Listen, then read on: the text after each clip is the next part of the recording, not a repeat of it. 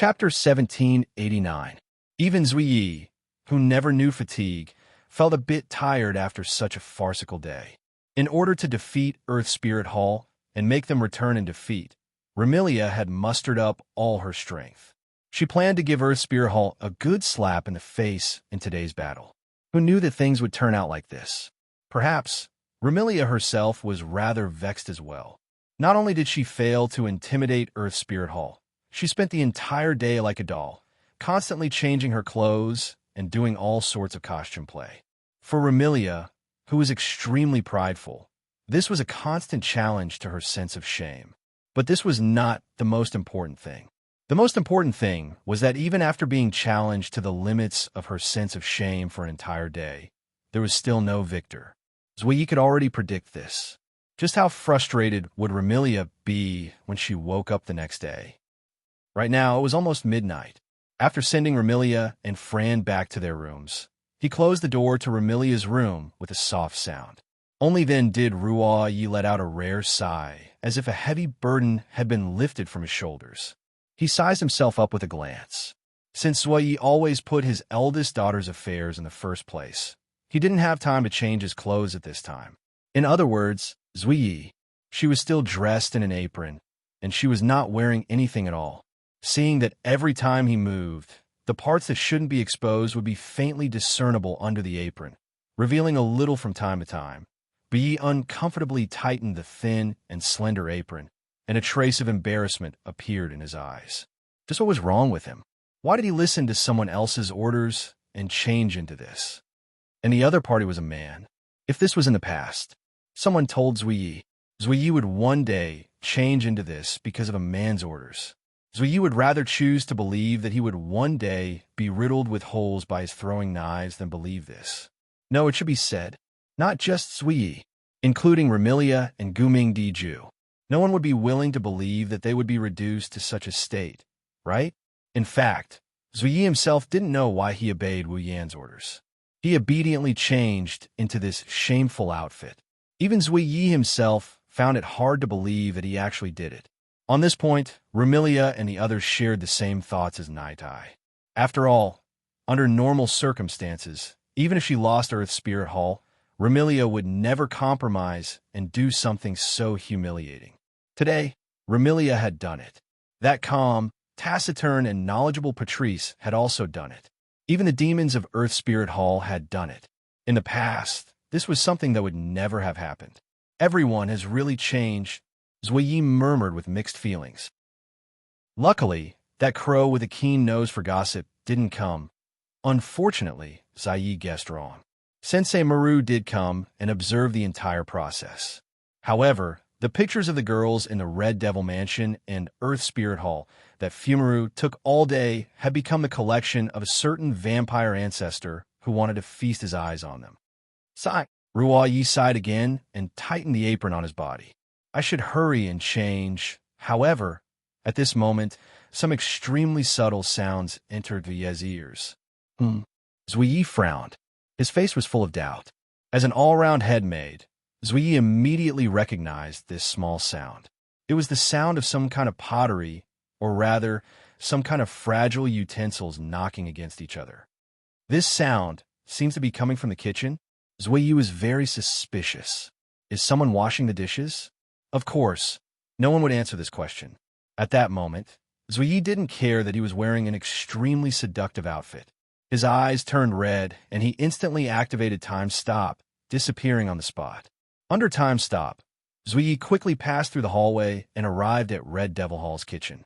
But when she arrived, Zui Yi was stunned. She was so stunned that she unknowingly deactivated Time Stop. In the kitchen, a figure was holding a piece of roasted beef that hadn't been processed yet, and was wolfing it down. It wasn't just beef. In front of that person, messy plates and bones were casually thrown on the ground, making the kitchen floor a mess. In this situation, the bones and plates were still increasing. The entire kitchen was filled with the sound of tableware clattering. The amount of food stored in the kitchen was decreasing at a speed visible to the naked eye, while the number of plates and bones kept increasing. Even someone as indifferent as Luo Yi could not help but be shocked by such a scene. Lord Bai, Yes, the person eating crazily in the kitchen was Wu Yin, who was tasting black tea with satisfaction. This, Zui was at a loss.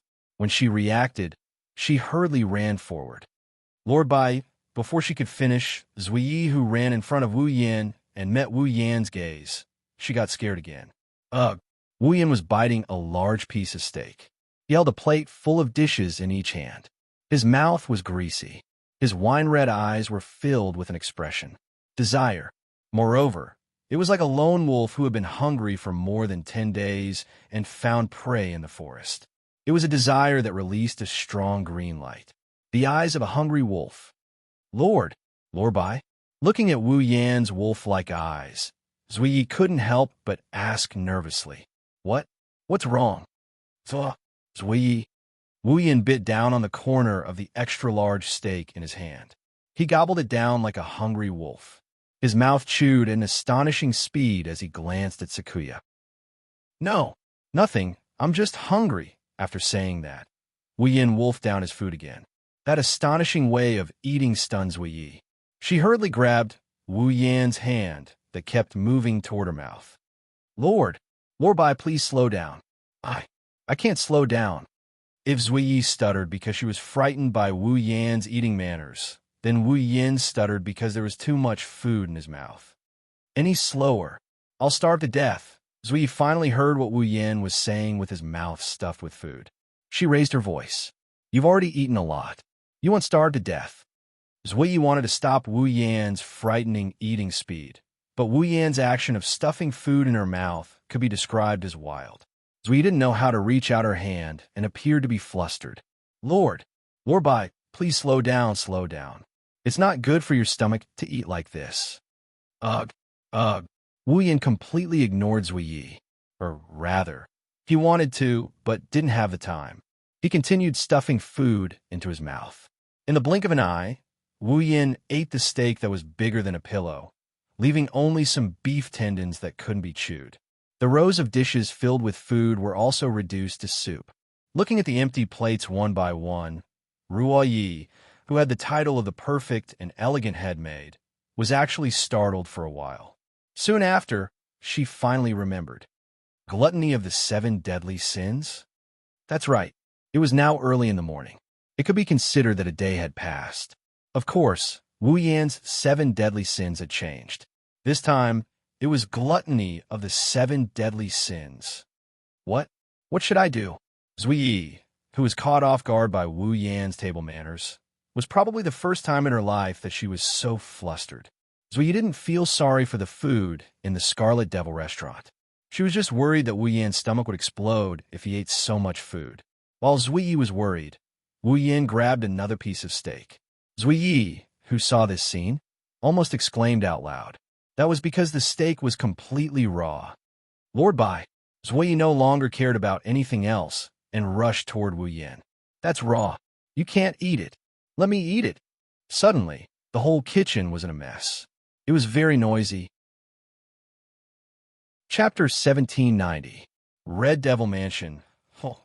At this time, the sky was not yet bright, but the Red Devil Mansion was very lively. In the hall of the Red Devil Mansion, the fairy maids were lined up in 2 rows, as if they were in a relay race. They lined up from the platform of the Red Devil Mansion all the way to the kitchen of the Red Devil Mansion. Among the 2 rows of fairy maids, 1 row was passing plates full of food out of the kitchen one by one, passing them out by a hair's breadth to the round table on the platform at the end of the stairs. The other row was the opposite, responsible for passing plates with only soup left back to the kitchen. In this relay race of plates, they were clearly just lining up and standing in place to pass plates. They did not even move, but the fairy maids in 2 rows still appeared to be panting and very anxious. Obviously, this scene had been going on for a long time. Upon closer inspection, one could see that on the round table at the end of the stairs, plates of steaming hot dishes were being brought over by a row of fairy maids and placed on the table. However, not long after, a pile of plates with only soup left were piled up to one side and sent away by another row of fairy maids. The sound of plates knocking against each other constantly echoed, and the sound of chewing food also lingered in the air above the hall of the Red Devil Mansion. The two sounds seemed to form a pattern, and they kept ringing, unable to calm down for a long time. Under such circumstances, at the head of the round table, a person wolfed down the food like a wolf or tiger. He swept all the dishes in front of him into his mouth and chewed with all his might. His throat swallowed up and down at a speed that made people afraid of overheating. It was very shocking. This person who was eating at an astonishing speed was naturally Wu Yin, who had fallen into the baptism of the original sin of gluttony. Under such shocking eating manners, Wu Yan's face had become completely oily, and his hands were also wrapped in grease. But he still ate the food in front of him like a beggar who had been hungry for more than 10 days. No, it should be said that he ate everything in front of him crazily. If there were still dishes on the round table in front of him, even if it was a plate, a chair, or even the table in front of him that could seat more than a dozen people, he would still be able to do it. Wu Yin would not hesitate to chew on it. Under the baptism of the original sin of gluttony, the food that Wu Yin wanted to eat, it wasn't just limited to food. To be precise, the original sin of gluttony was a desire to stuff everything in front of one's eyes into one's mouth. The desire to not let the mouth and tongue stop. Under the influence of this desire, even if the object was not food, as long as it could make Wu Yan's mouth and tongue not stop, Wu Yan would want to eat it. Therefore, it was fortunate that there was enough food in the Red Devil Mansion. Otherwise, Wu Yan would have already eaten the plates and chairs. While Wu Yan ate like a maniac, the fairies and maids around him looked at him in horror. Not far away, a series of messy footsteps could be heard coming from the corridor. Not long later, Ruo Yi, who had changed back into maid attire, brought the anxious Remilia, Fran, and Patrice out of the corridor. Even Gu Ming Dijue, Gu Ming Dijue, Gu Ming Dian, Spirit Wu Lu Kong, and Flaming Cat Phosphor came out with them. When they arrived in the hall, the girls were shocked by the scene before them. When they saw Wu Yan's frenzied eating, they were even more shocked. So that's how it is. Patrice was the first to react and bitterly smiled. Even Ruo Yi is so anxious. This situation is truly frightening. This is the original sin of gluttony?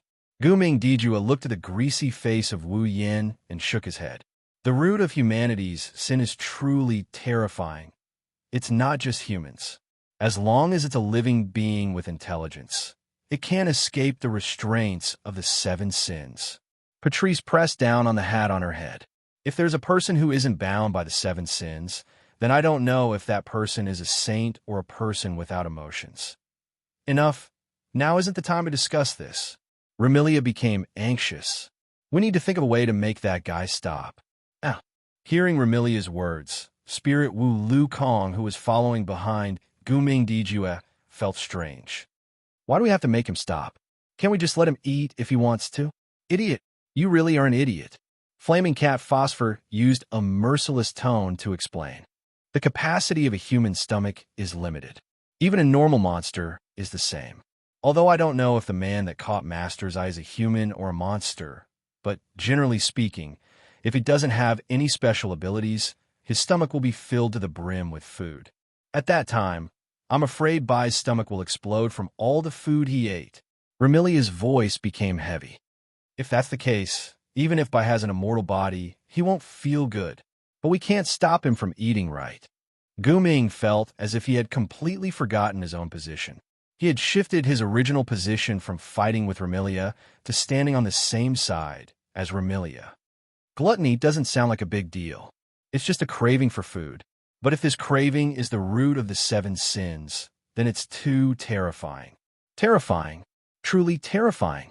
Because under the influence of the original sin of gluttony, if they didn't let Wu Yin eat, or rather forcefully didn't let Wu Yin eat, then under that irresistible craving, Wu Yin would definitely do many crazy things.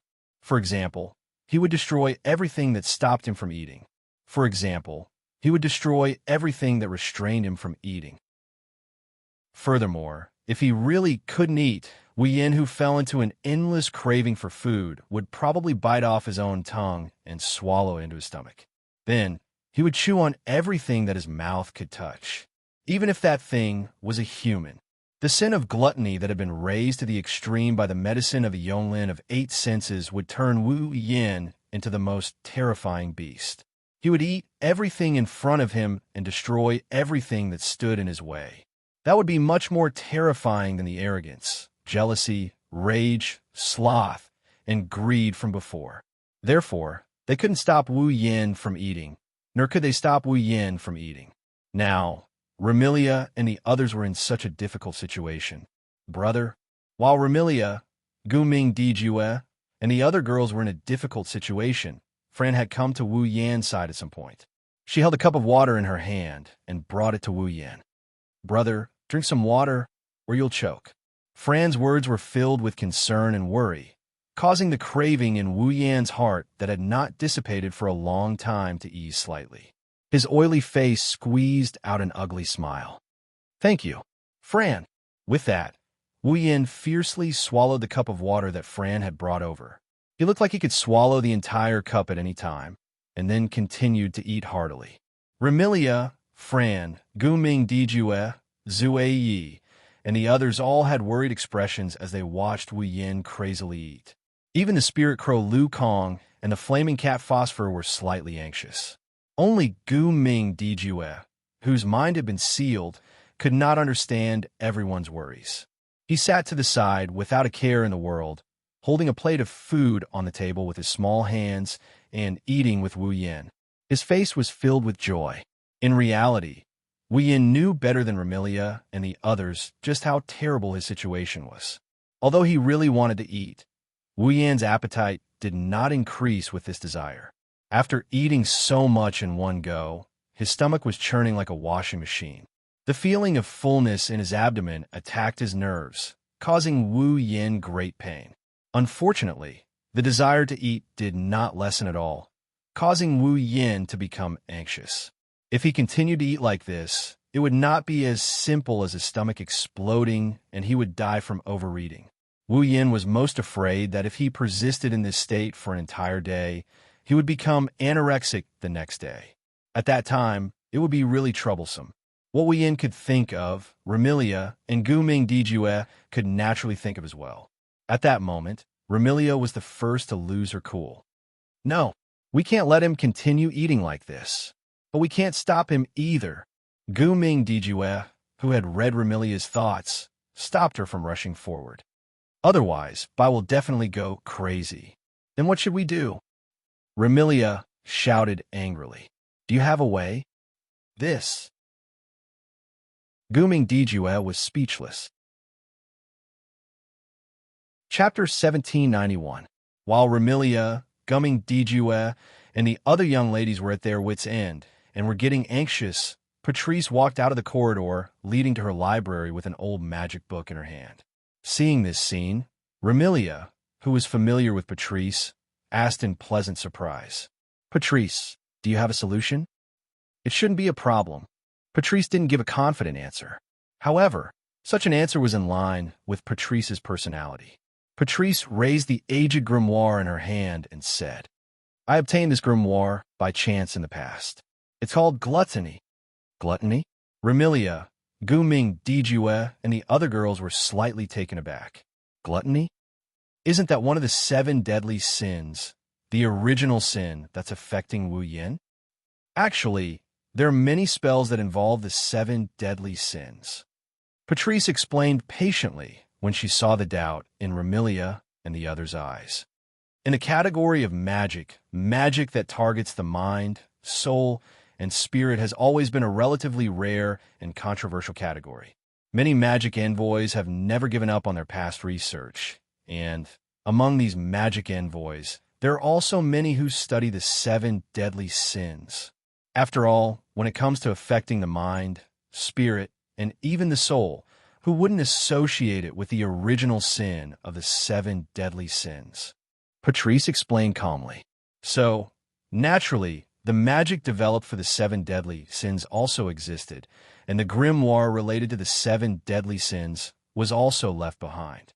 Very fortunately, I coincidentally met with the 7 deadly sins. By chance, I obtained this gluttony. Is that so? Apart from reading Patrice's mind, Guming Dijue and the others were all shocked. Guming Diju, who had obtained the information he needed, showed an expression of sudden realization. The rest of the girls were a little confused, and Remilia even began to ask directly, "Then what's the use of this gluttony?" It's the same as what I said earlier. It can affect a person's mind, spirit, and even soul. It can draw out the sin in the depths of a person's heart. It's similar to the medicine used by the moon people in the Forever Pavilion. Patrice placed the gluttony book in her hand and turned her eyes to the book. However, this gluttony can only draw out the original sin of gluttony from the depths of one's heart. But in terms of effect, it should be more effective than the medicine of the moon people in the Forever Pavilion.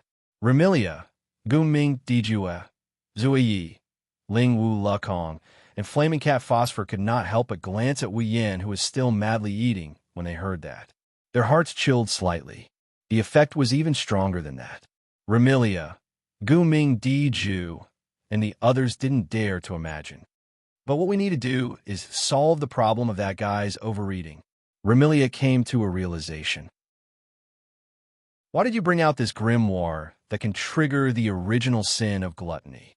Remy, generally speaking, magic that affects the mind, spirit, and even soul is hard to detect and control.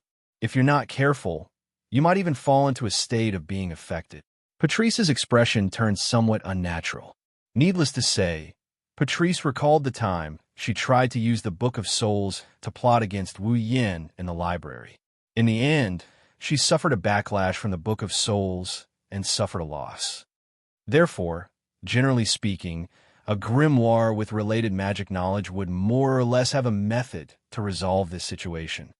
Patrice suppressed the unnatural feeling in her heart and spoke. It's the same for this gluttony. Apart from recording the magic that causes the original sin of gluttony, there are also some magic spells that target it. I can use this gluttony to tamper with some of the side effects of the original sin of gluttony.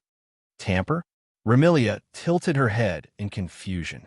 Simply put, as long as I use this grimoire named Gluttony, I can borrow the effect of gluttony in the grimoire to decompose the food by 8 into pure magic residue and expel it out of the body. Patrice nodded. If that's the case, no matter how much White eats today, it will be instantly disintegrated into mana residue by the gluttony grimoire and expelled from the body. It's as if she didn't eat anything at all. Don't mention Remilia and Guming Dijue. Even Wu Yin, who can't stand the feeling of fullness in his stomach, is overjoyed. At this moment, the flaming cat behind Guming Diju raised his hand like a primary school student who was about to ask a question. Isn't this too much a roundabout way? Does this grimoire not have a method to directly eliminate the original sin of gluttony? Of course there is, Patrice said helplessly. It's just that, due to certain reasons, we can't let the Moon Man's medicine be affected. Otherwise, the 5 sins would have been in vain. If he drank the medicine that could trigger the 7 deadly sins, he wouldn't be able to achieve his goal. So, we can only use this roundabout method. Leaving this sentence, Patrice didn't explain further. She turned around and shut her eyes. Boundless magical aura gushed out from her lovable body that was wrapped in loose pajamas. Like flowing water, the magical aura poured into the aged grimoire in her hand. The grimoire flickered with a faint radiance and floated up from Patrice's hand. Then, as though an invisible hand was flipping through the pages, the grimoire stopped at one of the pages. At the next moment, firefly-like light particles formed a dazzling Milky Way that flowed through the air and landed on Wu Yan's body. Enveloped by the light particles that looked like fireflies, Wu Yan, who was in the midst of his frenzied eating, could clearly feel the feeling of fullness that has been tormenting him for a long time. Slowly but surely, the feeling of fullness started to subside. As the feeling of fullness subsided, traces of mana started appearing in Wu Yan's body. It was the magic residue of the food that had been decomposed by the Book of Gluttony. Under the effect of gluttony, the mana residue slowly came out of Wu Yan's body like a black mist. Every bit of black mist that came out of Wu Yan's body reduced the bloated feeling in his stomach. It didn't take long for him to return to his normal state. Feeling the tormenting feeling in his abdomen, the feeling of fullness that could explode at any moment subsided. Wu Yan couldn't help but feel relieved. He continued to wolf down his food while sneering inside. How could he let the food that had tortured him for such a long time go to waste just like that? Wu Yan mobilized the mana within his body. Like a ferocious tiger, his mana pounced on the dregs that haven't dissipated yet. Like a furnace, he refined the dregs into pure mana and slowly absorbed it. Under these circumstances, the black mist coming out of Wu Yan's body slowly dissipated and didn't appear again. Seeing this, Remilia, Gu Ming, and the others were stunned. Patrice was also stunned for a moment before she cried out in surprise. He refined the dregs of magic power into pure magic power and absorbed it. It was natural for Patrice to be shocked. If mana was like gasoline that could ignite flames, then the residue of mana would be the carbon dioxide released by the burning gasoline. Who could refine carbon dioxide and turn it back into gasoline? Wu Yan was doing the same thing. Let alone Patrice. Perhaps no other magician in the past had ever done such a thing. That was why Patrice was so shocked. Of course, Patrice didn't know that Wu Yan cultivated the best magical power cultivation method. In addition, he had the body of a true ancestor that had the strongest magical powers among all races. That was why he was able to do something that went against the common sense of magic. Patrice didn't know that Wu Yan cultivated the best magical power cultivation method, but she knew that the true ancestor was the race with the strongest magical powers. She could guess the reason behind it and felt complicated. For the first time, Patrice started to ponder. Yakumo Bai, the true ancestor that should have disappeared in the river of history. Where did she come from? How did she come to be? No matter how one looked at it, he was a mysterious man. Chapter 1792. Time trickled by as Wu Yan continued to eat. Patrice continued to activate the grimoire. Greed, Remilia, Gumming Dijue, and the other girls fretted, and the fairy maids of Scarlet Fiend Mansion bustled about. During this process, all sorts of things kept happening. Young miss, there aren't enough plates in the kitchen. Go to the warehouse. Take out all the plates that are used for banquets from the storeroom. Young miss, there aren't enough plates. Aren't there bowls, basins, and wine plates? Let me use all those as well.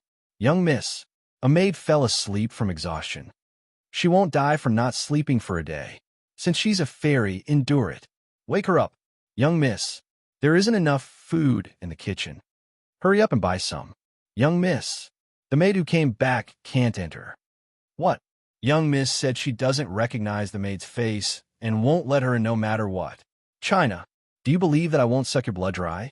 The fairy maid's anxious reports and Remilia's exasperated roars echoed throughout the Red Devil Mansion, causing the mansion to be in a noisy state for the entire day.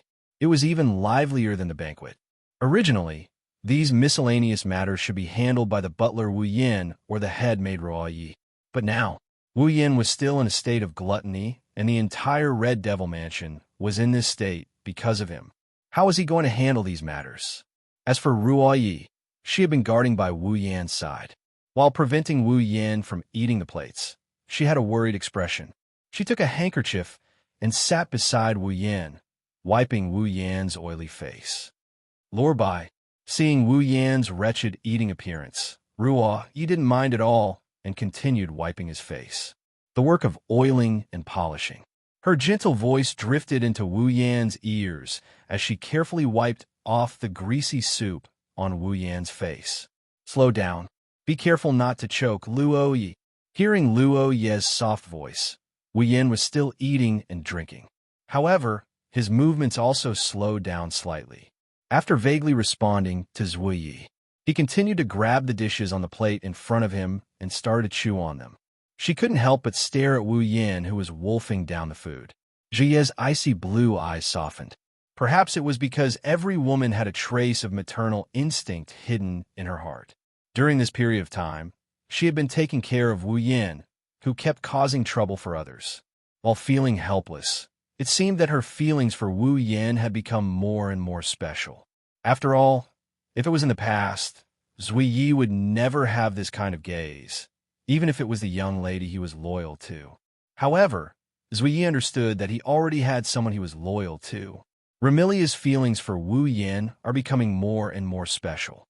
However, for her to admit that Wu Yin is her brother is harder than ascending to the heavens. Therefore, before Remilia admitted that Wu Yin was her brother, Zui Yi could only hide this special emotion. For Zui Yi, serving Remilia was more important than anything else. Therefore, Zui Yi had to put her feelings behind Remilia. At least, before Wu Yin truly became the person that Zui Yi had to serve, it had to be like this. With this kind of mood, Zui Yi continued to wipe Wu Yan's greasy face and take care of Wu Yin, who was like a greedy child. She didn't notice that her hidden feelings had already been seen by someone else. No, it should be said that it was read by someone else's extremely special third eye. In this noisy state, all kinds of steaming hot dishes were still served on the table one after another. At the same time, the empty plates were also taken away one by one.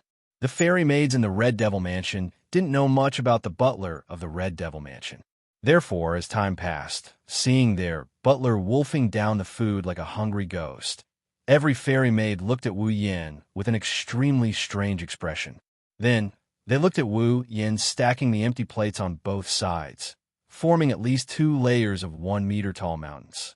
They were somewhat stunned. For the first time, these fairy maids knew that their boss could eat so much. In the blink of an eye, it was already afternoon.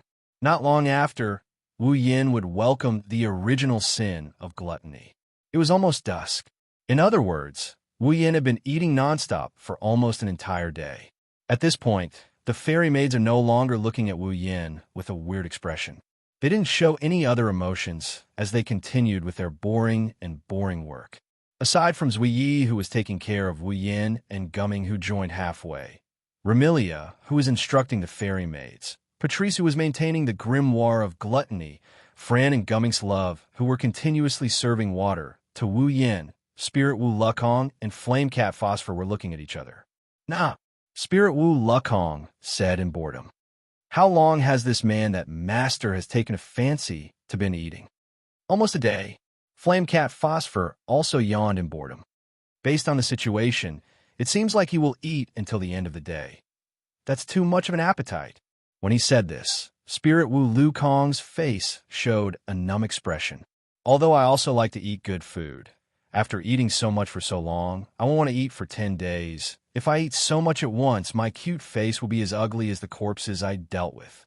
Flame Cat Phosphor said those words that would make one vomit. He even licked the corner of his mouth. 7 deadly sins: pride, envy, wrath, sloth, greed, gluttony. A total of 6 sins. This man that master has taken a fancy to has already suffered 6 sins. How interesting: pride, envy, wrath, sloth, greed, gluttony. Spirit Wu Lukong raised his fingers and counted them one by one. There are already 6 out of the 7. What's the last one? As soon as he said that, the excited expression on the flaming cat's face froze on its cute face. Its pair of cute cat ears began to tremble. HM? The confused Spirit Crow Lukong tilted its head and poked the cute face of the flaming cat Phosphor. Phosphor, what's wrong? No, it's nothing. Flame Cat Phosphor took a deep breath and calmed down. People say that stupidity is a sin. I used to think so too. But now, Phosphor, I have to say that stupidity has its uses. If you didn't remind me, I would have forgotten about this most important thing. I'm not stupid. Spirit Wu Lukong grumbled in dissatisfaction. But soon, he asked curiously, what's the most important thing? Do you want to know? Flaming Cat Phosphor looked at Spirit Crow Lukong with a faint smile and suddenly said with a charming tone, Phosphor, do you remember what Master told you to do? What? Spirit Wu Lukong was startled. What is it? It's that thing, Flame Cat Phosphor kindly reminded. Mate with the man that Master has taken a fancy to. Did you forget? Spirit Wu Lukong's eyes widened, but he immediately reacted. No, Master told us to mate with that man Not me. You're usually so stupid. How come you're so quick-witted at this critical moment? Flaming Cat Phosphor said in a displeased tone. Then it smiled seductively. Phosphor, do you want to mate with that man? Oh. Spirit Wu Lu Kong's face was a little red, but he still stammered to express his loyalty. If it's Master's order, then Flame Cat Phosphor showed an enigmatic smile. What if that man wants to mate with Master? No, Spirit Wu Lukong shouted without hesitation. Master clearly said that she was going to intersect with us. She didn't say anything about intersecting with herself. Flame Cat Phosphor was speechless, but it still whispered in Spirit Wu Lukong's ear like it had achieved its goal. If that's the case, we have to. Flame Cat Phosphor said something to Spirit Wu Lukong. Spirit Wu Lukong nodded in realization. The Flaming Cat Phosphor laughed. It was an evil laugh.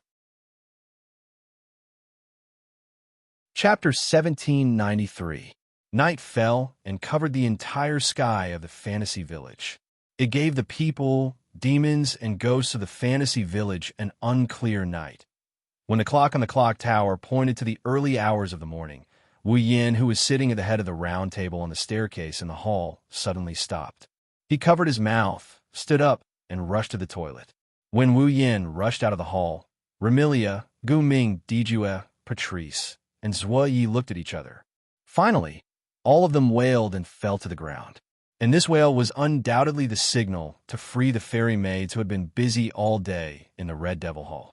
Immediately, the fairy maids, who numbered more than 100, also cried out and fell to the ground. The cries rose and fell, echoing throughout the entire Red Devil Mansion. Even Fran and Love of Gu Ming, who were supposed to be the most energetic, sat on the ground, leaning back against each other. Their faces were filled with exhaustion. There was no helping it. Basically, since the original sin of gluttony broke out, none of these girls had rested. They had been tormented to death. Moreover, don't forget that before the original sin of gluttony broke out, these girls had gone through an entire day of costume play because of Wu Yan's original sin of greed. At this moment, whether it was mentally or physically, they were all in a state of exhaustion. In this state, whether it was Remilia, Gu Ming Dijue, the other girls, or the fairy maids in the Red Devil Hall, none of them had the strength to speak. They could only wail. Gradually, they closed their eyes and fell asleep as if they were trying to outdo each other. As a result, not long after, in the hall of the Red Devil Hall, only the sound of breathing was left. The only ones who could stay awake were Spirit Crow Lu Kong and Flaming Cat Phosphor, who had been watching the show all day and didn't help at all. Looking at the group of young ladies who were lying on the ground in different positions and sleeping soundly, Spirit Crow Lu Kong and Flaming Cat Lin looked at each other in tacit understanding. As though they had been waiting for this moment, they nodded heavily. It's finally over. Flaming Puss lowered its voice. He said to Ling Wu Lu Kong, "Now's a good time. Ah Kong, take Master and Lien Lien away." Yes. Spirit Crow Lu Kong nodded his head forcefully. Then he became confused. "But why did you take Master and Lien Lien away?" "You idiot," Flaming Pussy Phosphor said in disappointment. "Didn't I tell you that it would be dangerous for Master and Lien Lien to stay here?" "That's right." Ling Wu Lu Kong suddenly understood. However, he immediately asked in confusion, "If that's the case, wouldn't the people of the Red Devil Mansion be in danger if we only take Master and Lien Lien away?" "That's why I said you're an idiot." Flaming Cat Phosphor sighed. "If you don't leave them here, you'll be in trouble." Later, the man that Master has taken a fancy to will definitely cause trouble. "What is it?" the Spirit Crow murmured to itself. "What is it?" "Forget it. I'm not going to explain it to you." The Flaming Puss snapped. "If you want to stay and copulate with the man that Master has taken a fancy to, I don't have any objections." Flaming Pussy Phosphor didn't care about Ling Wu Lu Kong anymore. He tiptoed towards Gu Ming Diju and Gu Ming Dilian. As for Ling Wu Lu Kong, when she heard the words copulate, she shrank her head. After hesitating for a while, she couldn't help but stay here. She followed behind Flaming Pussy Phosphor. Then Ling Wu Lu Kong and Flaming Pussy Phosphor picked up Gu Ming Diju. One of them picked up Gu Ming Lian and quietly left the hall of the Red Devil Mansion. Ugh, he rushed into the toilet. Wu Yin didn't hesitate to vomit. He had been eating and drinking all day. He didn't even want to do it. Of course, this reaction happened when the original sin of gluttony ended. However, because everything he ate today was disintegrated in a magical residue by Patrice's gluttony, Wu Yin couldn't vomit anything out. But he still wanted to vomit.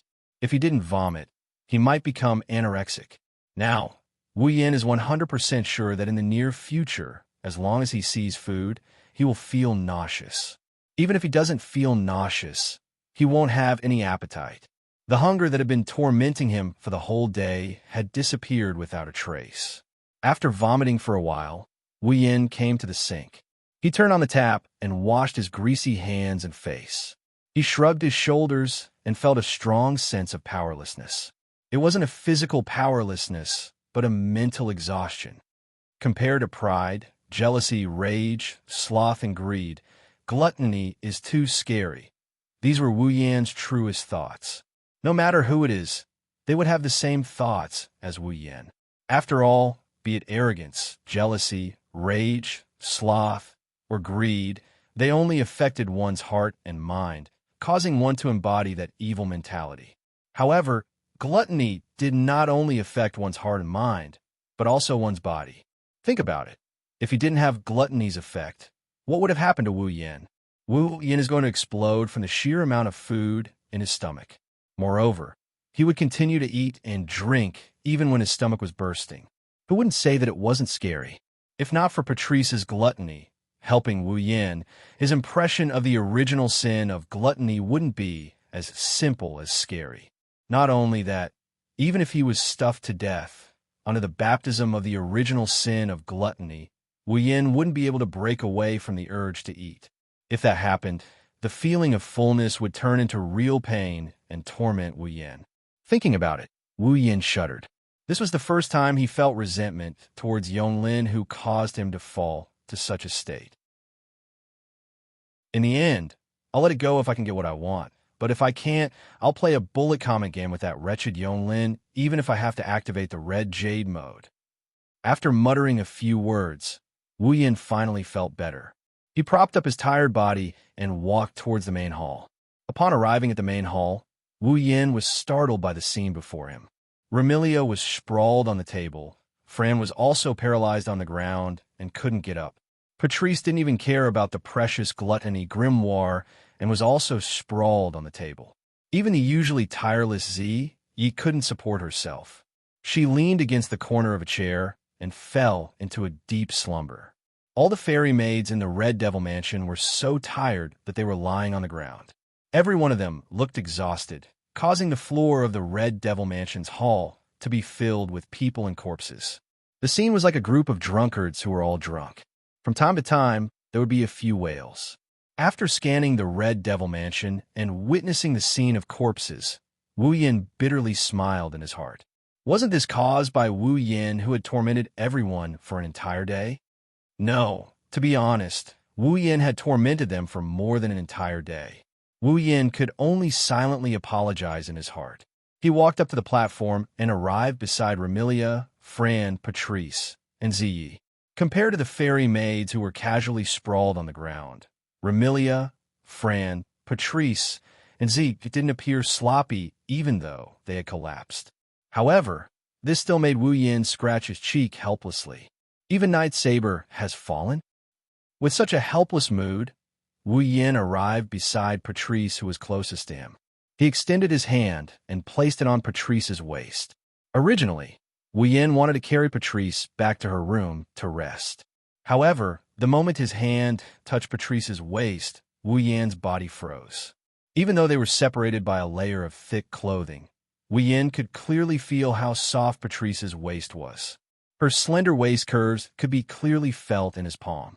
It was as though he was caressing a soft cotton blanket. The feeling was inconceivably wonderful. Wu Yan clearly intended to carry Patrice back to her room. However, at this moment, he suddenly hesitated. His mouth started to feel dry, and a peculiar feeling pervaded his heart. Under these circumstances, Wu Yin felt a burning sensation erupting from his chest. It felt like an explosion was going off in his chest. Chapter 1794. Ugh. Perhaps sensing something, Patrice gently twisted her body in her sleep.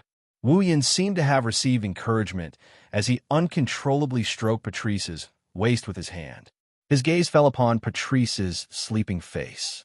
From Wu Yan's perspective, Patrice's sleeping face was extremely serene with a hint of fatigue.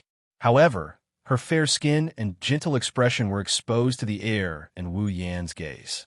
Looking at such a peaceful sleeping face, the fire in Wu Yan's heart flared up like a flame that has been doused with gasoline. It's burning fiercely. This wasn't the first time Wu Yin had intimate contact with Patrice. Although he hadn't known Patrice for more than 10 days, but in these 10 days, this knowledgeable and calm young lady had actually had intimate contact with Wu Yin. If their relationship was good, then it was indeed good. If it wasn't, then it couldn't be said that it wasn't. After all, with such rapid development, even if Wu Yin didn't mind, Patrice, as a normal woman, couldn't help but hold a grudge. That was why Patrice pleaded with Wu Yin to consider it. Wu Yin also felt that the time he had known Patrice was too short. However, the development of his relationship with Patrice was rather thought-provoking. Therefore, he intended to distance himself from her for the time being, allowing both of them some time to relax. However, Wu Yin couldn't restrain the passion in his heart as he pressed his body against Patrice's.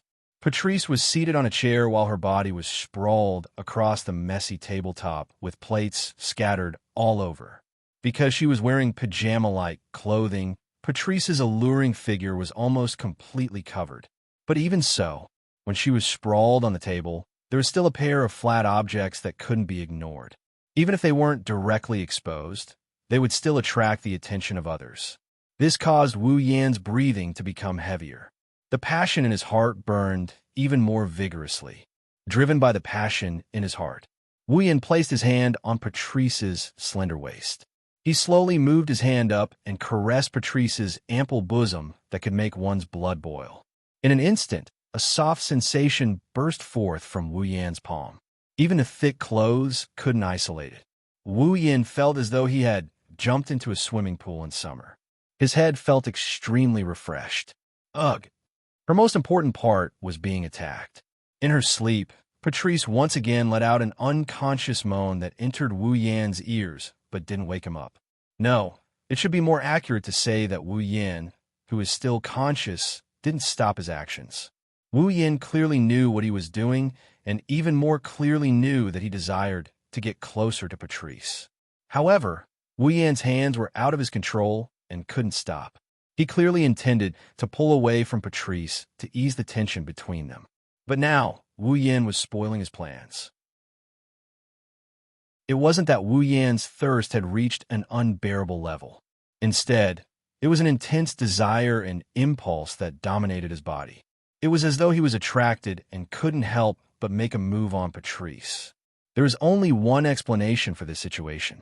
The final sin of the 7 deadly sins, lust. This was to be expected. After all, he had already overcome the first 6 sins. The sin of gluttony had also vanished after midnight. At this moment, Wu Yin naturally had to face the final sin of the 7 deadly sins. As long as he could endure through today, the test that Yonglin gave Wu Yin would be over. Wu Yin could then enter the Everlasting Pavilion to retrieve the mission item for his Demigod Path mission. However, that wasn't something to be happy about. At least not now. Ugh! Patrice's unconscious moans were heard. Wu Yin released his heavy breathing and kneaded Patrice's ample bosom. It was as though he couldn't resist violating this young lady before him. From behind the chair, Wu Yin pressed Patrice's delicate body against the table. His hands reached under her armpits as though he was embracing her. One of his hands was kneading her ample bosom. His actions became frantic while his other hand reached downwards. At the next moment, his sinful hands caressed Patrice's perky buttocks that were similarly wrapped in thick pajamas. A soft sensation assaulted him, causing Wu Yan's hands to tremble. He couldn't bear to let go as he fondled greedily. As Wu Yan's actions intensified, the sleeping Patrice knitted her brows and her breathing quickened. Wu Yan lost control of himself, as if he was being guided by some unknown force to occupy the high spots on Patrice's body. His hands moved up and down Patrice's voluptuous body, her butt, her waist, and her slender thighs. The string that represents rationality is stretched taut. Needless to say, it wouldn't be strange if this string that represented reason were to snap at any time. Ugh! Ugh! Patrice let out a soft moan that caused one's heart to tremble. Her eyelids and lips trembled as a blush surfaced on her charming face. Hearing such moans, Wu Yan couldn't help but reach his hands into Patrice's thick clothes, yearning for closer contact. At this moment, Patrice couldn't continue sleeping. After knitting her brows tightly, her eyebrows trembled and she abruptly opened her eyes. Wah! What's wrong? As soon as she woke up, Patrice felt that something was wrong with her body. She turned around in a daze and saw Wu Yan panting heavily. Then, her body and expression stiffened and her eyes revealed a flustered expression. You! What are you? Patrice, who wanted to ask more questions, reacted before the words left her mouth and cried out in surprise. Could it be the last sin of the 7 deadly sins? Upon realizing this, not only was Patrice flustered, but her heart was also in a mess. If it was really the last sin of the 7 deadly sins, then Patrice felt that she was in big trouble.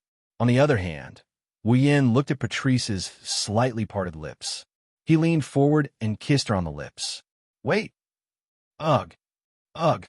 Before Patrice could beg for mercy, her delicate tongue was captured by Wu Yan's large tongue and tasted carefully. Ugh! Chirp! TSK! Ugh! Patrice could only let out helpless sighs. She couldn't control her tongue as she bashfully accepted Wu Yan's assault. Of course, she didn't know how easy it was for a man to lose his rationality from such an action. Wu Yan tasted the lips and tongue of the young lady before him in a frenzy. His hands were also frantically caressing Patrice's clothes. No matter where he touched, his hands were filled with smoothness.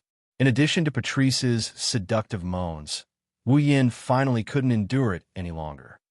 Ah! Following Patrice's purposely suppressed exclamation, a ripping sound reverberated throughout the Red Devil Mansion's hall.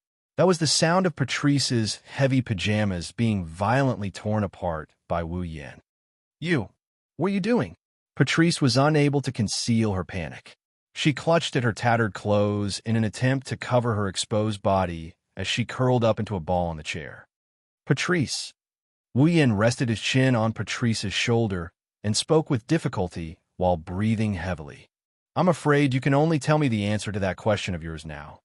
Patrice's delicate body trembled violently as she clutched the tattered clothes on her body. Her eyes flickered with panic, bashfulness, and anger. But more than that, there was hesitation and struggle. Patrice knew that Wu Yan could no longer control himself. The final sin of the 7 deadly sins. This sin seemed to be a declaration that Patrice was running out of time. Patrice understood that she had to give an answer now. If you don't want to, then say it now. Wu Yan moved his chin back, and he started kissing her smooth shoulder. While I can still control myself, give me an answer immediately. Otherwise, you won't have the chance to regret later. I. Patrice's eyes were filled with hesitation and struggle. But she knew that now wasn't the time to hesitate.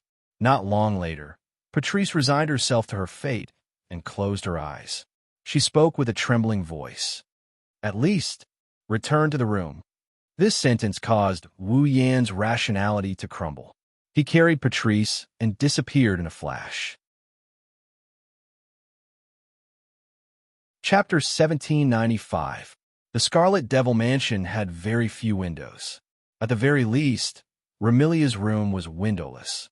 When dawn arrived and the sunlight sprinkled down, it was hard for the residents of the Scarlet Devil Mansion to notice.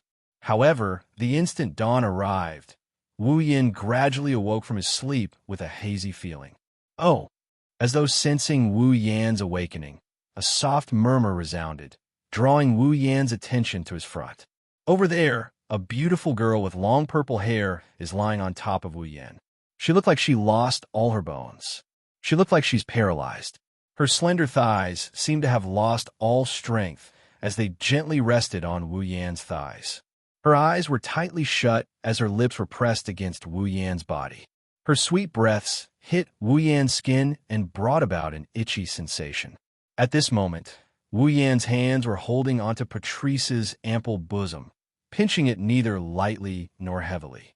His other hand was gently caressing Patrice's round buttocks, causing her to moan comfortably like a little kitten. It was truly adorable. Patrice's state clearly indicated what kind of devastation she went through last night. Under the urging of the last of the 7 deadly sins, Wu Yan pulled Patrice. The two of them fought for an unknown amount of time. Not only were the sheets wet, they were also messy as though they had just been fished out from a washing machine. It was extremely sloppy. Opening his hazy eyes, Wu Yan watched the chaotic scene before him. He took a deep breath and let out a satisfied sigh. Last night, Patrice initially panicked and struggled. Then, she carefully cooperated with him. Then, she begged for mercy. The entire process was clearly engraved in Wu Yan's memory, causing Wu Yan to indulge in it so much that he forgot to leave. From start to finish, Wu Yan didn't know how long had passed. He also didn't know how many times he had fought with Patrice. He only knew. He didn't even know how many times he had changed his posture. Patrice, who didn't have enough stamina, couldn't satisfy him. Hence, in the latter half of the night, Patrice had already raised the white flag in surrender. If not for Wu Yan pulling out Natsuki, Kanon, and Nagisa, who were residing in his blood, last night would have been a sleepless night for the Scarlet Devil Mansion. In the end, under Wu Yan's tireless pleading, Nagisa even took over Agrora's place, causing the panicking Agrora to fall into Wu Yan's embrace.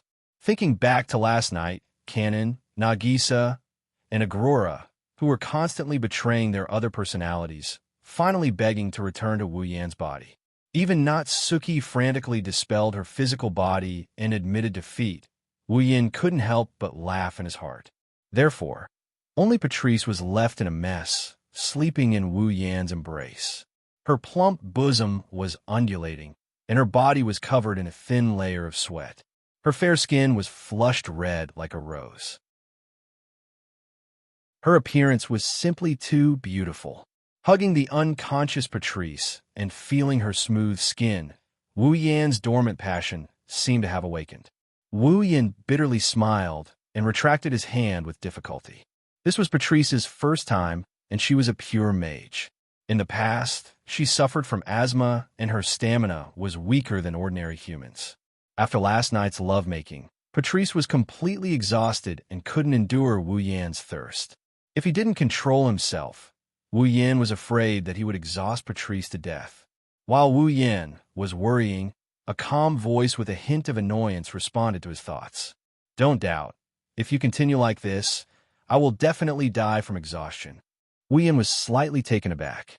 He lowered his head and looked at his embrace. He saw that Patrice had woken up. Her pair of purple eyes were fixated on Wu Yan's face as though she wanted to engrave his appearance in her mind. Wu Yan bitterly smiled and patted Patrice's shoulder. The heat from Patrice's delicate body and her undulating curves made his heart burn, but it wasn't to the point where he couldn't control himself. "You're awake?" "I originally wanted to continue sleeping." Patrice moved her body, but her body was limp, and she couldn't muster any strength. She could only squint her eyes and speak in a languid voice. "But if I don't get up and Remy and the others find out, it will be terrible. If they find out, so be it," Wu Yan said with a puzzled expression. "Why are you being so secretive?" "You may be shameless, but I am." Perhaps because she was caught off guard and lost her virginity, the usually calm and composed Patrice couldn't speak in a pleasant tone. She struggled to sit up with her limp body. As she stood up, her round and full breasts rose and fell violently, causing Wu Yan's eyes to almost pop out. Don't look." Patrice's face finally turned red, and she subconsciously covered her chest with her hands. This action attracted Wu Yan's attention and angered Patrice. If you have the time to take advantage of me, why don't you think about how to spend the next day? How to spend the next day? Wu Yin stared blankly. His blank expression made Patrice even angrier. Don't forget, you have to experience the last of the 7 sins today. So that's what you're talking about. Wu Yin smiled knowingly. His gaze towards Patrice gradually turned gentle, causing her gaze to waver and her heartbeat to accelerate. Don't I still have you? Although Wu Yin said that, he knew that it was just empty talk. With Patrice's physique, she almost didn't make it through last night. If it wasn't for Natsuki, Nagisa, Kanon, and Agrora, she definitely wouldn't have made it through so easily. Moreover, Wu Yin didn't know how to account for Patrice. That day in the library, Wu Yin promised to give Patrice time to consider. In the end, he didn't do it. Last night, before taking Patrice, Wu Yin did ask her to give him an answer. However, the situation at that time was similar to coercion. Strictly speaking, he didn't consider Patrice at all. Of course, since Patrice agreed in the end, it proved that she didn't reject Wu Yin. However, whether she truly liked Wu Yin or not remained to be seen. After all, the two of them have only known each other for less than 10 days. Patrice seemed to have seen through Wu Yin's thoughts. However, she didn't know the specifics and could only pretend not to notice. She turned her head away and stuttered in embarrassment. I can't do it anymore. If you want me to help you through the last of the 7 sins, I'm powerless. Oh. Wu Yin raised his brows and looked at Patrice, who was sitting on him. His hand gently kneaded her smooth buttocks. You mean, you want me to find someone else? Even someone as calm as Patrice couldn't help but cast an icy glare at him and snorted. Up to you. I can't do it anymore. Leaving these words, Patrice supported her limp body and wrapped the blanket around her delicate body. Just when Wu Yin thought that Patrice was going to leave, she spoke with her back facing Wu Yin. If you don't know what to do, you can go to the magic forest. Magic forest? Wu Yin stared blankly, and his expression turned strange. Don't tell me you want me to look for Marissa? Who told you to look for Marissa? Patrice glared at Wu Yin and spoke angrily. I'm asking you to stay in the magic forest. The mushrooms and mushroom monsters there will release illusionary miasma and magic. Even if they don't work on you, they can more or less alleviate the 7 deadly sins in your heart. Didn't you notice this when you went to look for that doll last time? Wu Yin recalled something after hearing Patrice's words. Indeed, when he was with Alice, Wu Yin noticed it in time. It wasn't like when he was at the Scarlet Devil Mansion, where he only noticed it after it flared up. Wu Yin wanted to say something to Patrice, but realized that she was no longer there. Wu Yin laughed in spite of himself. Chapter 1796. Fantasy Village, Scarlet Devil Mansion. Walking along one of the corridors, Wu Yin walked towards the main hall under the strange gazes of the fairies passing by. On the surface, Wu Yin appeared calm, but in reality, he felt helpless when he sensed the strange gazes and whispers from the fairies around him. Wu Yin naturally knew why the fairies were looking at him with such strange gazes. If it was someone else, they would be gorging on food for 24 hours in front of the fairies of the Scarlet Devil Mansion. The fairies of the Scarlet Devil Mansion would also look at that person with such strange gazes. Not to mention, these fairies were in charge of cooking, delivering food, buying ingredients, and washing utensils yesterday. They knew better than anyone else how much Wu Yin ate in that 24 hours. Without a doubt, if this wasn't the Scarlet Devil Mansion, but some other place, they wouldn't be able to find so much food for Wu Yin to eat. Nor would they be able to find so many fairies to cook for Wu Yin. Wu Yin didn't doubt that if he spent yesterday in the Boli Shrine, he would have devoured everything in the shrine. He might even have taken a bite out of Lingmeng. Therefore, Wu Yin was grateful to the fairies who worked for him the entire day. Of course, other than thanking him, Wu Yin is still enduring. Ever since Patrice left, the fire in Wu Yin's heart grew stronger and stronger. He wanted to vent it. For this reason, Wu Yin purposely asked Natsuki, Kanon, and Nagisa to accompany him. However, it was unknown if they were frightened by the madness last night, but none of them responded to Wu Yin. With no other choice, Wu Yin could only endure. Looking at the fairies who were wearing cute maid outfits and walking around him, Wu Yin was worried that he would suddenly find one of them and force her into a room to do her on the spot. Why didn't the last sin of the 7 deadly sins appear in the capital of a different generation? Wu Yin couldn't help but grumble. I have so many wives, but none of them are by my side. I still have to endure. How miserable is this? As he grumbled, Wu Yin walked toward the end of the corridor. While enduring the strange gazes of the fairies around him, he walked out of the corridor and arrived at the main hall. At this time, some of the fairies were cleaning up the mess left behind from yesterday. Under the influence of the sin of gluttony, Wu Yin's victory yesterday was glorious. Since the tableware was washed and cleaned every second of the day, it didn't look like much. However, the remains of the food were left behind. For example, the bones were piled up on the ground beside the round table like a small mountain. It was more than a meter high. Other than that, because they were wolfing down the food, the soup and other things were spilled all over the floor. There were even fish bones, meat scraps, and other things, making the floor around the round table look like a garbage dump. It was so dirty that it couldn't be any dirtier. Seeing such a scene, Wu Yin couldn't help but feel a little embarrassed. To be honest, this was the first time Wu Yin ate without paying attention to hygiene. Although he was a more casual person and didn't pay much attention to hygiene, he would at least pay attention to it to preserve his image. Now, after yesterday's gluttony, Wu Yin really didn't have any image left. Perhaps because of this, there were no fairy maids cleaning up the floor around the round table. The one cleaning up the mess was Buyi. Perhaps it was because he was too tired, but Zui didn't use the time freeze that he had always been good at to clean up the mess on the platform. Instead, he held a broom in his hand and carefully swept the broken bones and flesh on the ground. He would probably clean it up later. Aside from Buyi, Remilia, Fran, Guming Di Love, Guming Di Ju, Spirit Wu Lukong, Flaming Cat Phosphor, and many other girls weren't here. It seemed that they were really exhausted from Wu Yan's matter and were still resting. Looking at Sakuya, who was cleaning up the mess on the platform, Wu Yan scratched his cheeks and said with a bit of embarrassment, "Is there anything I can help you with?" Hearing the voice, Buyi paused and turned around to look at Wu Yan. When she saw Wu Yan scratching his cheek embarrassedly, she couldn't help but chuckle. Being laughed at by Buyi, Wu Yan's expression became even more awkward. He could only say this helplessly. "Laugh if you want to." Buyi shook her head and restrained a smile on her face. Buyi didn't mean to laugh at Master Bai. Not sure if it was Wu Yan's illusion. Wu Yan felt that Buyi's attitude towards him seemed to have changed slightly. If he had to describe it, it was as if she was a little gentler than usual. I see." Wu Yan continued to scratch his cheek. "Is there anything I can help with?" Master Bai is the housekeeper of the Red Devil Mansion. This kind of servant's work can be done by us maids. Moreover, Buyi alone is enough. When it comes to work, Buyi's awe-inspiring and free appearance appeared again. It was very dazzling.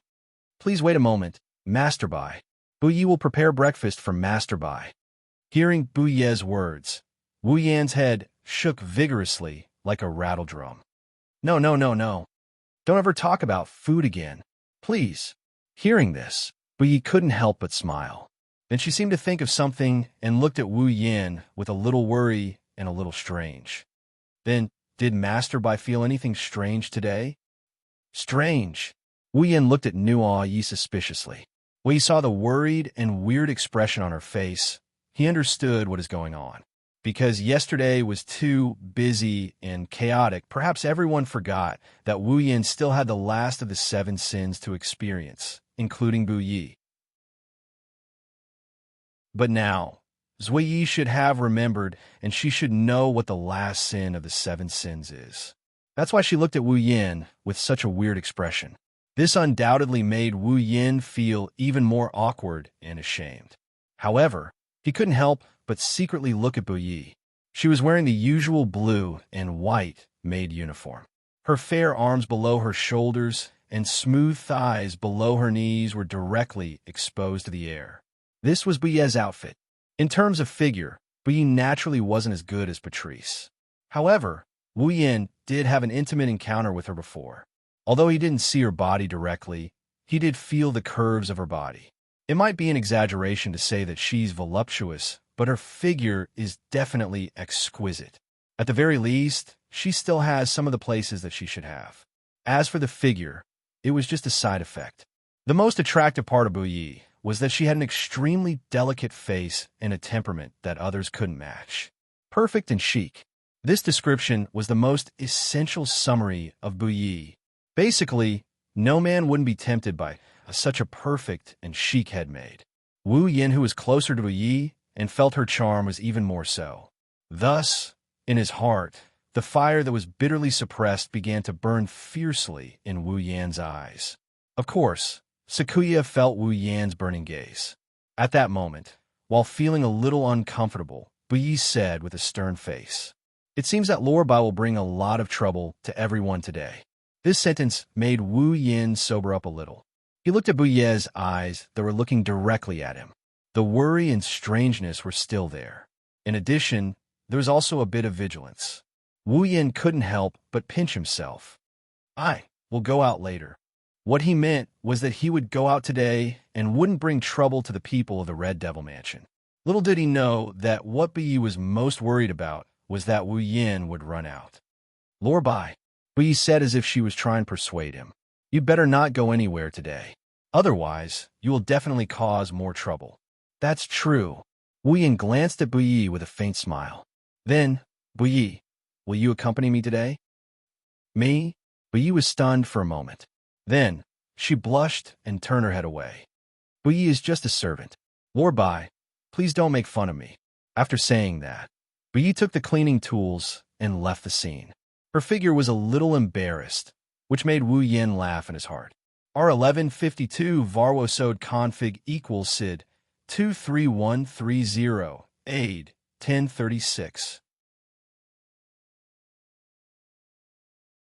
Chapter 1797. Fantasy Paradise, Magic Forest.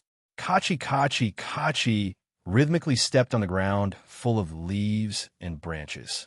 Walking in the forest that is as humid as a tropical rainforest, Wu Yin took a deep breath. This kind of action was actually very unwise. As long as one was in the fantasy village, one would know that the air of the magic forest was filled with many spores and miasma released by the mushroom monsters that could cause people to fall into hallucinations. If an ordinary person inhaled it, not only would they suffer from hallucinations, but in serious cases, they would even become delirious. Was it wise to take a deep breath in the magic forest, where the air was filled with spores and miasma? A wise move? If this action was carried out too many times, not to mention ordinary humans, even ordinary monsters, fairies, and spirits would fall into hallucinations and be unable to extricate themselves. Of course, Wu Yin is no ordinary human, nor is he an ordinary yokai. In terms of strength, level, and bloodline, Wu Yin is the best of the best. Even in Jinjutsu, he is blessed by the gods. Spores and miasma won't make him fall into a hallucination. However, Patrice wasn't wrong. The illusionary spores and miasma inside the magic forest can't affect Wu Yin. But it's like some kind of chemical that can calm down the restless sins in his heart. However, it wasn't as if it was calmed down. Even though he was taking deep breaths in magic forest, Wu Yan's desire for the opposite sex was still throbbing. He was constantly thinking about the curvaceous bodies of the beautiful young ladies he knew. The effects of the spores and miasma in magic forest that could induce hallucinations could only be diluted. It's like diluting his desire for the opposite sex. It can only soothe his impulsive and passionate desire for the opposite sex. Of course, if that's all, it would be a great help to Wu Yin. At the very least, with the help of the spores and miasma, even if his inner desire for the opposite sex is still active, he wouldn't lose his mind and push down anyone he sees. Spores and miasma. Walking in a magic forest, Wu Yin raised his head and looked at the miasma that was filled with moisture and traces of purple mist. He couldn't help but feel conflicted. Forget about the miasma, but the spores and whatnot. Even if it doesn't affect me, it's still a little disgusting. Wu Yin is probably the only one in Fantasy Village who thinks this way. After all, unlike the outside world, there were humans living in fantasy paradise. Their common sense was completely different from the common sense of the outside world. In the hearts of the humans in fantasy paradise, not to mention absorbing spores, if any monster's flesh could cure their illness, they definitely wouldn't mind taking a bite. This was the difference between fantasy paradise and the outside world, the fundamental difference in concept. Wu Yin is different from them. He's a bit resistant to absorbing spores and stuff like that. It's even more impossible for him to eat the flesh of some yokai, but now's not the time to be fussing over such trivial matters. Compared with the behavior of pushing down anyone he saw, it was much better to be a little disgusting. Wu Yin didn't want to get the title of Fantasy Paradise Bulldozer or Perverted Vampire Ancestor when he returned to normal tomorrow. Forget it. Thinking of this, Wu Yin was also a little relieved. Anyway, the spores and miasma in Magic Forest have the effect of increasing magic power, even if the increase is not as good as sitting down and meditating for a while. At least it's better than not getting anything at all. Or rather, even if he absorbed spores and miasma in Magic Forest for an entire day, the amount of magic power that Wu Yin could get was not as good as sitting down and meditating for a while. It couldn't be helped. Wu Yin's magic power was too large and very pure. It was far from being comparable to ordinary magic power. In addition, Wu Yin also used the body of a true ancestor and the top magic power cultivation method to cultivate his magic power. The amount of magic power that he cultivated was not small. Therefore, absorbing the spores and miasma in Magic Forest may be a good shortcut for an ordinary mage to improve their magic power, but for Wu Yin, it was a bit useless. Even Marissa and Alice, who lived here all year round, could not get magic power improvement, let alone Wu Yin. The effect was almost negligible. Sigh. With a sigh, Wu Yin grabbed his hair. I have to stay here all day. Where should I go? In a magic forest, Wu Yin is not without a place to go.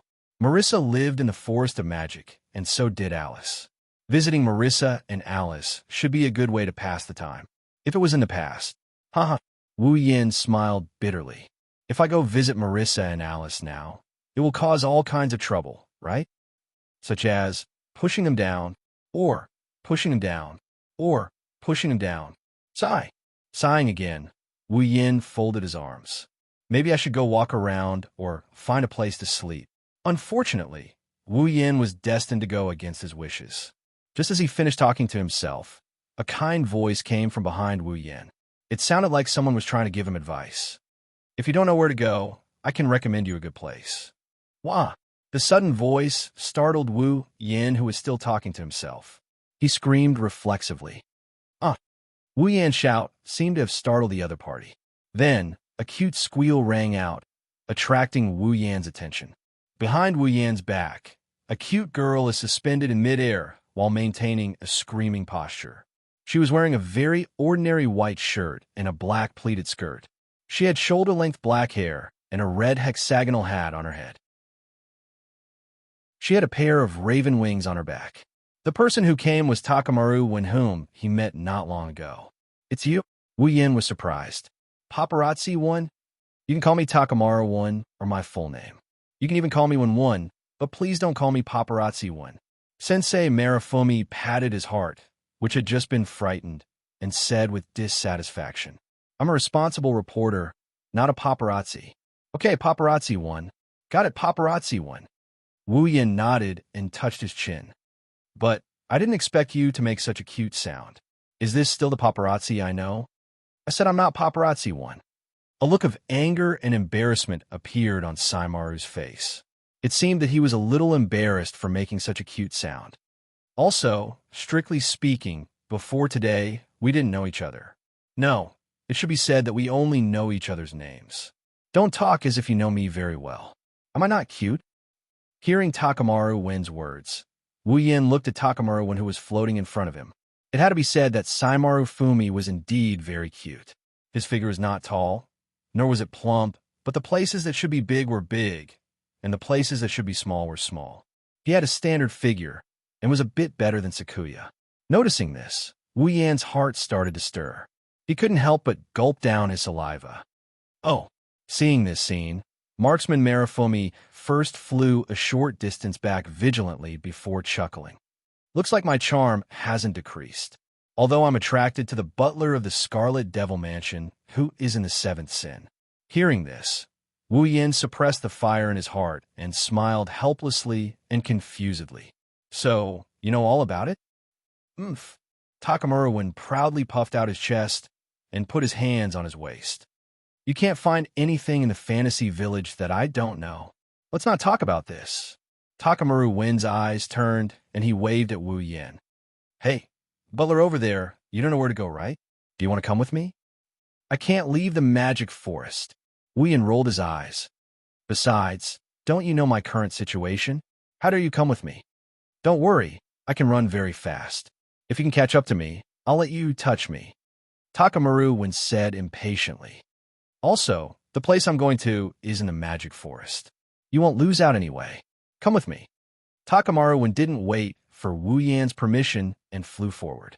Wu Yan felt sad. Chapter 1798. Wu Yan followed Fumaru to an empty plot of land in the magic forest. Wu Yan's lips twitched when he saw the mansion in front of him. Is this the place you wanted me to come to? That's right. Wen Li, who was still floating in the air, nodded his head in agreement. Is there a problem? Not really. Wu Yan rubbed his forehead as he replied. However, if I'm not mistaken, this house seems to be Alice's residence, right? Yes. Wu Yan, who came here once, or rather, he was brought here by Alice. Naturally, he would recognize this familiar building. This is Alice's residence. I recognized the humanoid master's residence at a glance. Takamura flew towards Wu Yan excitedly. What? Are you close? As Takamura approached, Wu Yan smelled the fragrance of a young girl. Wu Yan's heart burned with lust. On the surface, Wu Yan maintained a cold expression. I'm sorry, I'm not as close to Alice as you think. If you want to dig out some insider information from me, you'll be disappointed. It's not a rumor. It's news. Samaru retorted subconsciously, then clicked his tongue. There are so many beautiful women and demons in Fantasy Village. There are very few males. Yet, you came here. With such a unique environment, you didn't even make a single rumor. You're such a boring man. You really want to write a rumor? Wu Yan felt a headache coming on. Can you please go gossip about other people? Don't look for me, okay? How can I do that? Takamura refused without hesitation. Princess Lingming said that you're a natural-born troublemaker. If I follow you, I'll be able to dig out many interesting things. I'm not afraid of not having enough material to write a report. So that's how it is. Wu Yan's eyes twitched. He resisted the urge to burst his veins and said with a fake smile. In other words, you're hoping that I'll cause some trouble, but you saw that I only wanted to spend the day alone. That's why you're so anxious. You jumped out. You took the initiative to help me find conflicts with other people and write a report about them. That's why you brought me to Alice. Am I right? Akamara didn't answer. She winked at Wu Yan and admitted it without saying anything. Wu Yan lowered his head. After a moment of silence, he turned around and walked to the other side. Wait. Like a money grubber who saw a little gold mine, Markumaru leaped forward and grabbed Wu Yan's arm. This is a great opportunity to be on the headlines. How can you give it up? Isn't that too strange? I would be surprised if I heard you say that. Wu Yan struggled. I don't want to be on the headlines. Let go of me. Hey, don't say that. Takamura hugged Wu Yan's arm tightly. He didn't care that his chest was squeezing Wu Yan's hand. Aren't you suffering the last sin of the 7 deadly sins? Can't the girl I found for you satisfy you? Wu Yan almost tripped when he heard this. Are you going to let me turn into a wolf and force myself on a girl while you record the whole process and prepare to report it? That way, you'll be satisfied and I'll be satisfied. It's killing 2 birds with 1 stone. What's wrong with that? Takamura said, although I'll be very shy and you'll be very shy if I watch from the sidelines, just being shy for a while can satisfy the 2 of us. Isn't that worth it? Don't you want to think about the girl I forced myself on and reported the whole process? Wu Yin was stunned. If something goes wrong, someone will die. What's a human life? The most important thing is to report it. Takamaru said again, "Don't you want to be famous?" "I don't want to use this kind of method to become famous. You definitely want to ruin my reputation." Wu Yin increased his strength as he struggled madly. "Let go. No, let go. I don't want to. If you don't let go, I won't hold back. Otherwise, you can return the film you confiscated from me the day before yesterday. In your dreams, I won't let go even if I die. I'm still under the influence of the last sin of the 7 deadly sins. If you don't let go, you'll have to bear the consequences. Don't worry, my photography skills are top-notch. As long as you touch me, I'll immediately take a picture of that scene. The photo will only have your face and not mine. If that's the case, I'll be done collecting material for today. You don't even mind being taken advantage of in order to collect material? Since I don't know if anyone will be able to take advantage of me in the future, I might as well use it to exchange for material. I give up."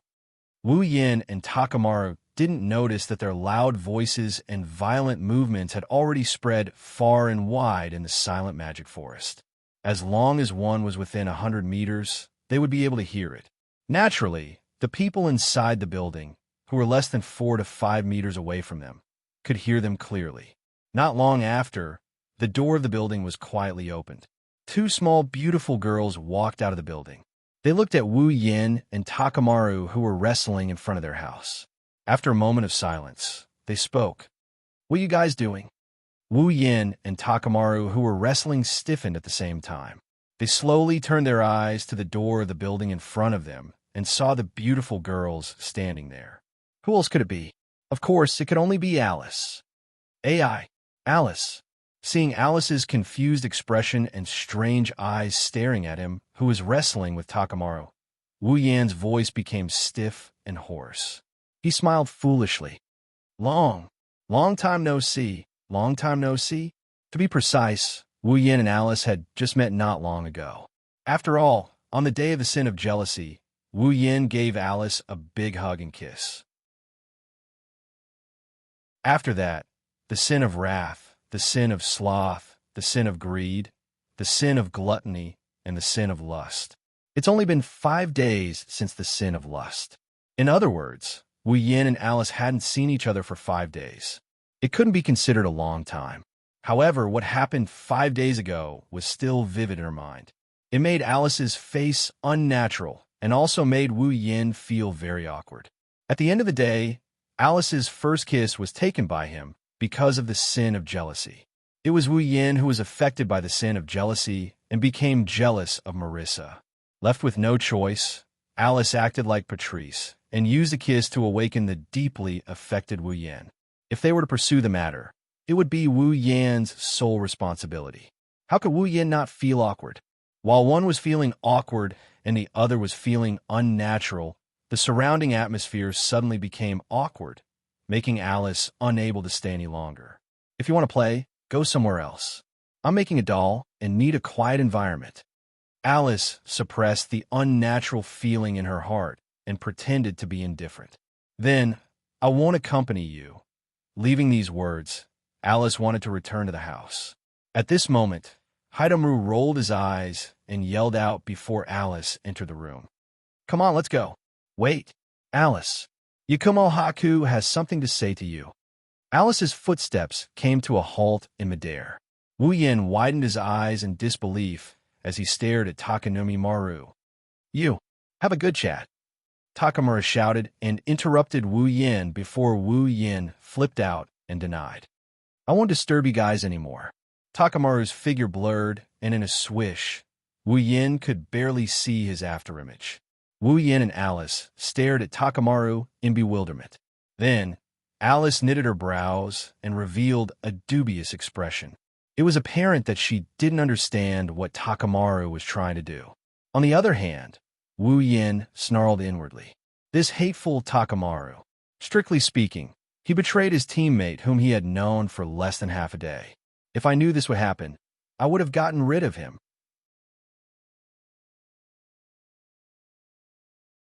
Chapter 1799. Wu Yin and Alice stood in the forest with trees and miasma as the background. They looked at each other in silence and quickly turned their heads away, making the atmosphere more and more awkward. This was especially so for Alice. As a standard victim, she looked at the man standing in front of her, scratching his cheeks awkwardly. They had only known each other for less than 10 days, but he had taken away her first kiss. The look in her eyes was surprisingly complicated. If possible, Alice really didn't want to see Wu Yin again. There was no other reason other than Alice didn't know how to face this man. After all, Alice has a Yuri plot and likes girls. Now that she gave her first kiss to a guy, the complicated feelings in her heart couldn't be any more complicated. In addition, after what happened, she couldn't face Wu Yin properly. Thus, Alice could only think of such thoughts as if she was trying to escape. Alice didn't realize that if she really didn't want to see Wu Yin anymore, why did she stay put and wait for him to speak in this awkward atmosphere when Akamaro only said, "He has something to say to you?" Thus, it could only be said that Alice's heart was extremely complicated at this very moment. In such an awkward atmosphere, Wu Yin didn't dare to look at Alice directly, and Alice didn't dare to look at Wu Yan's eyes. There was a strange silence between the two of them. If there was a third party, they would be quite embarrassed. It didn't take long for Alice to break the strange silence. She couldn't stand the atmosphere any longer and took the lead to break the silence. "What do you want to say?" This. Wu Yin was quite speechless. He scratched his cheeks in a panic, his body turned around, and his heart was filled with hatred. Facing Alice is already embarrassing enough for Wu Yin, but the paparazzi actually brought him here to meet Alice directly. He even went as far as to create such an awkward situation. If possible, Wu Yin would really like to take care of Sensei Maru, but it wasn't the time to think about whether to kill the paparazzi or not. Now, first, he had to think about the conversation with Alice. Driven by such thoughts, Wu Yin touched his head and laughed foolishly. He said something stupid. "Today's weather is good." Whoosh! A gust of cold wind blew through the forest. It took away some of the miasma. It brought new miasma, but at the same time, the atmosphere changed from awkward to heavy. Alice was speechless as she looked at Wu Yin, who looked like he wanted to slap himself. She said such a sentence. "I really am an idiot to feel like I can't face you. Ugh." Wu Yin didn't know what to say. "Is that what you want to say?" Alice looked at Wu Yin with a trace of anger in her eyes. Then, "I hear you. I will remember." After saying that, Alice turned around again, wanting to return to her home. "Wait." Seeing Alice turn around and leave, Wu Yin almost subconsciously stepped forward and pulled Alice's hand. At that moment, Wu Yin could clearly feel Alice's hand trembling violently as if she got electrocuted. Or perhaps, it's more accurate to say that she's panicking. She started struggling with all her might. Let go." Taking in Alice's panicked face and overreaction, Wu Yin understood what was going on. When Alice was facing him, she definitely wasn't as calm as she looked on the surface. Realizing this, Wu Yan's awkwardness disappeared. Instead, he calmed down and looked at Alice's beautiful eyes. "Isn't your reaction a bit too big?" No. Alice tried to calm down, but her hand that was pulled by Wu Yin was still struggling hard. "I just don't want to be pulled by you. Quickly let go." However, not only did Wu Yin not let go of Alice's hand, but he also held it tightly. "Originally, there was no problem letting go of you, but your overreaction made me very puzzled. So, first answer my question, then I will consider whether to let go or not." Alice was anxious, but with her casual and indifferent character, she couldn't find the words to scold him. She could only force herself to reduce her reaction, but her hand was still trembling, showing the panic and nervousness in her heart. "Okay, now let go of me." Hearing Alice's deliberately indifferent and calm speech, Wu Yin also knew that he couldn't go too far. However, when he felt that the touch of Alice's hand was smooth and unceasing, Wu Yan's heart was slightly warm. He couldn't help but hold Alice's hand and gently knead it. Alice's heart suddenly jumped, and her heartbeat suddenly accelerated. Looking at Wu Yin, who was constantly kneading her hand and taking advantage of her, even if Alice's character was indifferent, she couldn't help but want to get angry. However, before she was about to get angry, Alice noticed. In Wu Yan's pair of wine-red eyes, the deep color had been replaced by the fiery temperature. His eyes were incomparably hot, and even faintly carried a trace of madness. That look made Alice slightly stunned for a moment, and she asked such a question. You can't be the same as before, suffering the root of the 7 deadly sins, right? Wu Yan, who was playing with Alice's small hand, didn't answer, but he subconsciously reacted and casually nodded, allowing Alice to straighten out her thoughts in an instant. In a short period of time, she also knew which of the 7 deadly sins Wu Yan was suffering now. However, sometimes knowing too much was not a good thing. Today's situation proved this point. At least, after knowing which of the 7 deadly sins Wu Yan was suffering, Alice, who was completely panicked, and used all her strength to struggle. "You let go of me. Don't move." Alice's fierce resistance was met with Wu Yan's reprimanding words. "Keep it like this, otherwise, it'll be too late for you to regret it later." Alice almost reflexively stopped her struggle. She bit down on her teeth. "What do you mean? Although it's a bit shameless to say this, if possible, it's better to keep it like this." Wu Yan replied with a bitter smile as he played with Alice's slender and soft hand. "I'm longing to touch you. It's okay now, I'm just touching your hand. But if you take your hand back, I'll want to continue touching you. At that time, I won't know where I'm touching." Hearing this, Alice almost fainted. The two of them had only known each other for less than 10 days, so short that it was a bit difficult to even establish a friendship. Why did she have to let him take her first kiss? And now she had to let him touch her. Alice was already starting to regret. She regretted coming out to see what was going on when she heard the sound. If she didn't come out, she wouldn't have encountered such a situation. Fortunately, if it was just touching her hand, Alice could accept it. "You." Alice's tone became helpless. "How long do you plan to touch me?" "I don't know." Wu Yan played with Alice's slender hand as if he was playing with a piece of jade, excitedly kneading and caressing it. "Maybe I'll have to wait until after today." Alice didn't know how to express her feelings. Looking at Wu Yan, who was obsessed with caressing her hand, a complicated emotion appeared in her beautiful eyes once again, and after a long time, she sighed. "I regret going to the Scarlet Devil Mansion's banquet. Why? Because if I didn't go, I would never have known you." This time, it was Wu Yan's turn to be speechless. He also couldn't find the words to refute her words. After all, no matter what, he was in the wrong again.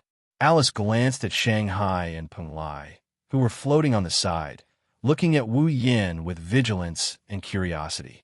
After hesitating for a while, she looked at Wu Yan helplessly. "I don't want to stand here and let you touch my hand all day." After saying this, Alice had no choice but to take Wu Yan into her house. Not far away, on a tree, Akamaru watched Alice take Wu Yan into his house and said in annoyance, "Why are we going in? Then I won't be able to take any pictures." It seems that Akamaru has been hiding here, secretly taking pictures. Chapter 1800. Magic Forest.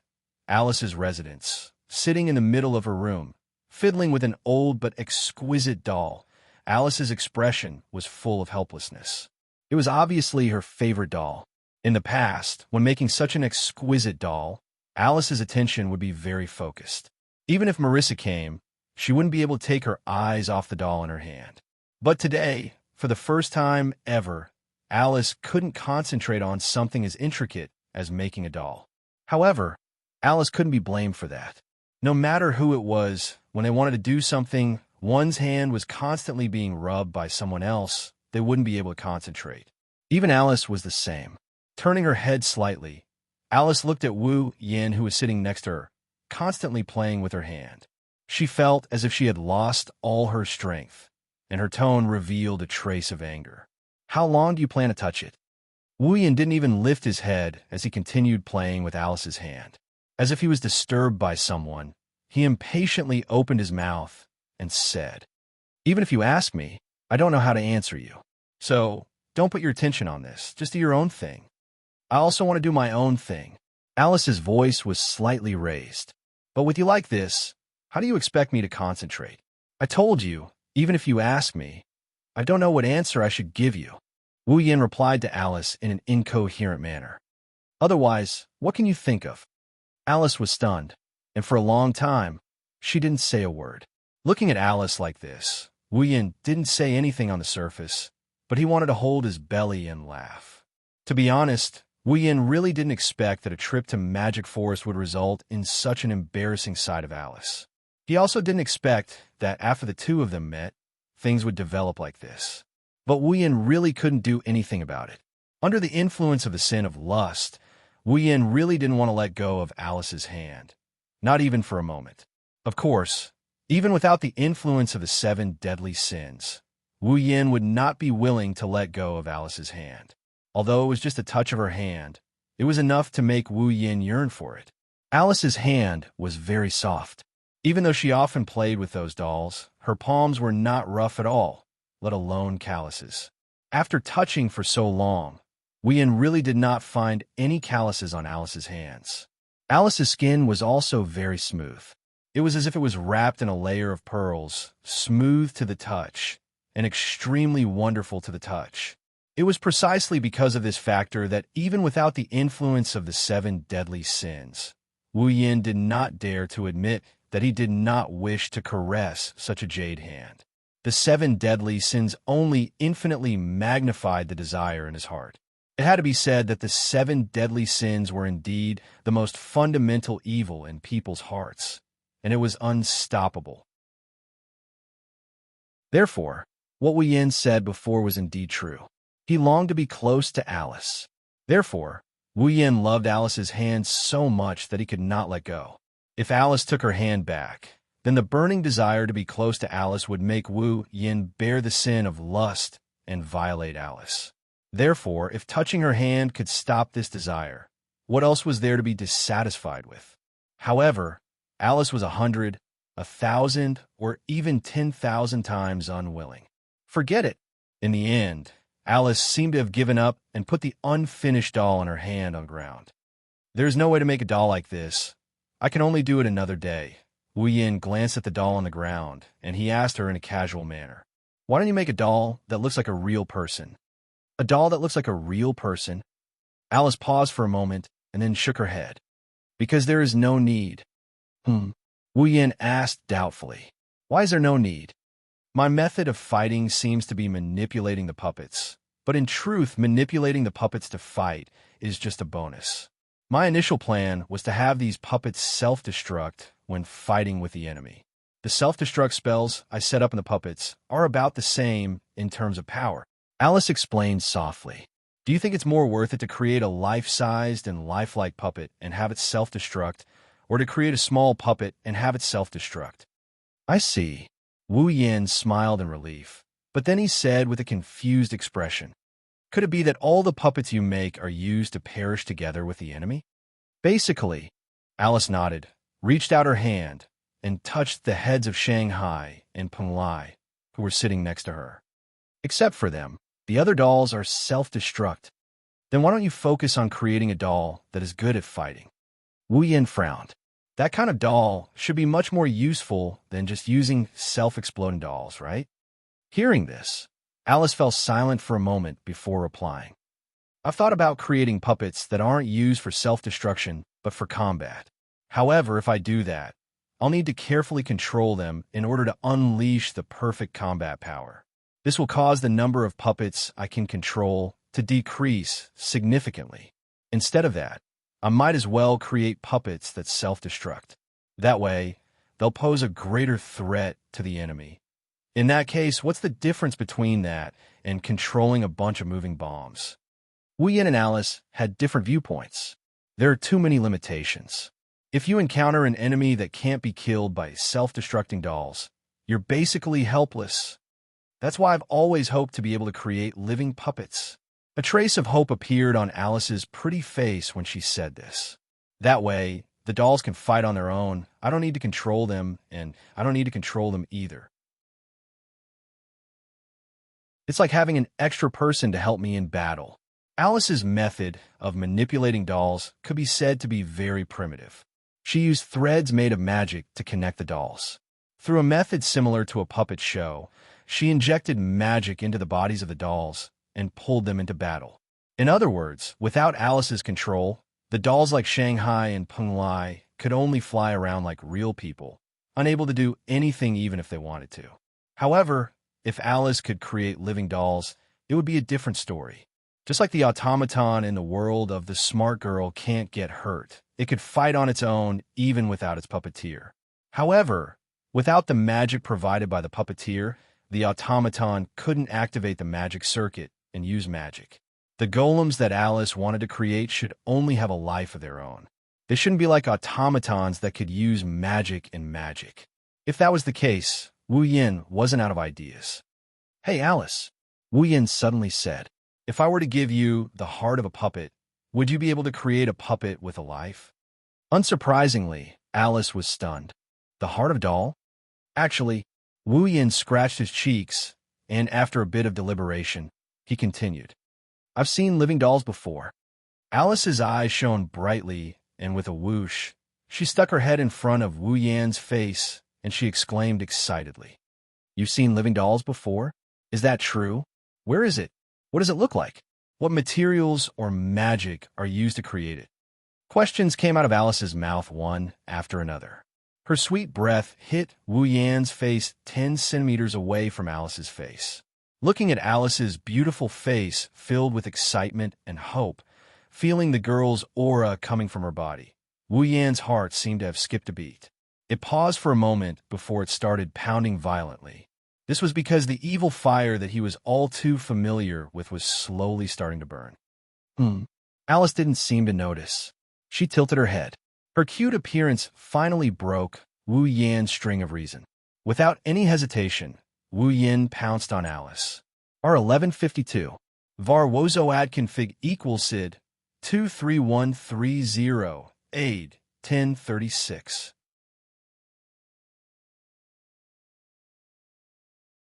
Chapter 1801. Caught off guard. Alice couldn't react in time, and with a cry of surprise, she got pushed down by Wu Yin, who pounced on her and pinned her to the ground. As Alice fell to the ground, the blue sleeveless dress that is neither too thin nor too thick, draped over her body like a shawl, perfectly accentuated the curves of her body. Wu Yan's line of sight was snatched away by the sight of it. At this moment, Wu Yin realized that even though Alice's figure wasn't as voluptuous as Patrice's, her curves were extremely enchanting, as though they were specially drawn by an artist. Her curves had reached the point where any slight increase or decrease would destroy her beauty. If one were to use a word to describe it, that would be perfection. Moreover, even though Alice's figure wasn't as good as Patrice's, it wasn't bad either. At the very least, Wu Yin felt a soft object pressing against him the moment he pressed down on Alice. Just like what was mentioned in the Lost Bamboo Forest, Alice belonged to the type who appeared thin with clothes on. In fact, her figure was much better than it appeared from the outside. Wu Yan's eyes showed a trace of surprise, a trace of passion, and a trace of infatuation. Even his breathing became irregular. On the other side, Alice was stunned by this sudden situation. When she returned to her senses, she lifted her head and caught sight of the frenzied gaze in Wu Yan's eyes. Deep uneasiness surged in her heart, and she revealed a panicked expression. What are you trying to do?" Wu Yan didn't answer. Instead, his eyes burned with burning passion, and Alice's mind was in a mess. Before Alice could say anything else, Wu Yan's hand suddenly reached out and grabbed the softness hidden under the dress. Alice screamed in shock. Her voice was filled with panic and uneasiness. However, it carried an undetectable gentleness that slowed down Wu Yan's hand and almost made his bones go soft. Alice finally understood what kind of situation she was in, and her mind instantly went blank. Apparently, Alice didn't expect this at all. It was just a moment. To think that the man in front of her had touched her most important part. Her round and supple breasts entered Wu Yan's palms through her clothes. That soft sensation made Wu Yan's heart burn even hotter. Instinctively, he gripped the place where that wonderful sensation came from. He fondled and kneaded to his heart's content. "Uggy!" Alice let out a muffled grunt. Her already blank mind had completely fallen into a state similar to that of a sluggish state. That was only natural. One had to know that even Alice herself rarely touched her pair of soft breasts. But now, the man in front of her was wantonly rubbing the part of her body that even Alice herself rarely touched. That shameful and strange numbness struck Alice's nerves like an electric current. How could Alice react to it? Alice could only stare blankly in a state of near panic. Then she began to struggle. No, don't. Alice's panicked pleas for mercy didn't dissuade Wu Yin. On the contrary, Wu Yin seemed to be encouraged by her pleas as he pressed down on Alice's soft body and suppressed Alice's struggles. The strength of his hands increased as he kneaded Alice's body into various shapes. Don't. Ugh. Alice's heart is in complete chaos. Her eyes started to water up and her cheeks started to flush. Maybe it's because she's too shy or just too embarrassed. Her body is being toyed with by Wu Yin like this. That feeling she's never felt before made her heart flutter. If it was another person, Alice would definitely not hesitate to kill the person who violated her. However, at this moment, even if Alice really had such thoughts in her heart, she couldn't really put it into action. Why? Alice didn't know the reason either. But Alice just didn't associate it in that way. The only resistance she made was to beg for mercy and struggle. However, although Alice was a monster, her race was a magician. In terms of physical ability, compared to ordinary monsters, there was nothing much. But compared to Wu Yin, she was much weaker. Hence, being pinned down by Wu Yin, Alice felt like she was being pinned down by a mountain. She couldn't escape. Not long after, the sound of clothes tearing and a scream sounded at the same time. At the same time, pieces of clothes flew into the air and scattered on the ground like garbage. Then, Wu Yin, who was in a frenzy, stopped his movements and didn't respond. He had already been completely captivated by the beautiful scene in front of him, and had also been robbed of all his ability to move. What appeared in front of Wu Yin was a Snow White. Smooth as snow, white to the point that it was almost transparent. Snow White and charming, exquisite and proud jade body. Slender and straight, shining with a sparkling luster. White, tender, round, and attractive buttocks. And abnormally firm, full breasts that contained infinite charm. All of these were enough to make a man go crazy, including Wu Yin. His gaze fell on Alice's flustered, frightened, and uneasy face. Wu Yin slowly lowered his head and gently touched Alice's lips. Then, following her chin, he slid down and kissed her little by little. Beautiful swan-like neck, sparkling and dazzling smooth skin, exquisite collarbones like wings. Her shoulders were smooth and slender. Wu Yin lingered on this beautiful and delicate body, leaving his own light kisses one by one. Finally, he stopped at the pair of high, white, and sparkling full breasts. Alice was still struggling, but her strength was getting weaker and weaker. It wasn't because Alice didn't want to struggle, but even if her mind was blank and her heart was in chaos, Alice still knew that such a struggle was completely futile. Therefore, Alice could only open her eyes and stare blankly at the ceiling. The depths of her eyes weren't dull and lifeless. Instead, there was a trace of moisture in them, and they were trembling violently, as if they had been startled by great waves. The heavens pitied her. Before this, Alice was a girl who had never been in love and had never even been held by a man of the opposite sex. Now, the arrival of this irresistible love like a storm and the strange feeling of her body that was extremely strange were all challenging the bottom line in Alice's heart. So, in this completely unimaginable feeling and treatment, Alice was almost conditionally struggling, and a trace of pleading came out of her mouth. Don't. But in Alice's pleading voice, Wu Yin was still loving Alice's delicate body, and an amazing flame was burning in his heart. He greedily tasted Alice's beautiful and delicate body, causing Alice to be dominated by a strange feeling like an electric current was passing through her. And for a long time, she was unable to think normally. As for Alice, There's no longer anything covering her body. She's completely naked in front of Wu Yan, revealing her beauty that can make one's heart beat faster. Wu Yan's heart had been completely attracted by this perfect body in front of him, and he couldn't call it back. Under the guidance of the fiery impulse in his heart, Wu Yan gently pulled Alice's hands away and pressed them on the floor that seemed to be warm, and his whole body pressed on it. Alice seemed to have instinctively realized what was going to happen next. She opened her watery eyes and stared at the man on top of her. It was as if she wanted to remember his appearance. She didn't move her eyes away for even a moment. Wu Yan lifted his head and met Alice's gaze. Looking at Alice's beautiful eyes, the fiery heat in his eyes eased up a little, and a trace of gentleness appeared in his eyes. It was this trace of gentleness that made Alice's eyes ripple again, and the confusion in her heart towards this strange feeling also cleared up a little. Looking at each other in tacit understanding, Wu Yan's hand slid down and grabbed Alice's slender waist. While Alice's body trembled slightly, Wu Yan pushed her forward and pressed her down. As if struck by lightning, Alice opened her mouth wide, and her body suddenly became as taut as a bowstring. The world in front of her eyes became a blank, and her head that had sunk into chaos also tilted back.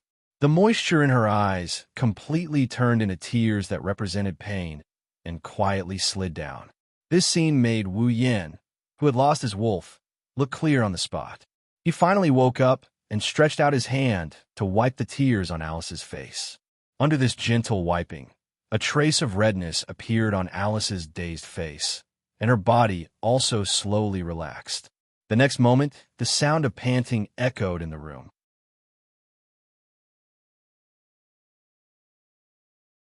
Chapter 1802. Fantasy Town, Magic Forest. The silent forest was still misty, filled with a dizzying miasma, causing this rather beautiful forest to have no trace of life, as if it was a dead land. Bang! At a certain moment, a loud explosion suddenly rang out in this incomparably silent forest, startling many mushroom-looking monsters that were stealthily hiding in the forest. Like startled birds, they scattered in all directions. If one took a closer look, many mushroom-shaped monsters actually saw it.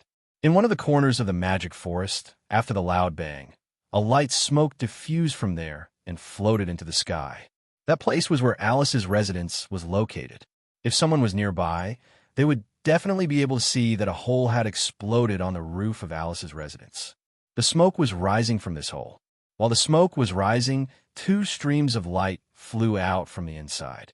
One was up and the other was down, like shooting stars chasing each other. They flew into the sky through the medium-sized hole. Whoosh! Before the two streams of light flew out of the smoke and fog and were exposed to the air, a burst of air-breaking sound resounded. There were a few small afterimages that flew out from the body of a stream of light behind him. The afterimages cut through the rising smoke like a sickle at extreme speed, sweeping out like lightning. With a burst of air-breaking sound, they cut through the air and caught up with the stream of light flying in front of them. The next moment, the afterimages that caught up with the stream of light flashed with a rich magic light and suddenly exploded. Bang! A thunderous sound reverberated once again, accompanied by dense flames and smoke. It was like an atomic bomb had exploded, slowly rising into the air in the shape of a mushroom. Immediately after, the stream of light that was covered in flames and dust flew out from within. It showed its original state, a figure in a sorry state, a figure that seemed to be very panicked. At the same time, below, another stream of light also showed its original form. A beautiful and delicate girl flew out from it. She came to the opposite of the figure in a sorry state. Small, exquisite figures floated around him. His eyes were cold, but more than that, they were filled with shame and anger. Naturally, these two people, they were Wu Yan and Alice. Although there was still light, smoke coming out of his body, and his figure was quite disheveled, Wu Yan's clothes were not even messed up. Obviously, he did not suffer any injuries. However, even so, Wu Yan's face was still full of awkwardness and panic. Looking at Alice, who was floating in front of him with a cold and angry expression, he hurriedly spoke. Wait, Alice, don't call me. In the face of Wu Yan's words, Alice, who usually did not get angry, did not hide her anger at all. Her beautiful face was filled with anger, and her eyes were filled with anger and killing intent. Do I know you that well? At first glance, such a sentence sounded like a willful child throwing a tantrum. However, Alice was a person who was cold to others and indifferent to people she was familiar with. Basically, she was not constrained by things and was a very casual person. How could such a person throw a tantrum casually? Therefore, those who were familiar with Alice would know that this time, Alice was really angry. Wu Yan did not really know Alice for long. Strictly speaking, it was not even 10 days, but he was quite familiar with Alice. Naturally, he also knew that Alice was really angry this time. Of course, if Alice was not angry, Wu Yan would find it strange. After all, as mentioned just now, Wu Yan and Alice really knew each other. Strictly speaking, it was not even 10 days. But even so, Wu Yan still ate up such a young girl who he had known for less than 10 days. If Alice was not angry, then there must be something wrong with her head. Knowing that he was in the wrong, Wu Yan could only smile bitterly and raise his hand as if surrendering. I know you are very angry, but at least give me a chance to explain. Explain? Alice took a deep breath, as if she was trying to suppress the anger in her heart, said in a cold voice. Is there anything else that can be explained? You obviously know. Wu Yan could not help but take a step forward. I did not do that on purpose. Exclamation point. Alice clenched her teeth and stared at Wu Yan. So, just because you did not do it on purpose, I have to let it go. Wu Yan choked and was speechless. Indeed, no matter how you look at it, Alice is just a victim. Even though Wu Yan didn't do it on purpose, not only did he not lose out, he even took advantage of the situation. She even forced herself to calm down and listen to him. That's something worthy of burning incense and praying to Buddha. I know you are very angry now, but it has already happened. Even if you really kill me, you can't erase what has already happened. Wu Yan's face was full of worry. Give me a chance to make it up to you. I will take responsibility, okay? Hearing this, Alice was not happy at all. Instead, she was very angry. I want you to take responsibility. After saying that, Alice spread out her hands like a young girl in the middle of a dance. Threads of magic power danced from her 10 fingers. The exquisite little people hovering around Alice immediately raised the long spears in their hands. Like soldiers in a battle formation, they got into a formation and charged forward. However, the little people did not directly charge in front of Wu Yan, but as if they were running, they charged out a distance and then stabbed forward with the long spears in their hands. Dong! Suddenly, a shock wave burst out from the little people who were in formation and stabbed forward with the long spears in their hands. Like a huge cannonball, it shook the air and blasted forward. Seeing this, Wu Yan waved his hand as if he had a headache. With a wave of his hand, a pure white flame flashed by like a beam of light, cutting through space. Amidst the turbulence in the air and the turbulence in the air, the flames silently swept out. In the blink of an eye, the pure white flame collided head-on with the invisible shockwave. The invisible shockwave immediately collapsed like a collapsing rock, turning into wind waves and dissipating into nothingness. Seeing this scene, Alice's pretty face slightly changed. Alice had also heard from Marissa that Wu Yan had challenged Remilia and Black Knight repeatedly by himself, beating them until they had no power to fight back. He had also suppressed Marissa in an overwhelming manner. In terms of strength, Alice was quite powerful. Even Marissa did not dare to say that she could completely defeat Alice. It could be assumed that Black Knight was the same. Only Remilia dared to say that she was stronger than Alice. But compared to Wu Yan, he's still a far cry. In addition, even with Alice's eyesight, she was unable to see the origin of the white flame Wu Yan had just used. It had actually silently disintegrated her attack. Alice finally understood the tip of the iceberg of Wu Yan's strength. It was impossible for her to win against him. Alice's expression became somewhat uncertain, but she did not continue to attack forcefully. This undoubtedly made Wu Yin breathe a sigh of relief, secretly praising himself for his luck.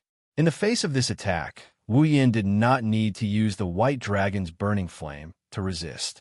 The reason why he used this move was to intimidate Alice, to make her calm down and listen to him. Now it seemed that this move was the right one. No matter what, can you calm down first? Wu Yin cautiously tried to persuade her. You didn't follow the rules of the rune card at all. If you provoke Soul Dream, then it will be really troublesome. Do you want the entire fantasy paradise to know what happened between us? Hearing this, the uncertainty in Alice's eyes became more intense. She stared at Wu Yan's eyes, her expression constantly changing, making Wu Yan's heart also rise. There was no other way. Who told him to be in the wrong? Although he said that he did not do it on purpose, the matter was still done by him. Moreover, the factor that caused him to not do it on purpose, that is, the medicine of the 8 Will Yonglin, was also something that Wu Yin willingly drank. He had no way to convince himself that he was innocent. That's why, if possible, Wu Yin really hopes that Alice can forgive him. That would be for the best. Just as Alice was still hesitating, a voice filled with surprise rang out from not far away and entered the ears of the two of them. What happened?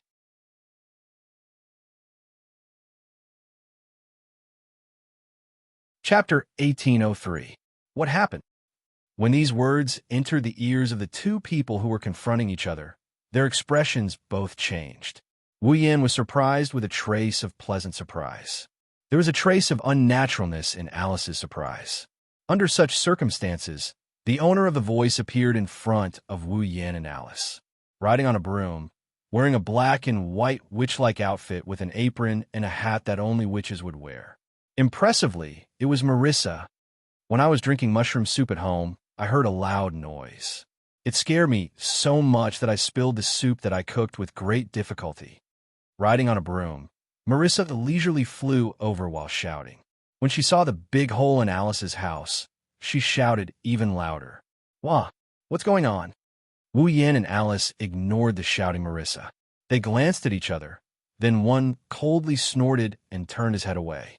The other quietly sighed in relief and wiped the non-existent cold sweat on her forehead. Since Marissa was here, then unless Alice wanted to make a big deal out of this and risk Marissa finding out what had happened, she shouldn't make a move again. Of course, Alice not making a move didn't mean Marissa would give up. He curiously looked at the silent Wu Yin and Alice who were facing each other in midair.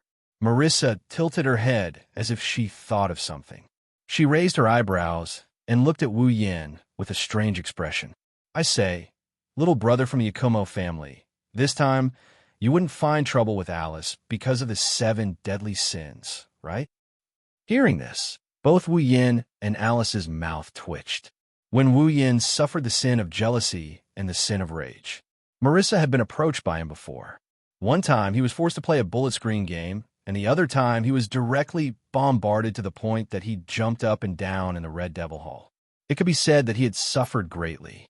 Presumably, Marissa thought that Wu Yin was the same as before. What was he jealous of? What was there to be angry about? That's why she came to Alice and made a scene, right? This idea could not be said to be wrong. After all, Wu Yin did push Alice away because of the influence of the last sin of the 7 deadly sins. That's why Alice flew into a rage out of humiliation. She didn't care about the damage to her territory and started hunting him down. Thus, Marissa had guessed correctly. Unfortunately, looking at the situation, Marissa only guessed that Wu Yin was affected by the 7 deadly sins and caused trouble for Alice. She didn't know which of the 7 deadly sins Wu Yin was currently suffering from, nor did she know what kind of trouble Wu Yin had caused for Alice. And this also made Wu Yin and Alice breathe a sigh of relief. "Marissa," at that moment, Alice said in an indifferent tone, "Don't worry about this." The meddlesome Marissa muttered in dissatisfaction. She was a busybody. "The more you don't let me care, the more curious I am. This is just a small misunderstanding," Wu Yin hurriedly said, as if seeking reinforcements and protection. It's fine. Although Wu Yan's original intention was to get away with it, the words "it's fine" still made Alice anxious. What do you mean it's fine? Everything has been taken advantage of by you. Is this still not a hindrance? Feeling Alice's incomparably angry gaze, Wu Yan almost shed tears. Sure enough, forcefully pushing someone without properly cultivating their relationship. Although it felt good, there would definitely be a lot of trouble afterward. Fortunately, his strength was strong enough. Otherwise, even with the protection of a true ancestor's body, he would have died a few times today. No matter what, tell me what happened first. Marissa said casually. Little brother from the Yakumo family, you look very normal. Why did you fight with Alice? Marissa. Alice shifted the target of her anger to Marissa. Didn't I tell you to stay out of this matter? That's why. The more you don't let me care, the more curious I am. Marissa shouted with a face full of dissatisfaction. Moreover, she was eager to give it a try. Alice, if that little brother from the Yakumo family bullies you, tell me quickly. Let's join hands and give him a blow. I don't believe we can't beat him together. I say, Black-White Lord. This time, it was Wu Yan's turn to be dissatisfied. Are you here to mediate or to fight? Is there even a need to say it? Marissa nodded, as if it was a matter of course. However, she said something that almost made Wu Yan fall to the ground. Mediating is so boring. Fighting is more fun. Wu Yan put on a fake smile. If it wasn't for Puki and Alice's mediating, you wouldn't have been able to escape from me last time, Black-White Lord. Last time was last time. This time I'm going all out. I won't lose again. Marissa directly choked and shouted unconvinced. If you don't believe me, let's do it again right now. Hearing Marissa saying one blow after another, Alice's face became darker and darker. Even more intense anger appeared in her eyes. Clearly, Marissa's words made Alice think of the scene where she was forcefully pushed down. Xianxia. Alice's voice rose a few notches. Anyone could hear the thick anger contained in her voice, causing Marissa to be petrified on the spot. Her head also shrunk back. Alice looked at the man and woman in front of her who occupied different but equally special positions in her heart. Her silent appearance caused Wu Yan and Marissa's heartbeat to accelerate at the same time. After a long time, Alice faintly sighed. Her gaze paused on Wu Yan for a long time until Wu Yan's expression became somewhat uncomfortable. Only then did she bring the puppets around her and descended into the large hole in the roof of her house. Wu Yan and Marissa silently watched Alice return to her house. They looked at each other. For a moment, they didn't know what to say. Hey, little bro from the Yakumo family. As it turns out, Marissa can't keep her silence. She rode her broom and wobbled over to Wu Yan's side as she asked him out of curiosity. What did you do to Alice to make her so angry today? Marissa was a person who often did stupid things. Although Alice's personality was relatively indifferent and casual, how could she not be angry with her ability to be black and white? However, Marissa was certain that she had never seen Alice so angry before. Therefore, Marissa was very curious to the point of gossiping. Just tell me. I won't tell anyone. Believe you? Wu Yan glanced at Marissa. That's not true. With that, Wu Yan pressed down on Marissa, who still wanted to say something, and used a spatial transfer magic to send her away. As for where she was sent to, that wasn't Wu Yan's concern. In any case, she must be in Fantasyland. Looking down at the mansion that was still emitting smoke, Wu Yan hesitated for a moment. In the end, he didn't summon the courage to go down. For now, I'll let Alice calm down. I'll come back in a few days. As soon as he said that, a voice echoed beside Wu Yan. Is that really okay? Wu Yan's anger rose when he heard this voice. He didn't hesitate. He didn't even look at the source of the voice. He reached out his hand and grabbed something beside him. Hey! Wu Yan's speed was very fast. Even Remilia might not be able to react in time. However, the owner of the voice reacted and quickly turned around and flew away. Paparazzi 1.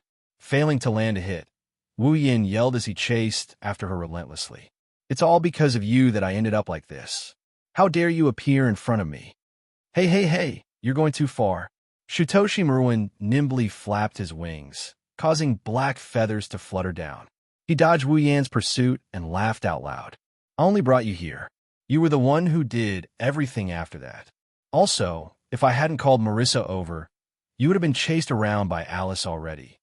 Hearing this, Wu Yan's anger flared up even more. Sure enough, not only did this paparazzi cause my tragedy, he was also peeping from the side. Could it be that he was also there when I did that with Alice? And he even took pictures? Thinking of this, Wu Yan couldn't remain calm. Stop right there. Immediately, a chase unfolded in the sky above the magic forest.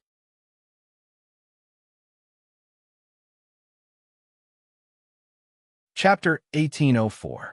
Fantasy Village, Red Devil Mansion. After night fell, the fairy maids in the Red Devil Mansion all went to rest. Originally, because Remilia was a vampire and a nocturnal creature, even though there were fairy maids working in the Red Devil Mansion during the day, there were even more fairy maids working at night.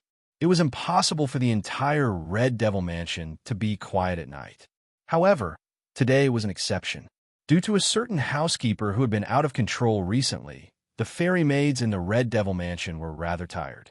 On the second day, when the crime of jealousy occurred, Remilia sent out all the fairy maids in the Red Devil Mansion to search for Wu Yan, who had escaped from the crime of jealousy.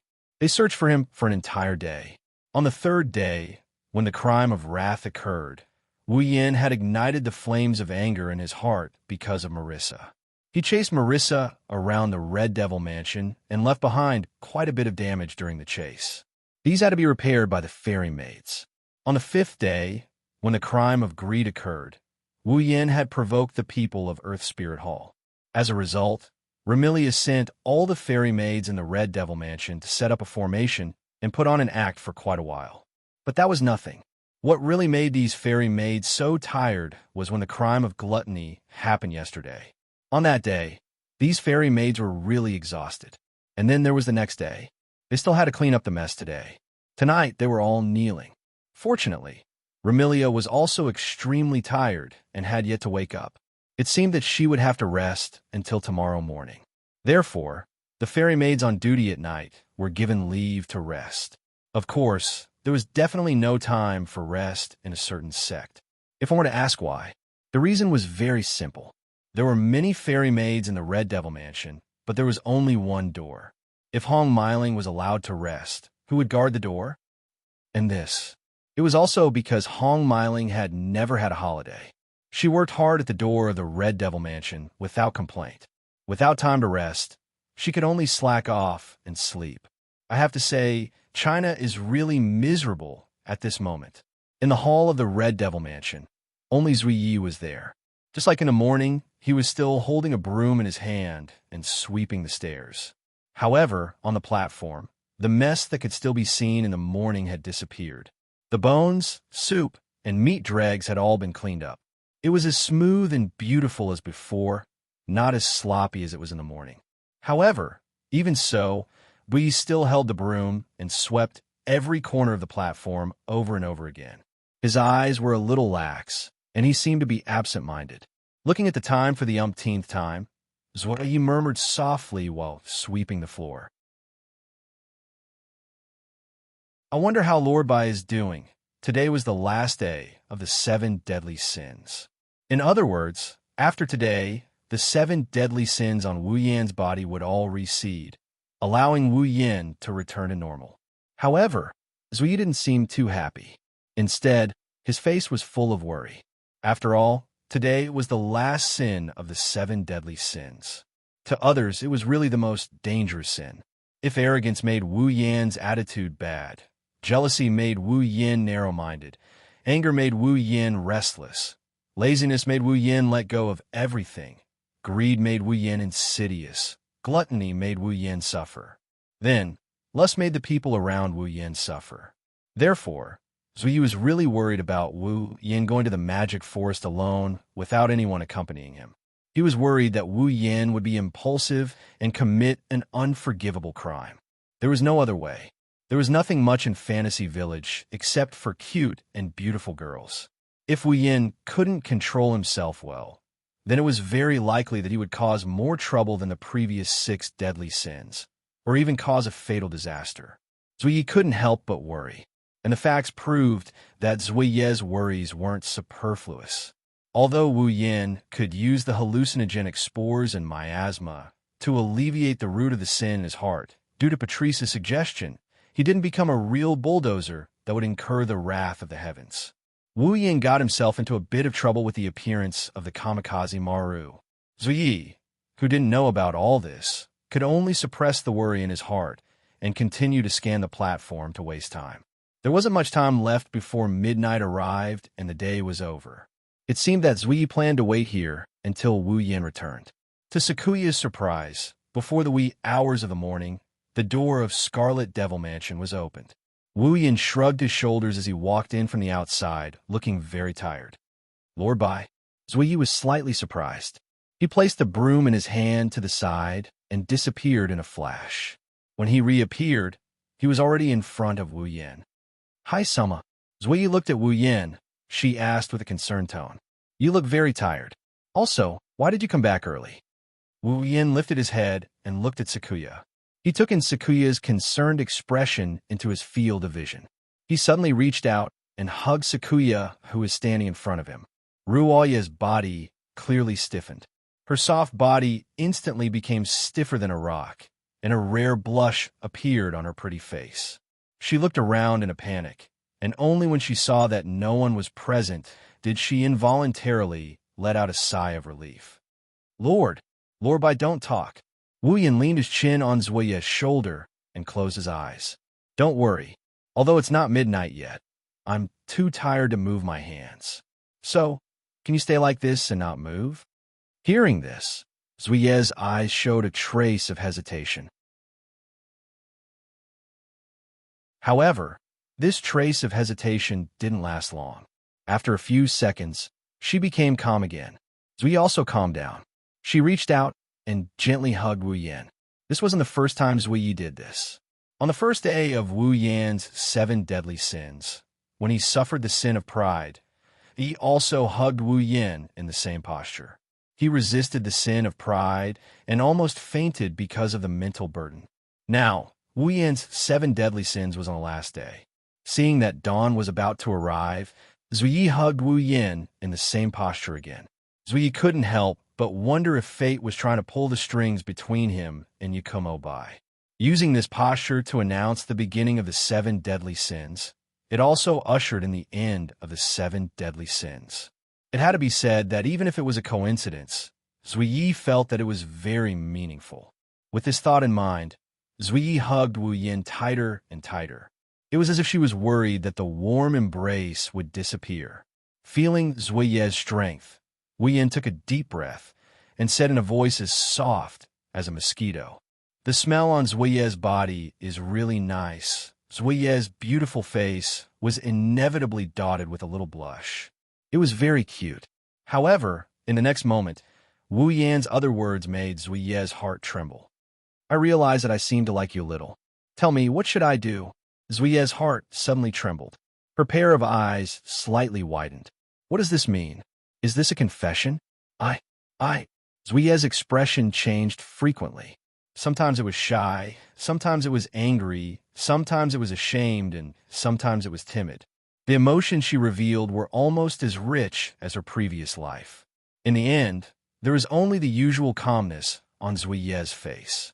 She sighed and said blankly, Actually, Zui doesn't know what kind of feelings I have for Lord Bai. Hearing this, Wu Yin smiled. His smile was very joyful. Zui, who thought that Wu Yin was laughing out of anger because she did not respond, actually felt timid.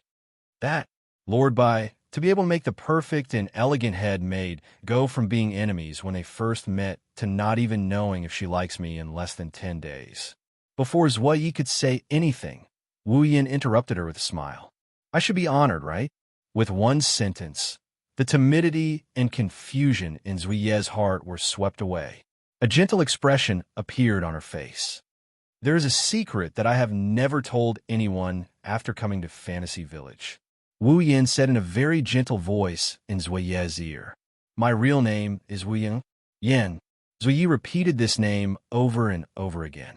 She engraved it deeply into her memory and heart. In the vast hall, a man and a woman hugged each other. They did not separate until the clock struck midnight.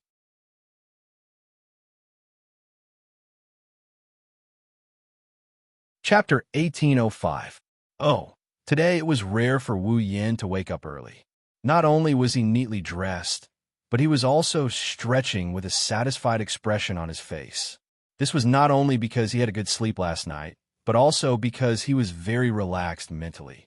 7 days ago, on the morning when the 7 sins first started to take effect, Wu Yin did not notice any changes in his body.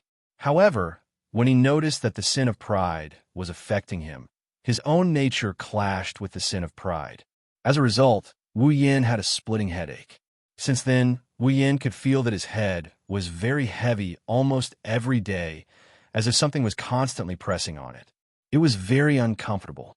Of course, this was not because of the sin of the 7 sins, but because he knew his own situation.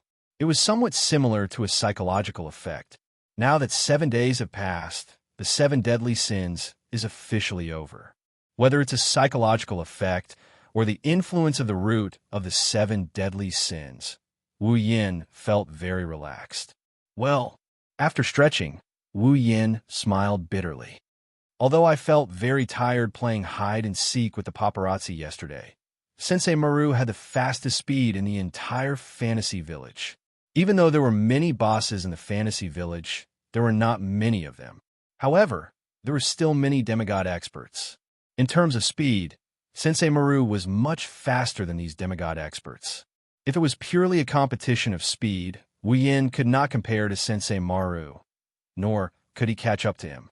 However, that was purely a competition of speed. Don't forget, Wu Yin had the magic of space teleportation. In the hands of Wu Yin, no matter how fast Sensei Maru was, there would be a time when he would be caught up. Therefore, yesterday, Sensei Maru was tragically caught by Wu Yin.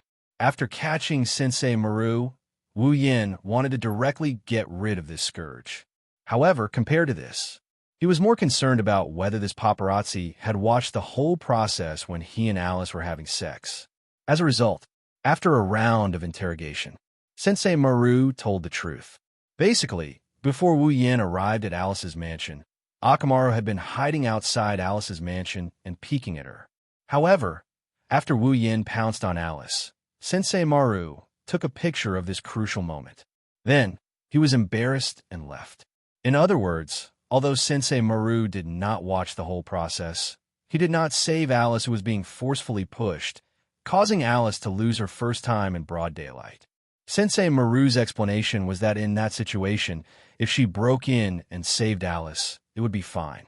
But if she could not save Alice, it was very likely that she would even herself. This idea could not be said to be incorrect. But don't forget, the reason why Alice ended up like that was because Sensei Maru brought Wu Yin to her house. Otherwise, Alice would not have been forcefully pushed. Wu Yin is infuriated by the fact that Akamaru chose to save his own skin and even managed to take a photo of the most important part of the situation. Then, Wu Yin tied Sensei Maru to one of the trees in the magic forest. Ignoring Sensei Maru's miserable cries, he confiscated the film again. As for the fatigue, it was because he had played hide-and-seek with Sensei Maru for the whole day. Anyway, the 7 sins are finally over. Wu Yin patted his cheeks and cheered himself up. Later, I will go to Yongyong Pavilion and ask Yonglin to fulfill her promise. After that, Wu Yin took the coat hanging on the hanger and slowly put it on as he walked out of the room. Arriving at the Red Devil Mansion's main hall, Wu Yin saw an unbelievable scene. Ramilia was not sitting at the head of the round table.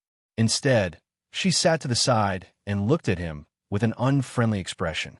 Across from Ramilia, Guming Diju sat there. He did not seem to be doing anything wrong.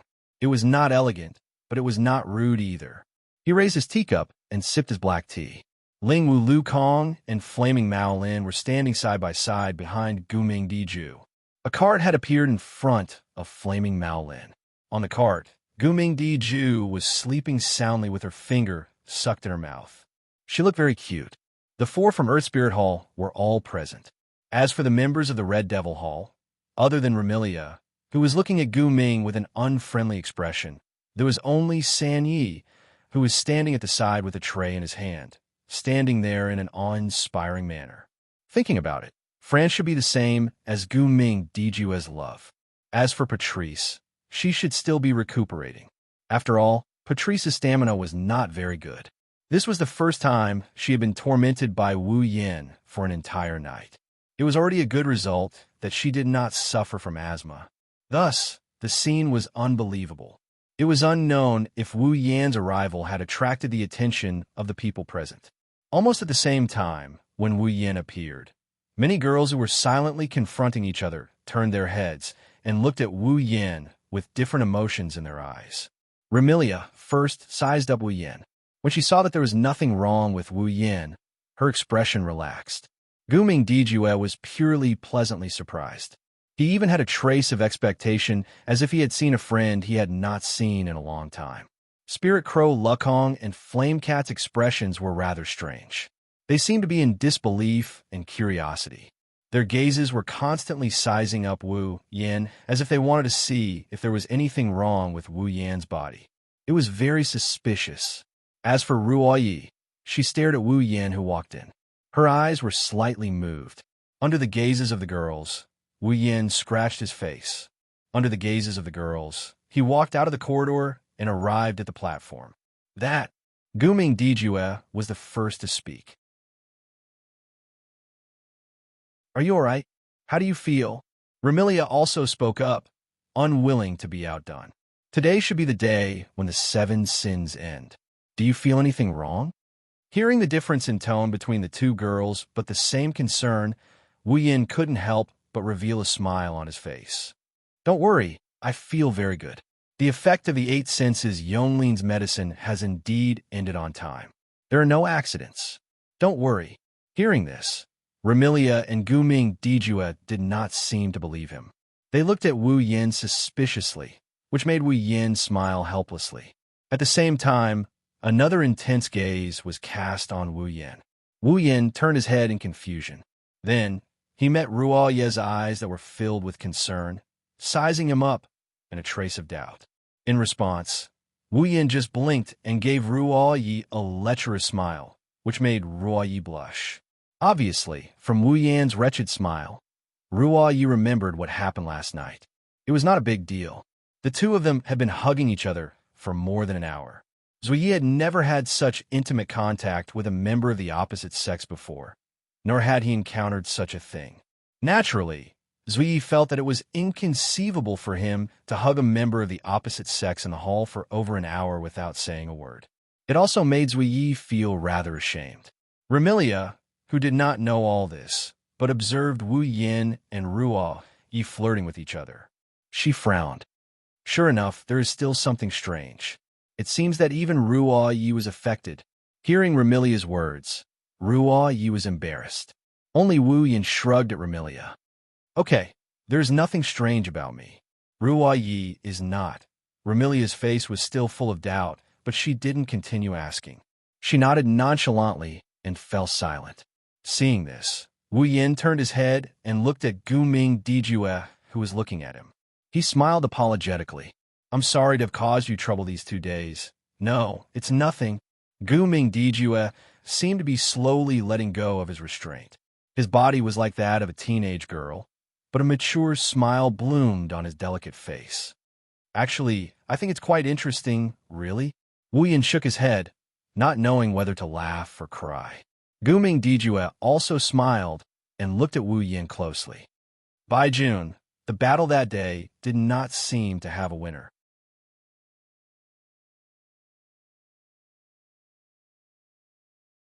Chapter 1806. By June, the outcome of the battle that day didn't seem to have been decided. With just a few words, the atmosphere of the scene changed fundamentally. If the atmosphere earlier was rather silent, then it was rather heavy now. Just like Wu Yin, Ramilia, Wu Yi, Wu Lukong, Flaming Cat Phosphor, and the other girls all stared at Wu Yin, causing the heavy atmosphere to become a little tense. Gu Ming's meaning was very clear. He wanted Wu Yin to give a list of the winners of the battle that day. When the 7 deadly sins were still in effect, Gu Ming did not have the chance to raise this question. However, now that the effects of the 7 deadly sins were over, Gu Ming could not wait to raise it. Needless to say, Gu Ming was definitely looking forward to it. He was looking forward to Wu Yin choosing Earth Spirit Hall and living there with him. Other than Gu Ming, Wu Lekong and Flaming Cat Phosphor were also looking forward to it. This was not because Wu Lekong and Flaming Cat Phosphor were looking forward to Wu Yin living in Earth Spirit Hall. They were just thinking for their master. Gu Ming was lonely, and this loneliness, other than Gu Ming's love that was sealed in his heart and could not feel, Wu Lekong and Flaming Cat Phosphor were Gu Ming's 2 personal pets who understood it the best. Wu Lekong and Flaming Cat Phosphor could clearly feel that ever since they met Wu Yin.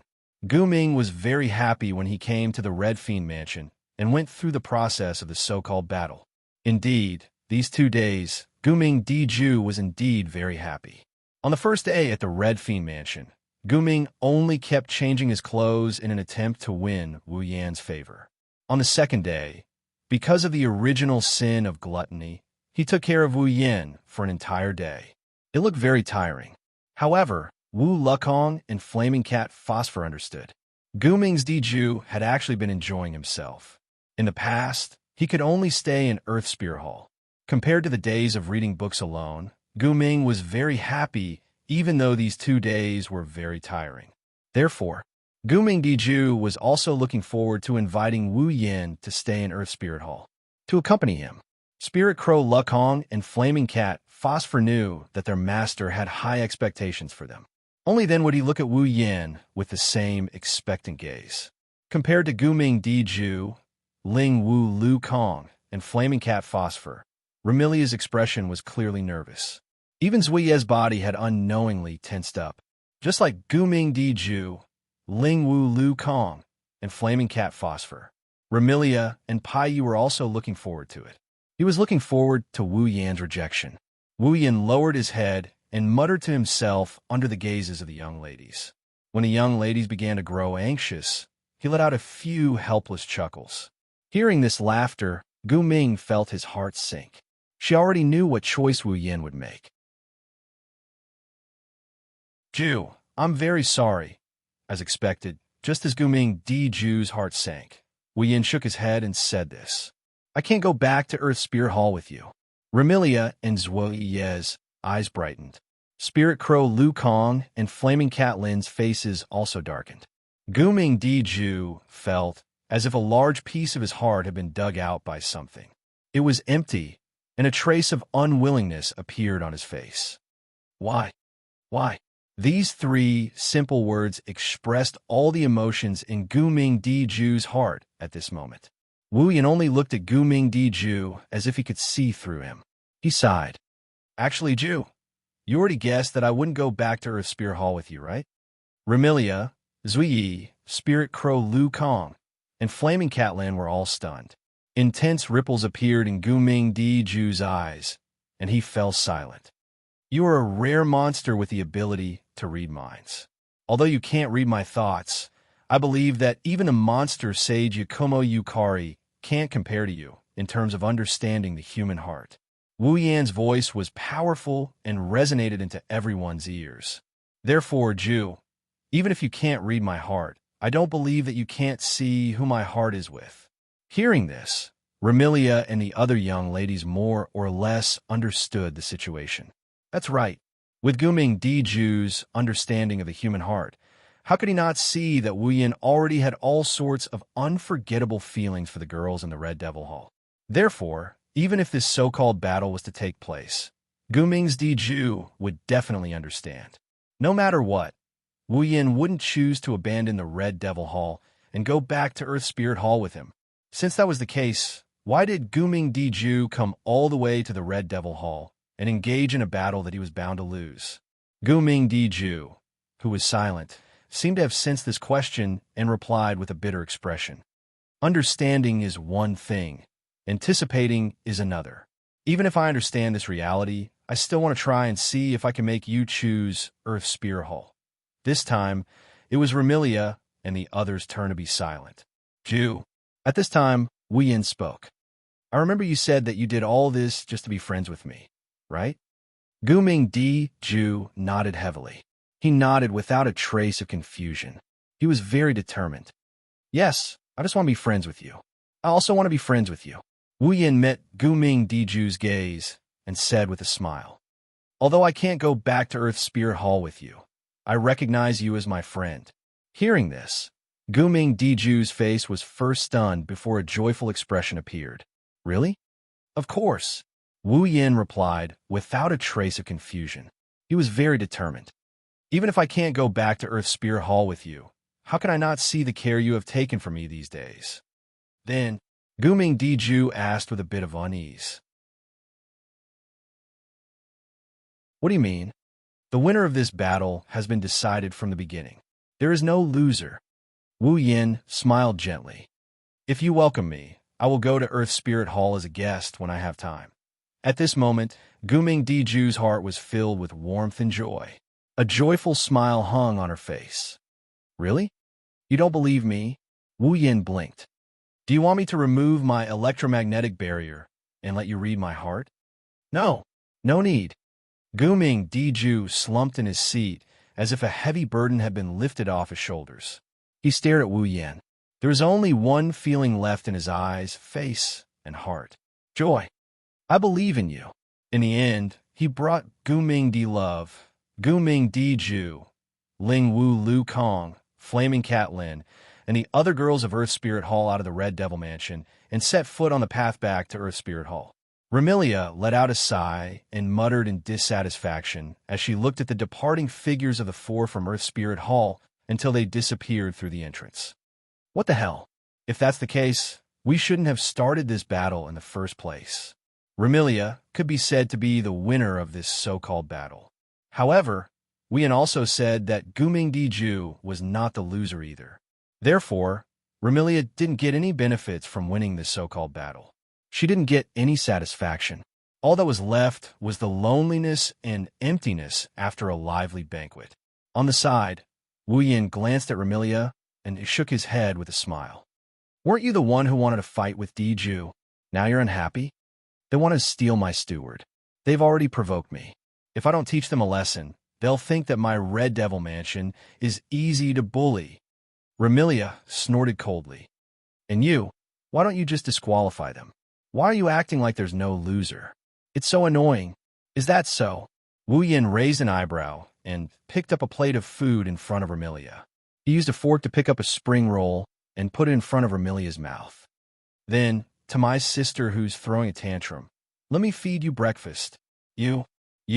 Remilia didn't know if she was embarrassed or angry when she saw the spring roll in front of her. Don't look down on me. Otherwise, I'll suck your blood dry. Yes. Sakuya, who has been quietly watching the situation unfold, looked at Wu Yin, who pretended to feed Remilia with an amused expression. Remilia, who looked both angry and embarrassed at the same time, still ate the spring roll. Sakuya's expression softened a little.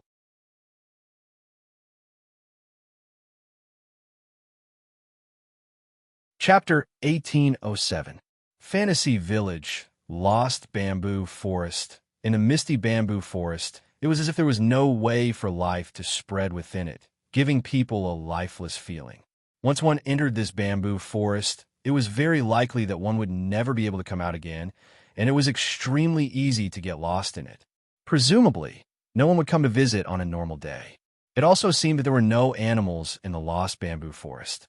At least, other than the whistling of the wind and the rustling of the bamboo trees, no other sounds could be heard in the lost bamboo forest. Wasn't this still lifeless? Compared to the lost bamboo forest, the magic forest that was full of miasma and spores at least had mushroom monsters and magic users who cultivated and lived in it. It was not as lifeless as the lost bamboo forest. At a certain moment, in an empty space outside the lost bamboo forest, a figure silently appeared here, raised his head, and looked at the lost bamboo forest in front of him. It's still like a bamboo forest used to test one's courage, as always. Wu Yin came to the lost bamboo forest by himself, when he saw the bamboo forest that looked like it had been a long time since he last came here. That was the first thing he said.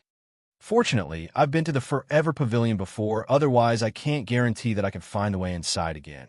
The reason why it was easy to get lost in the Lost Bamboo Forest was because the bamboo trees here grew very fast, and the terrain was quite strange. The two complemented each other, causing the environment of the Lost Bamboo Forest to change almost every day. Even people who had been there many times could not guarantee that they would not get lost. However, the only thing that changed in the Lost Bamboo Forest was the bamboo trees and the environment. The terrain would not change every day, and the bamboo trees would not move, but it was easy to get lost. Therefore, even if the path in the Lost Bamboo Forest was changed, the Forever Pavilion would always be in the same place. It would not run or jump.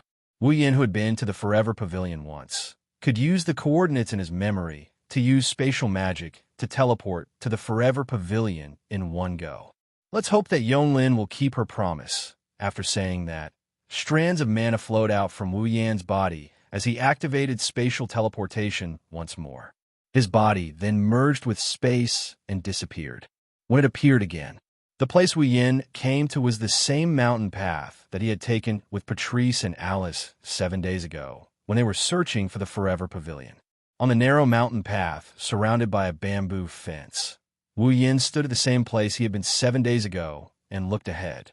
Wu Yin saw a strange house built in the style of an ancient Japanese house. It was built with bamboo, wood, and thatch. There was not the slightest trace of history. Forever Pavilion. The destination was clearly right in front of him, but Wu Yin only glanced at the Forever Pavilion before turning his gaze to the front. That was the end of the mountain path. After that, even if they entered the Forever Pavilion. However, at this very moment, at the end of the mountain path, a figure that seemed to have been standing there since the beginning occupied a corner. She was wearing a nurse's cap on her head and a cheongsam dress that was half purple and half red on her upper body. Her lower body was also the same color, but the colors on both sides were switched. The dress was embroidered with various patterns, which looked very strange. Her long silver hair was tied into a braid, hanging behind her back, and the ends were scattered casually. There was a hairband tied around it, looking very casual. It also looked like she was carefully dressed up. Such a young girl occupied a corner at the end of the mountain path. Standing in front of him, Yonglin. After 7 days, they met again. Yonglin was still the same as 7 days ago. She gave people a feeling of unfathomable, capable, and dangerous with a hint of awe-inspiring feeling. However, this time, Yonglin only stared at Wu Yin, who was standing in the middle of the mountain path. There was no hostility, malice, or kindness in her eyes. There was only calmness. Wu Yin didn't speak either. He fearlessly looked at Yonglin's eyes that were so calm that it was frightening. He didn't say a word. For a moment, neither of them said anything. Neither of them did anything. It was as if they were very arrogant. Or rather, they only had eyes for each other. They didn't speak for a long time, which made the scene quite strange. After a while, Yonglin finally spoke. Looking at you, it seems like you've been living a good life recently. Living good life? Wu Yin pursed his lips. That's all thanks to you. You're calmer than I thought. Yonglin said with surprise and admiration. I thought you would hate me. Should? Wu Yin raised his eyebrows and said with a half smile. It turns out that our moon mind also has times when it uses words like should that are uncertain. I've told you that I'm not the moon brain anymore. I'm just a doctor now. Yonglin replied faintly and glanced at Wu Yin. 7 days have passed. The effect of the medicine you took has disappeared. According to our agreement, I'll not only let you enter Yonglin Pavilion, but I'll also do my best to help you with one thing. Wu Yin furrowed his brows. Aren't you worried that I'll find a way to detoxify the medicine you gave me after I go back? Aren't you worried that I won't suffer the root of the 7 deadly sins in these 7 days? Oh, Yonglin looked at Wu Yin with interest. Then, will you do it?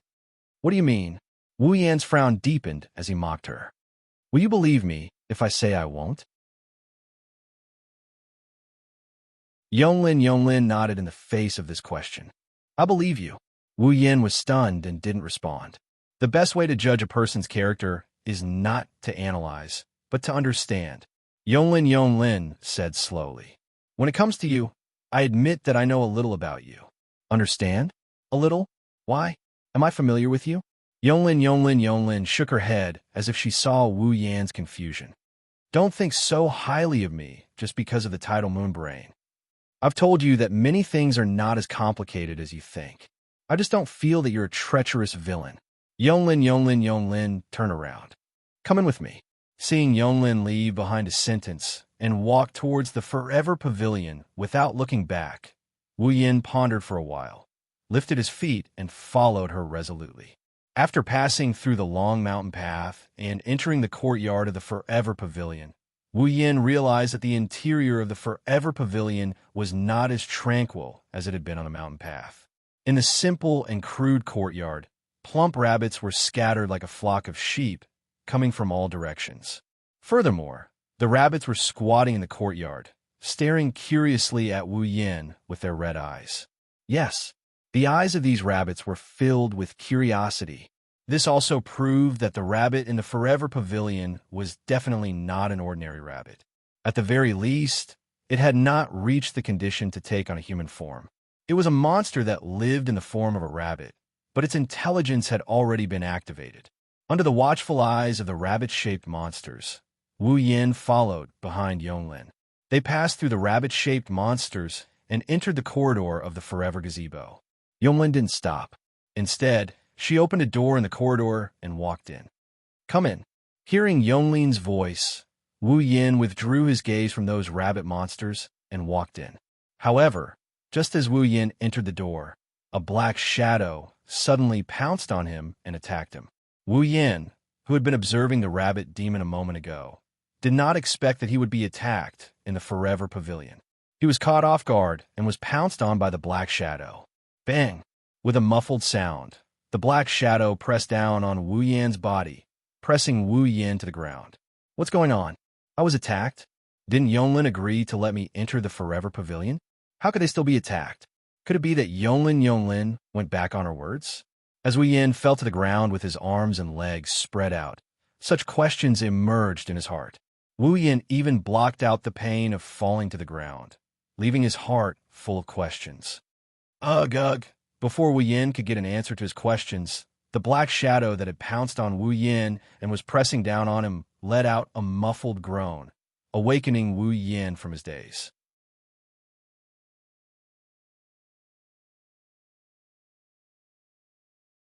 Chapter 1808. Bang! With a dull thud, Wu Yan, who had been pounced on by the black shadow, fell to the ground. The pain had already been covered by the questions in his heart. He could no longer feel it. Wu Yan, who had fallen to the ground, was only wondering what had happened. Ugh! A dull groan came from the black shadow, pressing down on him. It sounded like it was in pain. Wu Yan only felt that the black shadow pressing down on him seemed to be very soft. No, it was really soft. The other party was pressing down on him. How could Wu Yan not feel it? At that moment, Wu Yan quickly raised his head and looked in front of him. The first thing he saw was a pair of wrinkled rabbit ears that were at least 20 centimeters long. They were folded in half from the middle. There was something like a button at the bottom of the ears. At first glance, it looked like a pair of ornaments. In fact, it was a pair of real rabbit ears. The owner of the rabbit ears was a young girl wearing a white short-sleeve shirt with a red belt around her waist. She wore a black coat that looked like a student's uniform. There was a crescent-shaped symbol on the left side of the collar of the coat. She wore a red tie and a pink pleated skirt on her lower body. From Wu Yan's angle, he could clearly see that the girl had light purple waist-length hair. She looked very sweet and cute. It wouldn't be an exaggeration to say that she was beautiful. However, it was such a beautiful and cute girl. At this moment, her beautiful face was filled with pain and depression. She was like a drug addict who hadn't taken drugs for a long time. Her delicate body was trembling nonstop. Seeing this girl, Wu Yan recognized her at a glance. Ling Xian, Superior Tanhua Courtyard, Fate Banner, one of the members of the Forever Pavilion. She was originally a rabbit soldier of the Moon Defense Force. Later, because of the war, she escaped and was taken in by Yonglin. She was now the pet of the owner of the Forever Pavilion. She was a rabbit demon that wasn't weak. However, the situation of this rabbit demon, it seemed very strange. Not only that, because Xian was completely pressing down on him, Yin could feel that Xian's body was very hot. It was very hot, too hot to touch. Yin felt like he was about to start sweating. What was going on? Oh. Xian groaned in response to Yin's question. With a groan, Xian slowly propped herself up. Sitting on Yin's body, her face was as red as fire, and she slowly opened her eyes. When Yin saw Xian's eyes, he felt dizzy for a moment. Some of the famous existences in Fantasy Village basically had some kind of strange ability. Xian's ability was to make people go crazy. She could make those who looked into her eyes go crazy. Therefore, Yin felt a little dizzy when he saw Xian's eyes. However, it was only dizziness. Xian's strength was not enough to make him go crazy. However, after the dizziness, Yin was shocked. This was because Fairy Ling's red eyes, which could make people go crazy, were filled with strands of water vapor that were constantly fluctuating. If Yin was not wrong, what was fluctuating in Xian's eyes was some kind of desire and impulse. This desire and impulse was the same as the desire and impulse in Yan's heart when he was affected by the sin of lust of the 7 deadly sins yesterday. That was the desire and impulse for the opposite sex. In other words, Xian longed for contact with the opposite sex. Oh, facts prove that Yan's guess was indeed correct. Xian seemed to have gone crazy. She stretched out her trembling hand and stroked Yan's chest while looking for the buttons on his clothes. She did not hesitate to unbutton them. Give me. Yin was completely dumbfounded. What was going on? Could it be that entering the Forever Pavilion allowed one to be pushed by Rabbit Bell Fairy for free? How is that possible? What are you doing? Yin did not expect that he would be pushed by the rumored fantasy paradise. He hurriedly stopped Xian from unbuttoning his clothes. Wake up! Oh! Xian completely ignored Yin. Her red eyes were filled with desire and passion. She kept reaching out to unbutton Yin's clothes. Give me. Please give me. Frankly speaking, Xian was indeed beautiful and had a great figure. She might not be as good as Patrice, but she was definitely better than Alice. If it was any other place, he wouldn't mind going at it with Xian. But now, if he were to do it with her here, trouble is bound to come one after another. What is going on? Yin wanted to cry, but had no tears. He hurriedly stopped Xian's hands and frantically searched for Yonglin. What made Yin want to puke blood is that Yonglin is sitting in front of a small wooden table in the middle of the room. She's sipping her tea while observing the situation with interest. She didn't seem to have any intention of stopping Xian. One must know that Xian was not only the Forever Pavilion's owner's pet, but also Yonglin's disciple. Was it really okay to let his own disciple push someone else? Yatsuki Yonglin. Yin yelled as he wrestled with Xian, who's in heat. What the hell is going on? What is going on? Yonglin said with a smile that did not seem like a smile. Nothing. She's just in heat. Even a ghost can see that. Yin almost roared at him. I'm asking you, what is going on with this person? Xian? Yutanhua Court? Karma Banner. My disciple. Yonglin generously gave a concise introduction. At the same time, she also explained Xian's situation very concisely.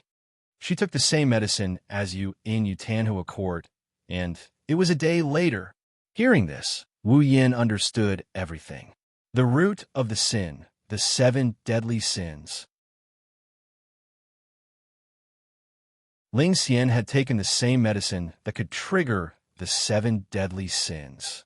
A day later meant that the effects of the medicine in his body had passed today. Xian was suffering the last sin of the 7 deadly sins. After understanding this, Yin really wanted to cry to death. This was karma, and it had to be fast, right? Yesterday, he had forced himself on Alice, and today, this submissive bunny had forced herself on him. Being forcefully pushed down by a rabbit? This was intolerable. After understanding Xian's situation, Wu Yin did not hold back.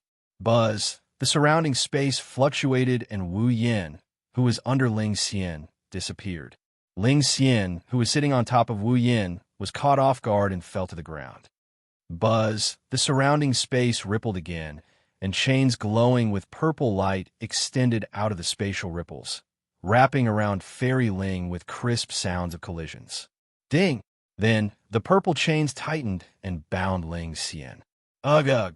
Ling Xian let out a muffled groan as she twisted her body in unbearable pain. Give you my ass. Wu Yin, who appeared not far away, complained and looked at Yonglin unkindly. I say, what is going on? Are you angry? Yonglin did not answer his question and tilted her head suspiciously. Shouldn't you men be happy about this kind of thing that comes to your door? Unfortunately, I just can't bring myself to be happy right now. Wu Yin asked in a depressed manner. Why did you give your disciple that kind of medicine? Is it that hard to guess? Yonglin said, as if it was a matter of course. Of course it is to test the medicine. Test the medicine? Wu Yin flinched at her words. Didn't you use me to test the medicine? The human body is a very mysterious existence. Some people have high immunity. Some people have low immunity. Some people can be cured by drinking a certain kind of medicine. Some people will poison themselves to death if they drink the medicine of others. Yonglin replied, a drug may have one effect on you, but it may have another effect on others. Is it strange to let different people drink the same drug for an experiment? Indeed, Yonglin was right. Just like a medicine that could cure a certain disease, it naturally had to be tested on different patients. Only when it was confirmed to be effective on every patient could it be used officially. Therefore, Wu Yin had nothing to say. He could only mourn for Ling Xian. Not only was she often bullied by others, even her own master used her to test medicine. She was really pitiful.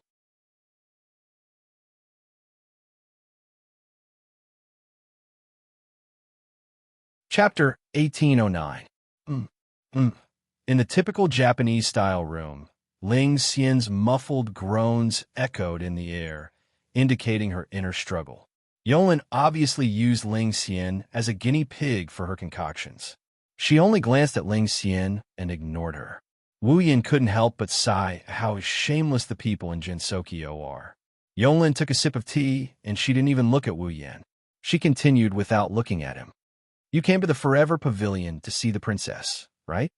Wu Yin took a deep breath and sat opposite Yonglin. Princess. That was how Yonglin addressed the owner of the Forever Pavilion.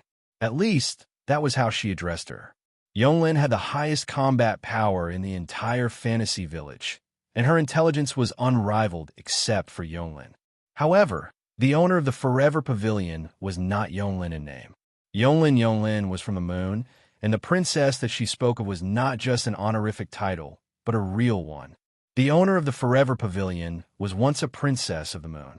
Yonglin did not expect Wu Yin to answer her question. She spoke as if she was sure that Wu Yin was here to see the princess of the Forever Pavilion. That was what he said. I said that as long as you help me test my medicine, I will do my best to help you complete your purpose of coming to the Forever Pavilion. However, I have to tell you something first. Yonglin put down her teacup slowly and looked up at Wu Yin. Her eyes suddenly became sharp, and a monstrous aura was released. It turned into a sense of oppression. It filled the entire room. If you do anything harmful to the princess, I don't mind letting you try it. Live. What a painful process it will be. Along with this sentence, her aura was like a stormy sea that roared in every corner of the room. Creaking noises could be heard from the space, and the ground began to shake slightly. Ling Xian, who was struggling, held her breath. The desire and impulse in her eyes subsided at a speed visible to the naked eye. It was replaced by fear. Wu Yin felt his body become very heavy, as if an invisible mountain was pressing down on him, causing his shoulders to sink. If it was someone else, even if they were also at the peak of the 9th stage and were only one step away from the demigod level, they would have collapsed to the ground under Yonglin's aura. Yonglin wasn't an ordinary demigod expert. She was a truly powerful existence who had walked a considerable distance in the demigod realm and was constantly shortening the gap between her and the divine realm. At the demigod level, even a difference of one level could be described as heaven and earth. How could the aura of Yonglin, who was at level 95, be so easy to withstand? To put it bluntly, under Yonglin's aura, even those who had just advanced to the demigod level would break out in cold sweat, let alone a mere ninth stage. However, Wuyan was also not an ordinary peak ninth stage powerhouse. He had many trump cards. It might be difficult for the current Wu Yin to challenge a demigod, but it was not an exaggeration to say that he was invincible except for the demigod level and the demigod level. In addition, Wu Yin also had Violet's Red Jade mode, which was his final trump card. He could transform into a powerhouse at the same level as Yonglin at any time and compete with her. Therefore, this aura that should have been impossible for a ninth-stage powerhouse to withstand was forcibly withstood by Wu Yan. Raising his head, his wine-red eyes didn't show any fear towards Yuren's words. He also didn't show any anger towards Yuren's sudden outburst. Instead, he used an unusually calm expression to look at Yuren's sharp eyes. He didn't look calm, but he didn't seem affected by her words either. This surprised Yonglin a little, and her mind started to think quickly. This person was not as simple as his appearance suggested. Moreover, Yonglin vaguely felt that if she attacked this man, who didn't seem to be a threat to her, she would have to pay a certain price. Yonglin's impression of Wu Yin increased by a few levels. She looked at Wu Yin from a sharp gaze to one full of meaning. I almost forgot. You have a close relationship with Yakumo Yukari. You can't be a simple person. Yonglin withdrew her aura bit by bit. She only stood up when all of her aura was withdrawn into her body. Remember what I just told you. Yonglin emphasized this point. She turned around and walked to the corridor. I'll take you to the princess. Wu Yin didn't say anything, but he secretly sighed in relief. He stood up, and he ignored Ling Xian, who was struggling and whimpering behind him. He followed Yonglin out of the room. Walking along the corridor made of wooden planks, Wu Yin looked at Yonglin's back and fell into deep thought. Yonglin walked in front of him in a carefree manner. Yonglin said that as long as he helped her test a medicine, she would do her best to help Wu Yin achieve his goal of coming to the Forever Pavilion. However, even though there was such a promise in it, Yonglin Yagi gave him a show of strength when she mentioned the princess of the Forever Pavilion. Although the warning did not take effect, he could see a problem from this. If he really did harm to the owner of the Forever Pavilion, Yonglin would not mind breaking the promise. Powerful people were prideful. Yonglin was the same. Otherwise, during the Second War on the Moon, Yukari would not have used a trick to steal a bottle of wine from the moon to attack Yonglin. She used it to mock Yonglin and the people of the moon for their miscalculation. This caused Yonglin and Yukari to have a feud. Thus, according to the situation, since Yonglin had made a promise, even if it was for the sake of face, Yonglin shouldn't go back on her word. Unfortunately, this was the truth. What did this mean? It meant that Yonglin cared more about the owner of the Forever Pavilion than her reputation and integrity. According to Wu Yan's understanding, in terms of strength, the owner of Yongyuan Pavilion is strong, but Yongyuan Yonglin is more than capable of crushing the owner. However, Yonglin treated such a person as if she was loyal to the owner of the Forever Pavilion. She took good care of her. Wu Yan felt that he really needs to think things through. He shouldn't be too impulsive. While Wu Yan was deep in thought, Yonglin stopped in front of a door. Unlike before, this time, Yonglin didn't directly open the door in front of her. Instead, she stretched out her hand and knocked a few times. "Princess, I'm coming in." After greeting her, Yonglin opened the door in front of her. Standing behind Yonglin, Wu Yan's eyes followed Yonglin's action of opening the door and looked into the room. The next moment, Wu Yan's expression became strange, because what Wu Yan saw was not a Japanese-style room like the hall just now. No, it should be said that the style of the room was indeed Japanese style, and the floor was covered with tatami mats. It was a typical Japanese-style room. However, in such a Japanese-style room, there were all kinds of things that were extremely incompatible with the room. First of all, on the tatami mats, there were comics with old and new covers. That's right, they were comics. In addition to the comics, there were also boxes with discs on the floor. Looking at the surface of the boxes, the discs in the boxes should be game discs. Secondly, there was a computer in the corner of the room. Yes, it was a computer. The design is a bit old, it's not the latest model, and it's a desktop model instead of a laptop. However, there's not a single trace of age on it. The screen is still lit up, and if he's not mistaken, it's a game interface. In the interface, a character was automatically killing monsters and leveling up little by little. It was a proper AFK. How could such a scene not be out of place in this ancient Japanese-style tatami room? However, the scene in the middle of the room was the most incompatible. There was a kotatsu there. What attracted Wu Yan's attention was a girl lying on one side of the kotatsu. Only her head and hands were exposed.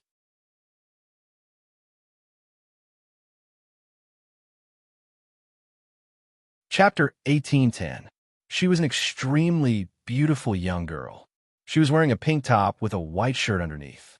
There was a big white bow tied up with a ribbon on her chest. The buttons on the shirt were a row of small white bow ties. The sleeves were very long and could easily cover the young girl's hands inside. On the two long sleeves, there was some kind of orange-yellow pattern.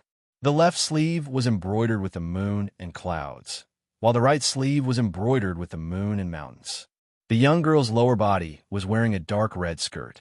The skirt was embroidered with the moon, cherry blossoms, bamboo, red leaves, plum blossoms, and other golden patterns.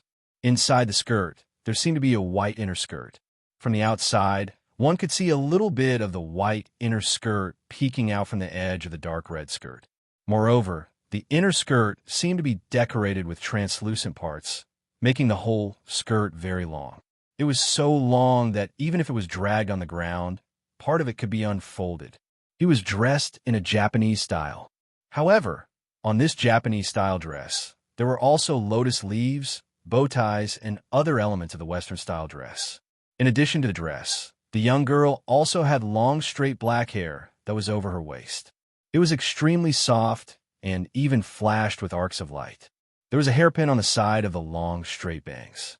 The bangs were so long that it could cover her eyebrows. To sum it up, this whole body could be said to have the image of Yamato Nadeshiko. At first glance, she looked like a very noble young girl. It was believed that anyone who saw such an extremely beautiful and noble young girl would definitely feel that Hachii Yonglin's name was the best word to describe this young girl. Princess. This was indeed a beautiful Princess Royal Highness. However, looking at this beautiful Princess Royal Highness, the corner of Wu Yan's mouth was twitching. There was no other reason. This noble Princess Royal Highness, at this moment, was nestled in the quilt, lying on her side like an abandoned house. Her soft long hair was spread on the tatami without the slightest bit of tidying. She looked like she couldn't wake up. Not only that, part of the bright clothes on this noble Princess Royal Highness was messy, exposing her entire abdomen. Her sleeping posture was a bit sloppy. If it wasn't for this young girl's faint noble temperament and dazzling exquisite face that could make people dazzled, this scene, it would definitely break the hearts of those who had a vision of the word princess. Not to mention Wu Yan. Even Hachii Yonglin's eyes twitched slightly. The enigmatic expression on her face suddenly disappeared. It was replaced with an angry and headache like a mother who saw a disobedient child. He didn't know if Yonglin ignored him or not, but she walked into the room. She walked past the manga and game discs on the floor. She stopped in front of the beautiful girl, and she squatted down. Princess, princess. Yonglin reached out her hand and patted the face of the girl she called princess. Wake up, Princess Royal Highness. Oh, the young girl frowned slightly. Then, she slowly opened her eyes, revealing a pair of beautiful eyes that were as deep as gemstones. She stared blankly at Yonglin in front of her for a while. Only after a while did she regain her senses. Yonglin, the clear dewdrop-like sound reverberated clearly in the surroundings. It was very pleasant to the ears, and it was quite pleasing to the eyes. Whether it was appearance, temperament, or voice, this Princess Royal Highness was perfect, It was impossible to find someone more attractive than her. Unfortunately, even with such good hardware, this Princess Royal Highness software seemed to have some problems. She rubbed her eyes and yawned sloppily. Yonglin, is it dawn? Princess, you should know better than me whether it's dawn or not, right? Hachii Yonglin sighed. Princess, did you play games all night last night again? I didn't play all night, Yonglin retorted half-dead. This time, I went to bed before the sun rose. That means even if you didn't play all night, you still stayed up late? Hachii Yonglin said with an unfriendly expression. Looks like I'll have to confiscate some of your games and comics to make you behave. Her words made the sleepy princess jolt awake. She woke up and threw herself onto Yonglin's body, letting out a tragic cry. No, you can't do this to me. Yonglin, I just want you to pay attention to your image. Don't forget, you're the Princess of the Moon. I'm not the Princess Royal Highness anymore. Yonglin, you didn't object to me playing games back then, right? I don't object to you playing games, Princess, but you have to pay attention to your body. I didn't agree to you playing games all night. What does it matter? I'm not only an immortal from the moon, but I've also swallowed Penglai's medicine. I won't die even if I play all night. Looks like you're not going to repent, Princess. I'll have to confiscate your games and comics. Don't. Outside the door, the corner of Wu Yan's mouth twitched harder and harder as he watched the scene unfold. His expression kept changing until it turned into one of embarrassment. 7 days ago, Hachii Yonglin stopped him from entering the Forever Pavilion and made him a test subject for her new medicine. After that, she tried to intimidate him. She was also a mysterious being. Wu Yan almost forgot the true identity of the Princess Royal Highness of the Forever Pavilion. Mount Penglai Hui. That was the name of the Princess Royal Highness. She used to be a princess living in the Moon Palace. 1,000 years ago, she worked with Hachii Yonglin to create the forbidden medicine of immortality on the moon, Penglai's medicine. She violated the moon's taboo and was exiled to the earth. Because Yonglin was the head of the moon, she was very influential on the moon. Her status was much higher than Hui of Penglai Mountain. She was very important to the moon. Therefore, Yonglin was not judged by the moon. Only Hui of Penglai Mountain was punished and exiled to the ground. Therefore, Hachii Yonglin had always felt guilty toward Mount Penglai Hui. On the other hand, Mount Penglai Hui, who was exiled to the earth, was grateful and attached to the humans who had taken care of her. Because of her identity as a princess on the moon, she had been deeply involved in intrigue and yearned for life on the earth. Therefore, after her sentence was over, she chose to stay on the earth. Hachii Yonglin, who came to welcome Mount Penglai Hui, understood this. Plus, she felt guilty toward Mount Penglai Hui. She betrayed the moon on the spot, killed the moon messenger, and stayed on the earth with Mount Penglai Hui until now. Therefore, the Forever Pavilion was born. Wu Yan knew all of this.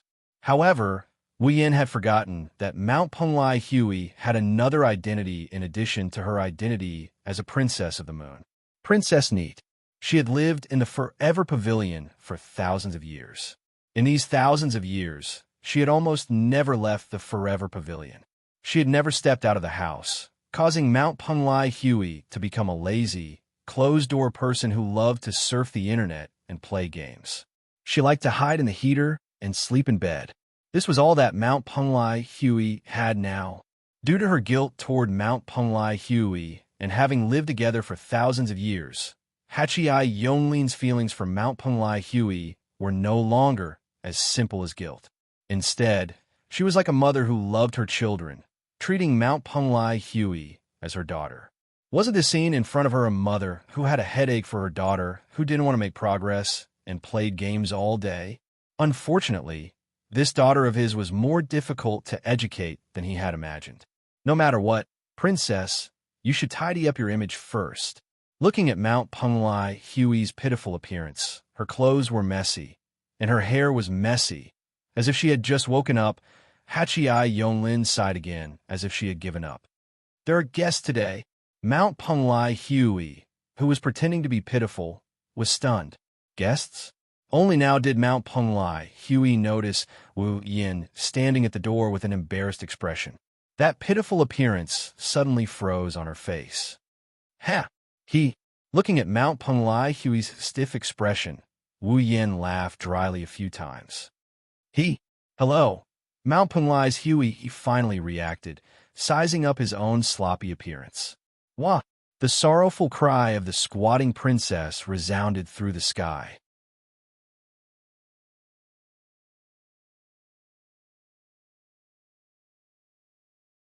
Chapter 1811.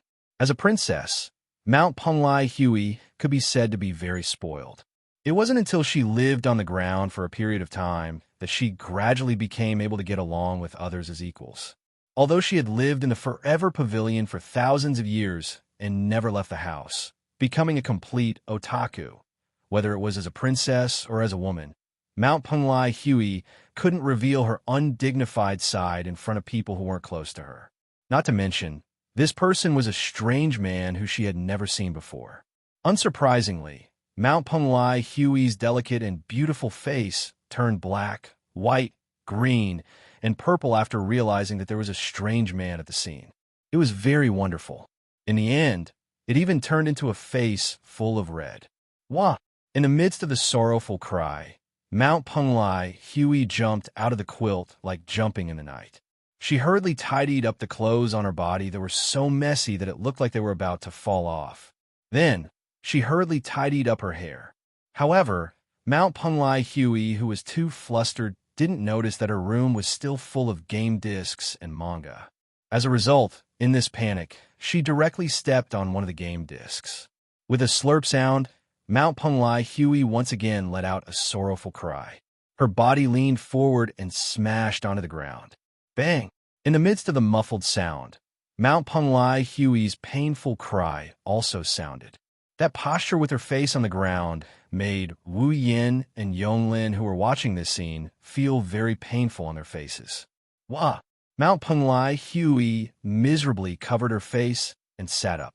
Her eyes were full of water vapor, like a child who fell down, but still stubbornly found a comb and carelessly tidied up her messy hair.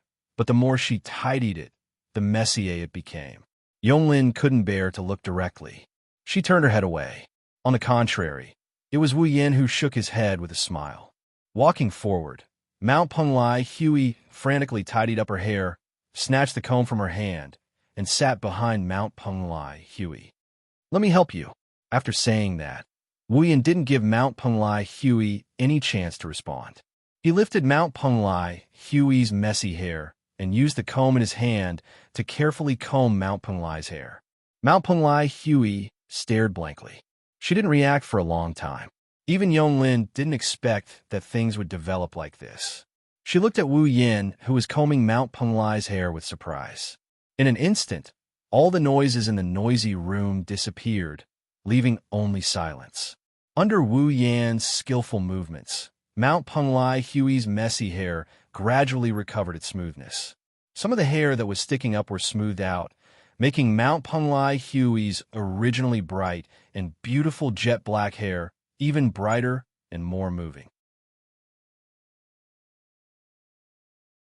Penglai Mountain's Hui finally calmed down, feeling the strange man's hand constantly stroking his long hair. Her expression was slightly unnatural.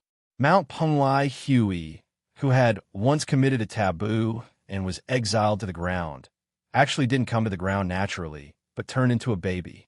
She came to the heart of a bamboo tree. Coincidentally, when a bamboo cutter was cutting bamboo, he found Mount Penglai Hui in the heart of the bamboo and raised her.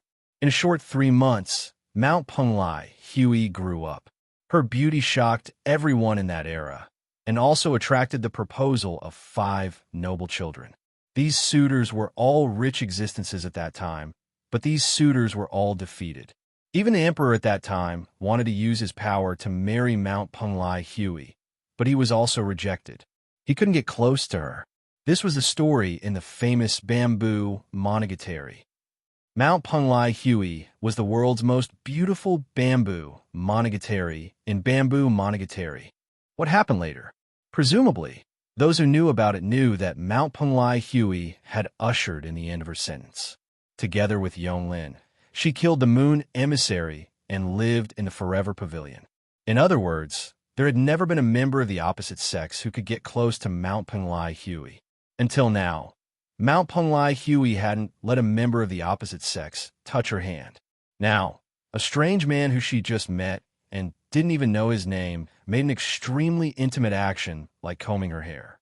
How could Mount Penglai Hui, who hadn't had intimate contact with the opposite sex for many years, be natural? From this point of view, Wu Yin was indeed very lucky. He did something that the royal family of the world couldn't do 1,000 years ago.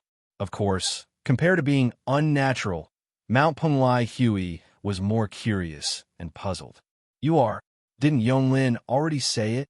Wu Yin didn't even look at Mount Penglai Hui and continued to comb Mount Penglai Hui's long black and soft hair. I'm just a guest. Hearing this, Mount Penglai Hui's heart was slightly surprised, and a trace of unwillingness emerged. One must know that back then, almost everyone who was lucky enough to see Mount Penglai Hui was captivated by her beauty, causing them to be unable to sleep at night, unable to drink tea, unable to eat, and even the emperor fell under Mount Penglai Hui's skirt. Now, a man was indifferent to her beauty. It's no wonder Mount Penglai Hui felt unconvinced. Mount Penglai Hui didn't know that although her appearance was indeed heaven-shaking, which of Wu Yan's female friends was in existence with outstanding appearance? Without mentioning other things, just Ikaros's angelic appearance was enough to rival Mount Penglai Hui. Wanting to rely on appearance to make Wu Yin bow down to her was already an impossible task. Moreover, Mount Penglai Hui didn't think about it. No matter how outstanding her appearance was, no matter how extraordinary her temperament was, no matter how noble her identity was, after the farce just now, her image was almost shattered, enough to make the unreachable distance disappear completely. It's because of this that Wu Yin took the comb from Mount Penglai Hui's hand so naturally and helped her comb her hair. One has to say, Wu Yin's combing technique was indeed not bad.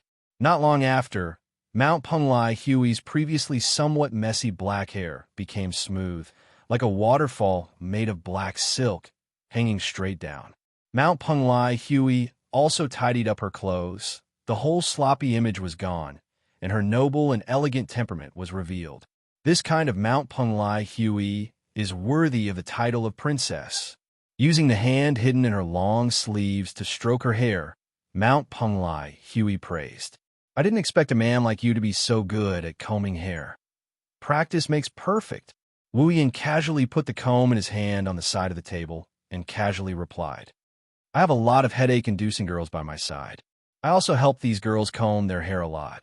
So I slowly became proficient.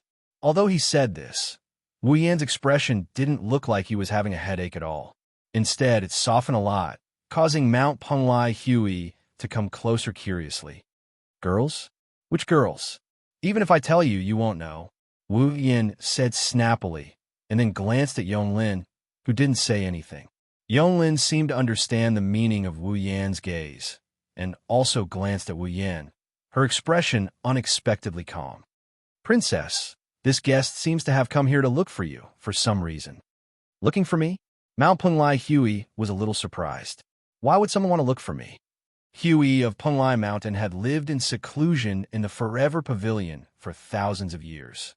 Not many people in the fantasy village knew her.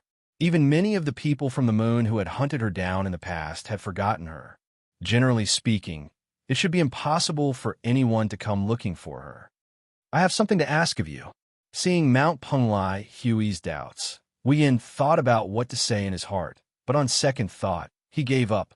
Don't look at Mount Penglai Hui's current appearance. In the past, Mount Penglai Hui was the princess of the moon and had experienced a lot of intrigue. If he hid it, it would easily arouse the suspicion of Mount Penglai Hui. Besides, there was the moon's brain next to her. Wu Yin didn't think he could hide anything from these two if he wanted to.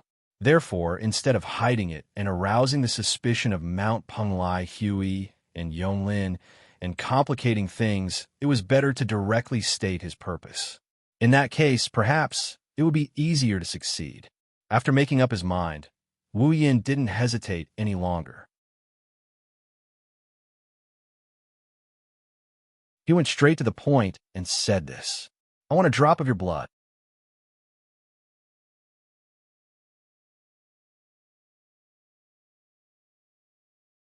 Chapter 1812. Blood. Mount Penglai's Huey was stunned. Blood. Yonglin frowned deeply and looked at Wu Yin as if she wanted to see through Wu Yan's heart. I know you're a vampire, and not an ordinary one at that. But you didn't take the princess's blood to satisfy your stomach, did you? Hearing this, Wu Yin secretly praised Yonglin. From the beginning to the end, Wu Yin never said that he was a vampire, nor did he reveal that he was the true ancestor of vampires. Only the people from the Red Devil Mansion knew that he was the true ancestor of vampires. Yonglin, on the other hand, had only seen him twice. She didn't even touch his body, but she already knew his identity. Should I say, as expected of the former brain of the moon? The reason I want to get a drop of Princess Kagaya's blood is simple. Wu Yin spilled out his reason while thinking about it. Princess Huey's blood can make me stronger. Stronger? This time, it was Mount Penglai's turn to frown. Indeed, vampires live on blood.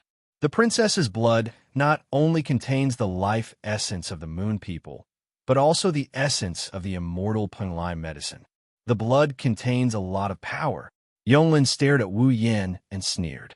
However, weak vampires can't get power from the princess's blood at all. They might even explode. Powerful vampires don't need the princess's blood to increase their power, right? Vampires are also one of the immortal existences. In terms of immortality, it was the effect of the moon people's Mount Penglai Bright Night and the medicine of Penglai.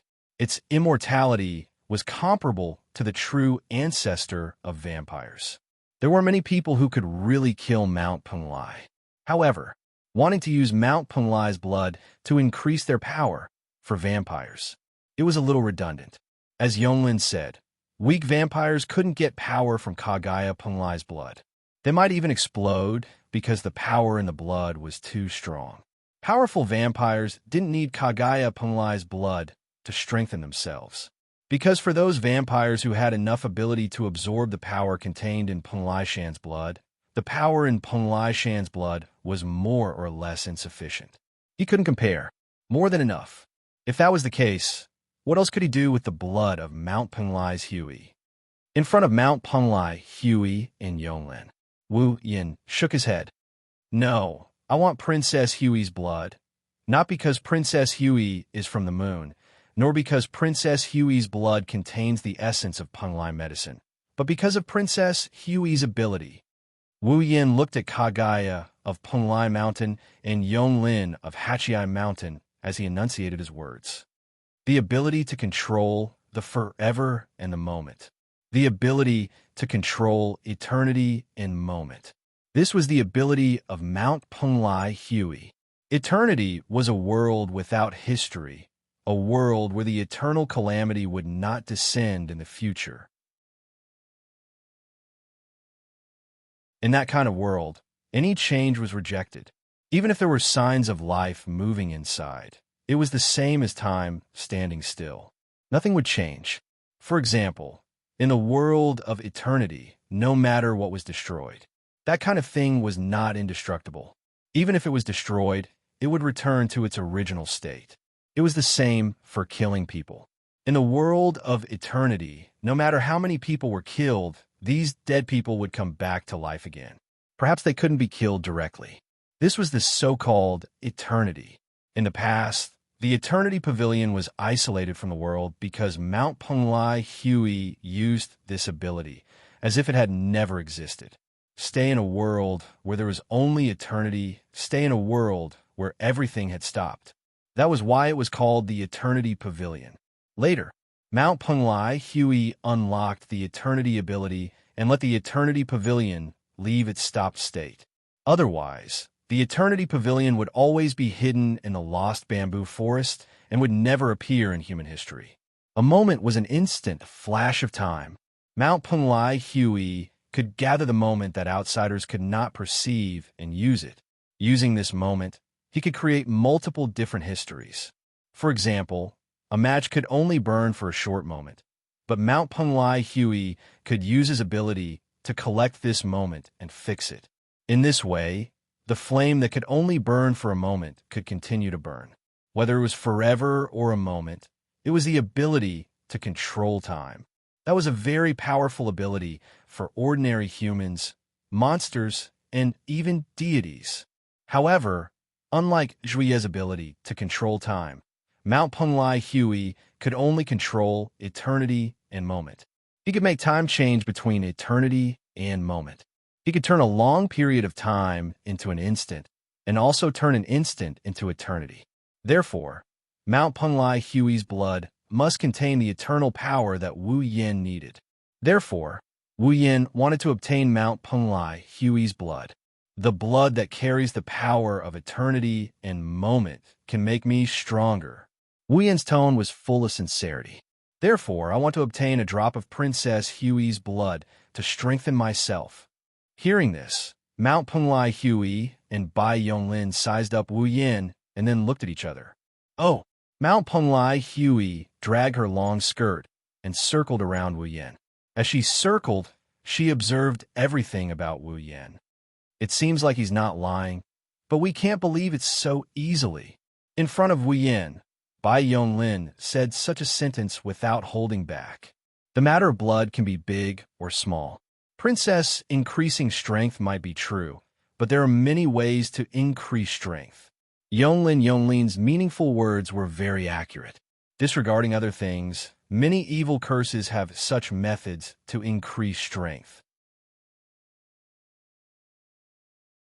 For example, using a certain existence's blood as a medium to cast a curse on the existence, slowly absorbing the existence's strength until the existence's strength is completely drained. After living for so long, Bai Yonglin has seen such evil methods more than once. Among these methods, there are many that use blood as a medium. Bai Yonglin can't help but be vigilant. Mount Penglai Hui of course understood this point and stood in front of Wu Yin, looking at him. That's how it is. Mount Penglai Hui's beautiful eyes revealed a hint of craftiness. Although I'm grateful that you've combed my hair, you've also touched my hair. You know, my hair has never been touched by more than 3 people.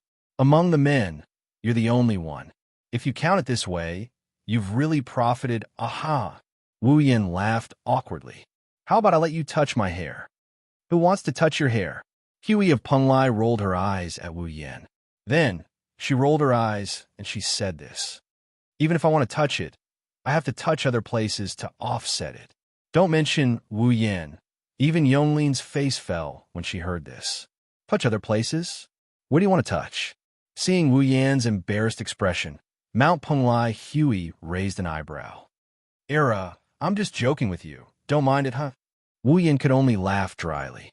In the eyes of the otakus, in Fantasy Village, there are 2 girls who have received such a title. Alice is the most beautiful girl in Fantasy Village among the Western series of girls. Mount Penglai Hui is the most beautiful girl in Fantasy Village among the Eastern series of girls. One is the most beautiful girl in the Western world. The other is the most beautiful girl in Japan, but they both have elements that make people tremble in fear. Alice had the potential to turn into an evil person. Mount Penglai Hui is a black-bellied girl through and through. From the looks of it, this Princess Neat is indeed a black-bellied existence. I know it's hard for you to believe me verbally, but I really do need a drop of Princess Hui's blood. Wu Yin said seriously. Both of you are smart people. There's no need to beat around the bush. Just tell me, how can I make you believe me? This. Mount Penglai Hui and Bai Yonglin looked at each other in the face of Wu Yan's direct showdown. Believe? To Mount Penglai Hui and Bai Yonglin, who have lived for such a long time and experienced many twists and turns in their lives, trust is not easy to achieve. Wu Yan's showdown only received silence from the 2. You should be the one to solve this problem. Bai Yonglin said after a moment of silence. How can you make us believe you?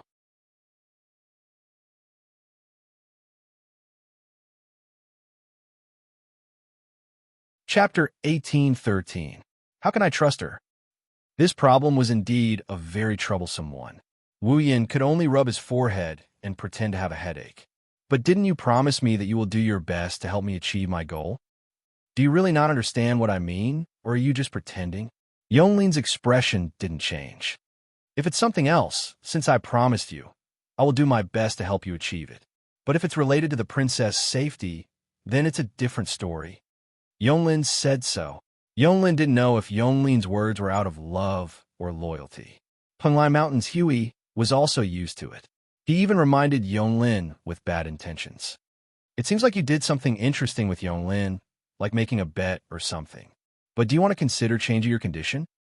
Bet? If it's just a bet, then it's fine if Yonlin doesn't keep her word. Wu Yin wouldn't think much of it. The point is, he and Yonlin aren't making a bet. It's a fair and square transaction. One should know that Wu Yin spent 7 whole days to experience all 7 deadly sins. Because of this, the entire Red Devil Mansion was in a state of chaos for 7 days. He even dragged Earth Spirit Hall into this mess. Even Alice had to pay a heavy price to let Wu Yin stand here. In this case, if he still had to change the condition and couldn't achieve his goal, then it would really be a huge loss. But looking at the current situation, whether it was Mount Penglai Hui or Yonlin Yagi, it was impossible for them to believe him in a short period of time, even if he told them all about his situation. Penglai Mountain's Hui and Yonlin might not agree to give Wu Yin a drop of blood. This made him think that he was in the Forever Pavilion. Seeing that Penglai Mountain's Hui could get his blood, Wu Yin sighed. In other words, I can't compromise no matter what. I'm not that stubborn.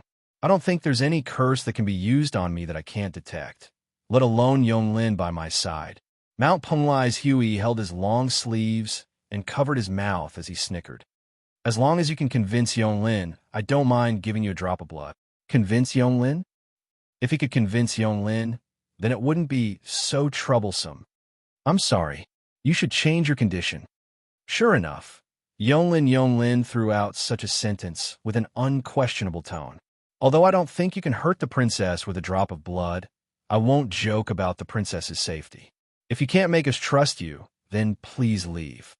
This time, it's really troublesome. Wu Yin mused for a bit before he lifted his head. In the end, you think I will hurt the princess. That's why you won't agree to my conditions, right? Mount Penglai Hui and Yonlin Yaoi looked at each other. Penglai Mountain's Hui nodded in response. You're right. As long as you can make me believe that you're not using my blood to cause trouble, then it's fine. So it's like that. Wu Yin sighed. Then, there's no other way. I can only use this method. Penglai Mountain's Hui and Yonlin immediately looked at Wu Yin at the same time. One's eyes were filled with curiosity, while the other's eyes were filled with vigilance. They didn't know what method Wu Yin planned to use to win their trust. At least, Yonlin felt that the probability of Wu Yin being able to convince her was high. It definitely wouldn't be more than 1%. After all, to Yonlin, nothing was more important than the safety of Penglai Mountain's Hui. Even if there was only a small chance, she wouldn't let Hui take the risk. Therefore, Yonlin had already made up her mind. Today, she must make Wu Yin return in defeat.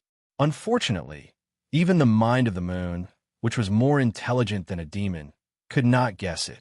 In Wu Yan's body, or more accurately, in Wu Yan's soul origin, there was an existence that lived and died with him. They were inseparable and had long been integrated into one system. That was an existence that no one could understand, even if it was Yonlin. Thus, in front of Penglai Mountain's Hui and Yonlin, Wu Yin directly stretched out a finger and slid it down in the void in front of him. In the next moment, the system's projection list appeared in front of Wu Yin. Of course, this system list could only be seen by Wu Yin. Penglai Mountain's Hui and Yonlin only looked at Wu Yan's actions with a puzzled expression. One of them didn't understand the meaning of this action at all, while the other's mind was spinning as she guessed Wu Yan's intentions. At this moment, Wu Yin had already opened his personal status list. Character: Wu Yin equipment points: 111100 prop points, 230000 ability points, 101,000 summoning points. 131000 level. 89. After checking his personal status list that he hadn't opened for a long time and confirming his various points, Wu Yin exited the personal status list and clicked into the summoning list. Penglai Mountains, Hui, Fantasy Village's Lost Bamboo Forest Forever Pavilion owner from the moon, was originally a princess of the moon. More than 1,000 years ago, she was expelled from the moon due to taking Penglai's medicine and lived in seclusion on Earth. Currently, she is hiding in Fantasy Village's Lost Bamboo Forest Forever Pavilion owner. She is named after Hui Ji in Bamboo Tale. Summoning points, 120,000. After confirming that Penglai Mountain's Hui had 120,000 summoning points, Wu Yan's face broke into a victorious smile. Seeing this smile, Yonglin in front of him had a bad premonition in her heart. Yonglin's intuition told her that if she didn't stop Wu Yan, something would happen to Penglai Mountain's Hui. It was a change that even Yonglin of 8 wills couldn't predict, control, or change. This feeling was a little inconceivable to Yonglin of 8 will. At the level of 8 wills Yonglin, there were very few things that couldn't be predicted, controlled, or changed by the 8 wills Yonglin. There were so few that one could count them with one's fingers. Yonglin couldn't see through Wu Yan's strength completely. After all, Wu Yan had many trump cards. Therefore, Yonglin could only vaguely feel that Wu Yan was a threat. When Wu Yan didn't enter the red jade mode, Yonglin could only feel that Wu Yan wasn't an ordinary person. His true strength was definitely much stronger than what she felt on the surface. However, if Wu Yan is capable of doing something that even Yagi Rin can't do, Yagi Rin doesn't have the confidence to do so. But now, Yonglin indeed had such a premonition. If she doesn't stop Wu Yan now, the situation is going to get out of Yagi Rin's control. Yagi Rin can't do anything about it. Yonglin chose to believe this premonition no matter how unbelievable it was, because Yonglin wouldn't joke about Penglai Mountain's Hui's safety. However, Wu Yan seemed to have seen through Yonglin's plan. When Yonglin was about to attack, he reached out his hand at the fastest speed and tapped on the summon option on Penglai Mountain's Hui resolutely. Buzz! An intense white light instantly shrouded every corner of the surrounding space. And the source of this intense white light was none other than Penglai Mountain's Hui, who was glaring at Yonglin in astonishment. Oh no! Yonglin's heart trembled, and the murderous intent in her eyes erupted without restraint. Her demigod-level strength erupted in an instant, causing Yonglin's body to emit a shocking aura that could change the color of heaven and earth. Without any hesitation, Yonglin appeared in front of Wu Yan in a flash. Her expression was as cold as a glacier. She raised her hand, and a violent airflow swirled in her palm, transforming into a deadly attack. Then, Yonglin pressed her palm that was swirling with the violent airflow softly toward Wu Yan's head. It looked like a soft palm, but Wu Yan believed that if he let it land on his head, his brain would be smashed into pieces like a watermelon. It was just that this palm of Yonglin's was destined to not obtain a good result. During the period when the user and the summoner's life were fused, how could the system allow an outsider to interfere? Only Wu Yan and his summoners knew that during the process of Wu Yan's summoner's life being fused, the system would protect him and his summoner until the end of the fusion. In other words, during the process of the fusion, the system would automatically protect them. Therefore, in the next second, a circle of faint light appeared around Wu Yan.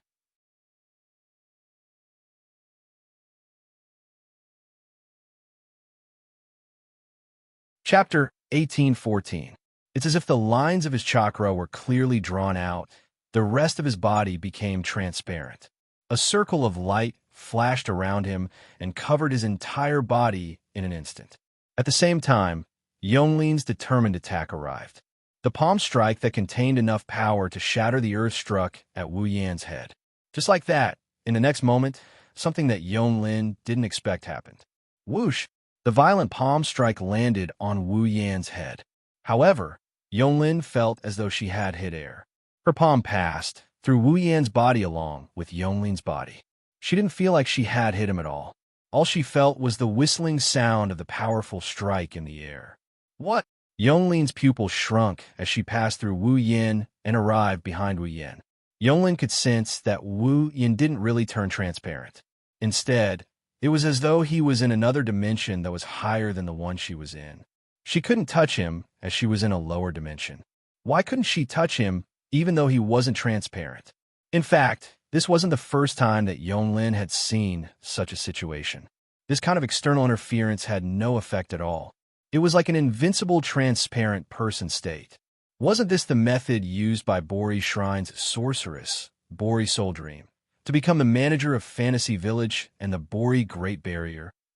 It was because of this invincible method that Bori Spirit Dream, who was merely at the peak of rank 8, could stand at the peak in Fantasy Town, where powerful beings were as common as clouds.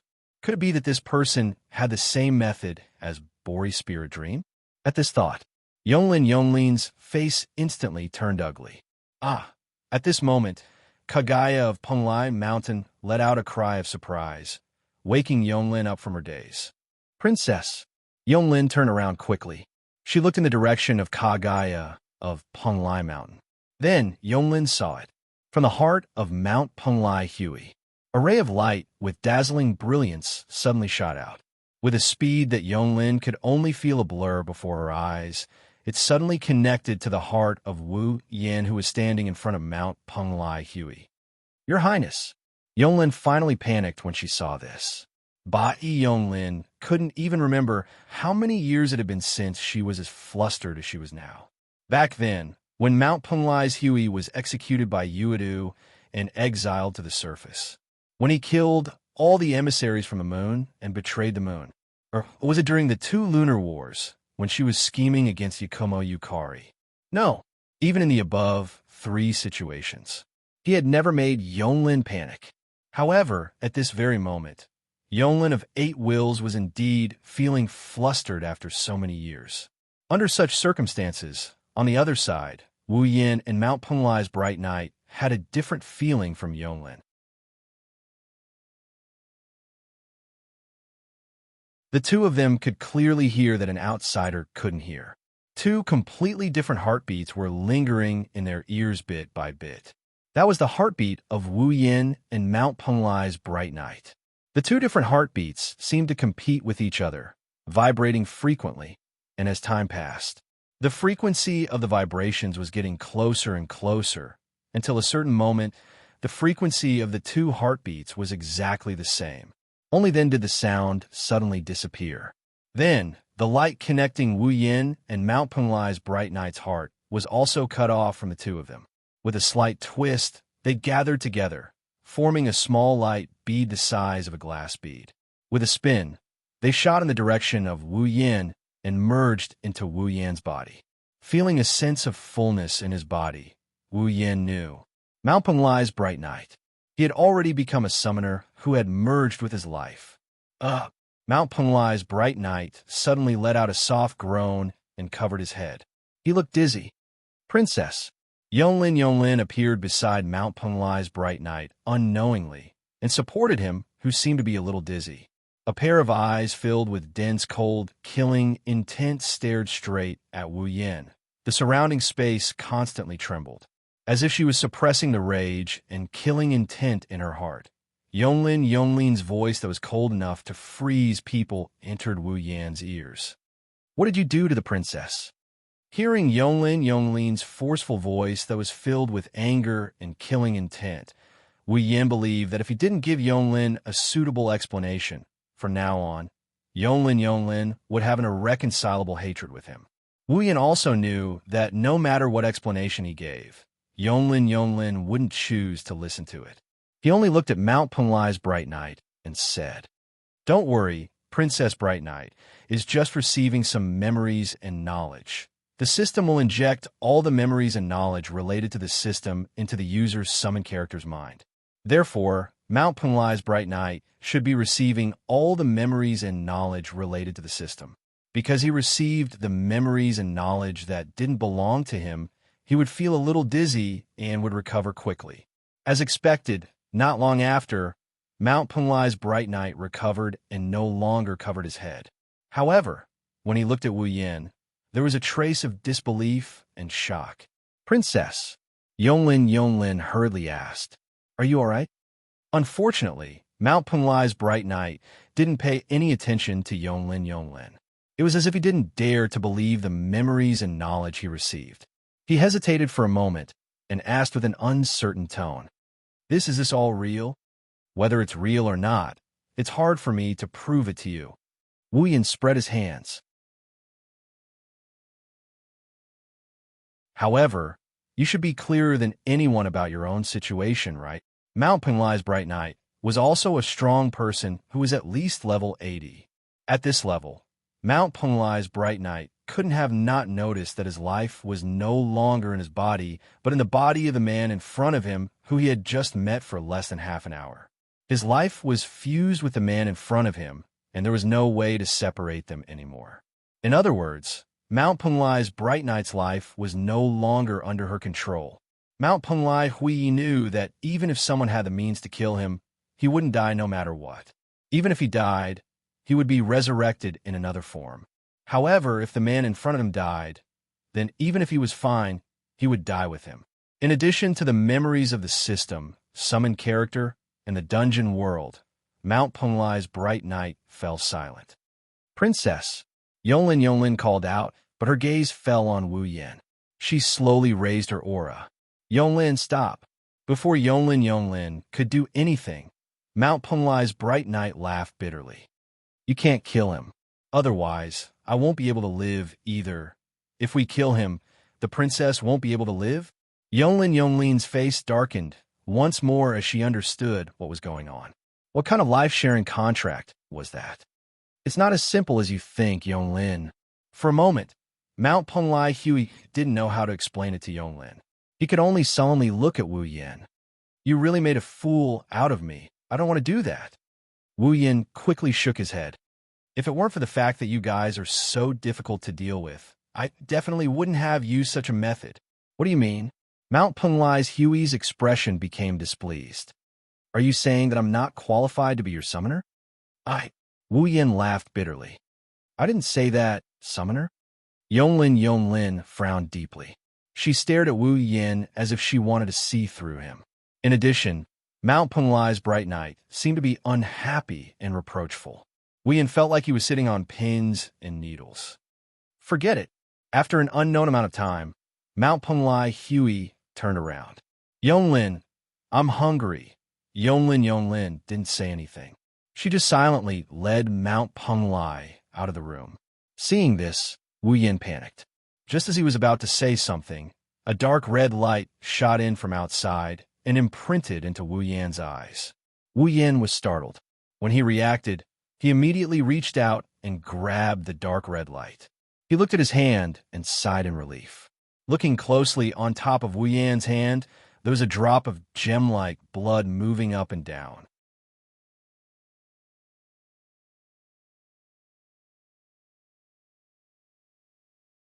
Chapter 1815. Fantasy Village, Lost Bamboo Forest, Forever Pavilion. Sitting in front of the small wooden table in the center of the Forever Pavilion, Wu Yin supported his face with one hand and rested his elbow on the table. His gaze was fixed in front of him. Opposite him, Kagaya of Penglai Mountain is holding a small bowl filled with white rice. In front of her is a wooden tray with a few small dishes. She is eating the rice in her bowl as she stared at Wu Yin, who is sitting in front of her. She is sizing up Wu Yin, who is sitting in front of her. Not only Mount Penglai, but Yonglin was also sitting beside Wu Yin and Mount Penglai. She was also looking at Wu Yin without saying a word. However, compared to Mount Penglai, Yonglin's gaze was not scrutinizing. Instead, it was cold and hostile. In addition to Mount Penglai and Yonglin, in the corner of the hall, there was also Ling Xian, who was being restrained by the lock of discipline and was enduring the last sin of the 7 deadly sins. She was moaning bitterly as she twisted and struggled. She looked as pitiful as she could be. Under such a strange situation, Wu Yin could only bear the scrutinizing gaze from Mount Penglai, Yonglin's hostile gaze, and Ling Xian's aggressive gaze as he sighed. Who could he blame? Should he blame Mount Penglai, and Yonglin? Mount Penglai was just feeling indignant that his life was forcefully taken away and merged with Wu Yin. Yonglin also thought that Wu Yin had done something to Mount Penglai. That was why she was like this, wasn't it? He could only blame Wu Yin for using such a method to provoke the two of them. However, at that time, other than letting Mount Penglai become his summoner, there was no other way. There was no other way to make Mount Penglai and Yonglin believe him and give him a drop of blood. No, it was not that there was no other way. If he thought about it carefully, as long as he could come up with evidence that could convince Mount Penglai Kagaya and Yonglin Yagi, the two of them should not refuse to give him a drop of blood. After all, it was said that there were many evil methods that could use blood as a medium to do something harmful to the owner of the blood. But who was Penglai Mountain's Huey? Who was Yonglin Yomi? Of these two girls, one was the princess of the moon, the other was the head of the moon, and the other was a powerhouse of the ninth step.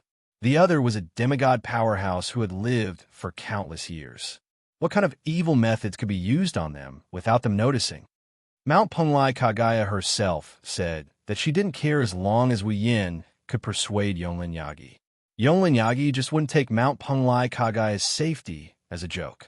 Yonglin Yagi didn't think that there was any way to hide from her and hurt Mount Penglai Kagaya. If it took some effort, in the end, he would be able to achieve his goal.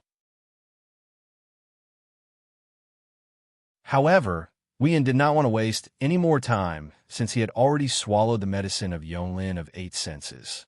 Hence, he might as well use the most effective method. He would turn Mount Penglai Kagaya into his summoner. Under the situation of life sharing, Mount Penglai Kagaya had no choice but to believe that Wu Yin wouldn't harm her, although this life sharing was only one-sided. Originally, Wu Yin wasn't very confident about turning Mount Penglai Kagaya into his summoner. The system had once said that when Wu Yin was in a dungeon world, the characters in that dungeon world couldn't become Wu Yan's summoner, unless the summoner knew about the system before becoming a summoner and voluntarily agreed to become Wu Yan's summoner.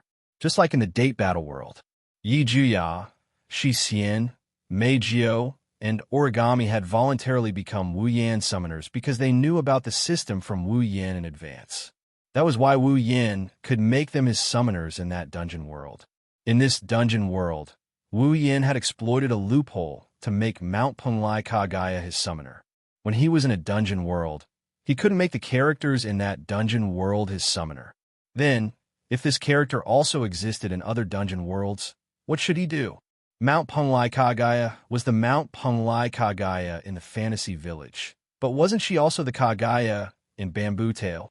On the system's summoning list, the introduction of Mount Penglai Kagaya also said that Mount Penglai Kagaya was the eternal pavilion master of the lost bamboo forest in the fantasy village, but it was also derived from the Kagaya in Bamboo Tale.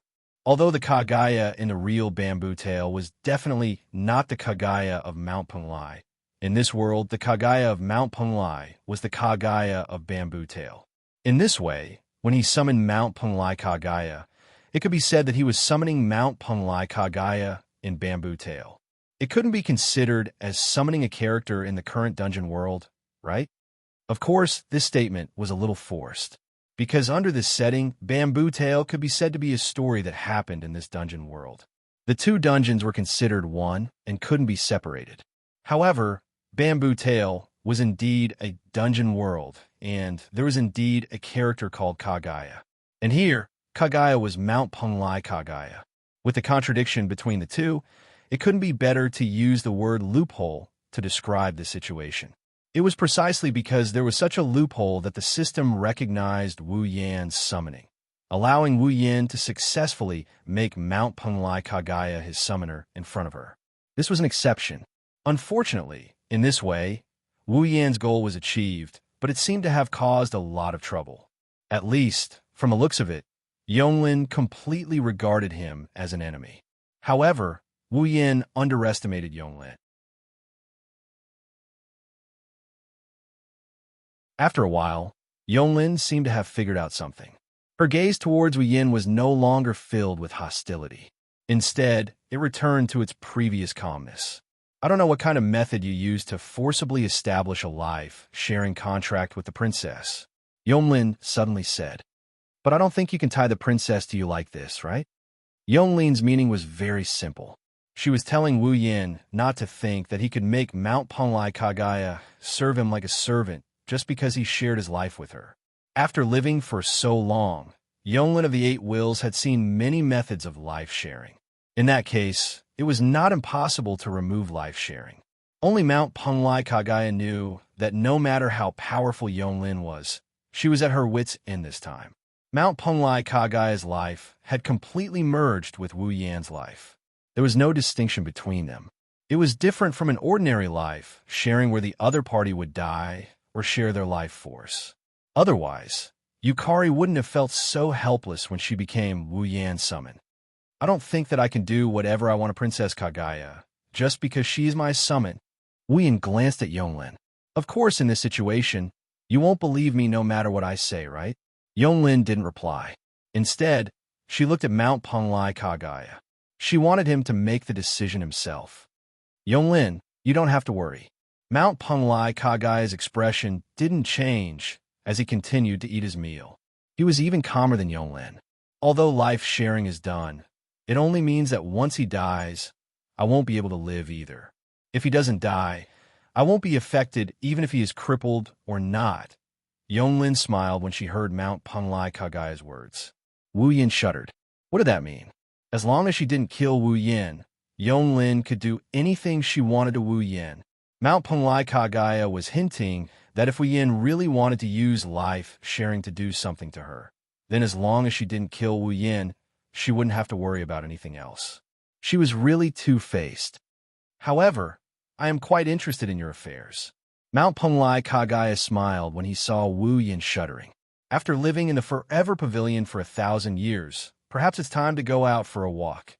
Mount Penglai Kagaya didn't say anything else after leaving behind those words. Wu Yin and Yonglin fell into deep thought. Silence slowly returned to the scene.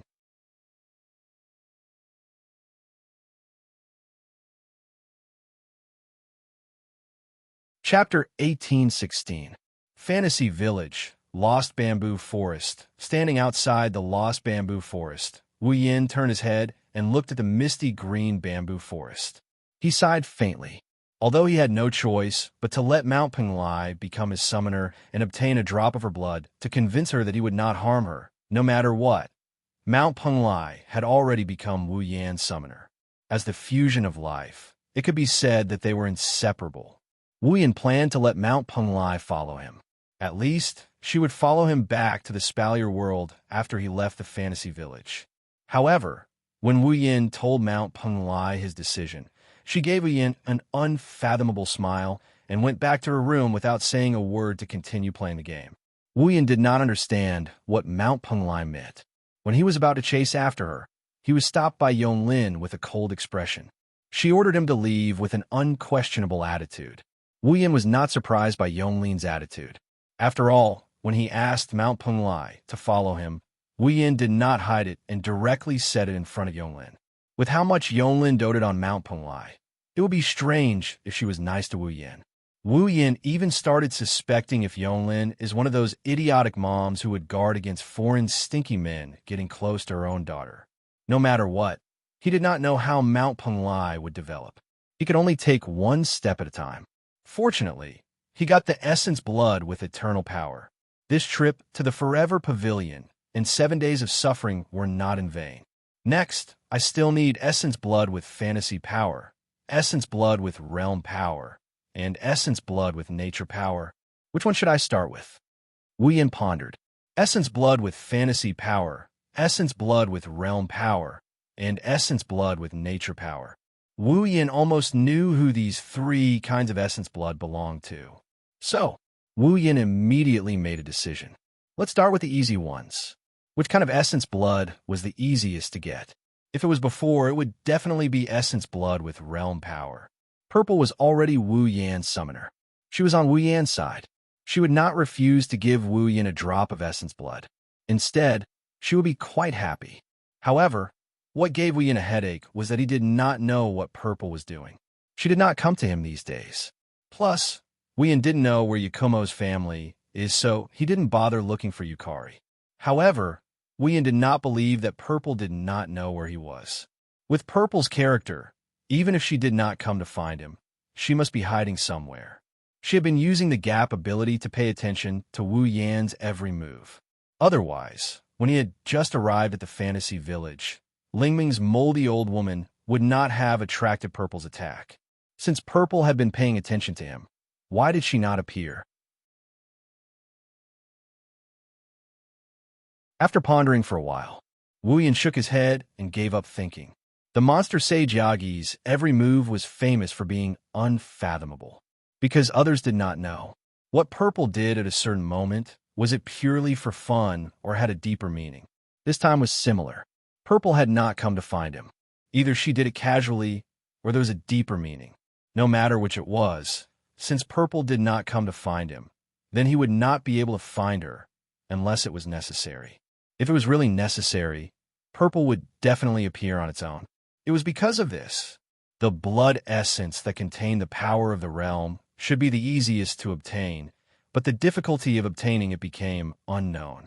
Then, Wu Yin could only start with the blood essence that contained the power of fantasy, or the blood essence that contained the power of nature. Which of the two was easier to obtain? Wu Yin made his choice in an instant. Before that, let's go there and take a look. Wu Yin smiled helplessly. It's time to go there and take a look. I hope her anger has subsided. After muttering this, traces of magical power surged out from Wu Yan's body, bringing Wu Yan into the void and disappearing on the spot. Fantasy Village, Magic Forest. In the air above a certain corner of the magic forest, a series of ripples suddenly appeared in the space. A figure emerged from within without any warning, hovering in the air above that area. Wu Yan lowered his head and looked down. Immediately, he saw such a scene. In an open space surrounded by huge trees and filled with miasma, a large manor house stood there for a long time. At the top of the manor house, a girl was standing in a corner with her back facing Wu Yan, who was floating in midair. Threads of magical power extended from her hand and connected them to small, delicate puppets. At this moment, the girl was controlling the puppets and making them hold various tools to repair the hole in the roof that was caused by her not long ago. Today, Alice was wearing a blue dress that looked like a shawl, just like she always did. The dress was blue, the shawl was white, and some scattered ribbons, bows, and other decorations were red. Her skirt reached her ankles, and her soft, golden shoulder-length hair hung down clearly. A red belt was tied around her waist, revealing her slender waist. Her figure was slender, and her beautiful curves were exceptionally eye-catching, making one's mouth dry up involuntarily. Alice seemed to have sensed some kind of change in the space behind her. She paused for a moment, turned around, and raised her head to look at the sky. It was only at this moment that Wu Yin noticed the change in Alice. This was a change that every girl would experience after losing their virginity. After being forcefully taken over by Wu Yin, Alice, who is no longer a pure and innocent girl, now has a hint of flirtatiousness on her delicate face. If you look closely, you can see that Alice's curves have also become more voluptuous.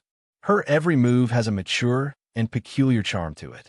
Looking at the current Alice, Wu Yin felt as if his eyes had lit up, and he couldn't help but praise her beauty in his heart. If the previous Alice was very delicate and cute, as delicate as a doll, and as holy as an angel, then the current Alice was truly beautiful. Her temperament was otherworldly, and she was as beautiful as a goddess who had fallen into the mortal world. Her beauty was soul-stirring. On the other side, seeing the man who had forcefully taken her body away, Alice's face was surprisingly calm. She was as calm as still water. On the surface, it looked like this. But whether Alice's heart was as calm as it looked on the surface, that was yet to be determined. Looking at Wu Yin, who was floating in the air, Alice didn't have any intention of saying anything. After a slight glance, she turned around and continued to control the puppet to repair the roof. Wu Yin scratched his cheek, and in a flash, he appeared behind Alice. That, after thinking for a moment, Wu Yin tentatively called out, "Alice?"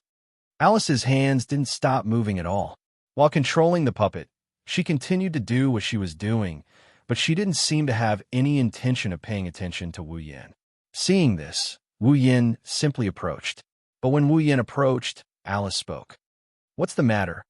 Alice's voice was as light and pleasant as always, but there was a trace of coldness that Wu Yin could clearly detect, and a trace of nervousness that Wu Yin couldn't detect. Although he didn't detect the hidden nervousness in Alice's voice, Wu Yin seemed to have made a decision. He walked behind Alice, looked at Alice's pair of slender white arms and snow-white neck exposed outside of the sleeveless dress, and laughed. "Can I come to see you if there's nothing?" With one sentence, Alice's heart suddenly skipped a beat. Her mind couldn't help but recall the various unsightly scenes from yesterday. Unknowingly, Alice's snow-white cheeks and neck were dyed with a faint layer of pink. She could no longer maintain her cold and calm expression, and it all turned into anger. "If you came here just to take advantage of me verbally, then please leave." After saying that, Alice waved her hand and recalled the puppets that were repairing the roof. The magic thread in her hand was also cut off. She turned around, as if she was going to jump into the hole that was still being repaired and return her home. But in the next second, Wu Yin suddenly reached out and hugged Alice.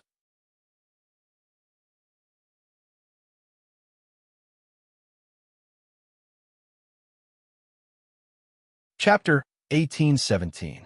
Thump. This was the sound of a huge heartbeat. When Wu Yin reached out and hugged Alice, the heartbeat was so loud that it could be heard from 4 to 5 meters away. Alice's delicate body suddenly stiffened. Originally, Alice's heart wouldn't be in such a mess so easily. But now, Alice was no longer the Alice of the past. Her body already belonged to the man who hugged her from behind. What happened that day was too unbearable and unbearable for Alice, so she couldn't keep calm in front of Wu Yin. What are you doing?" Alice's voice started to tremble.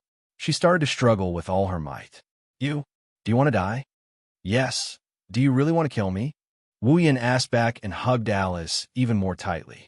"If you really think that killing me is the only way to vent your anger, then I don't mind letting you kill me once. Do you think I will show you mercy like yesterday?"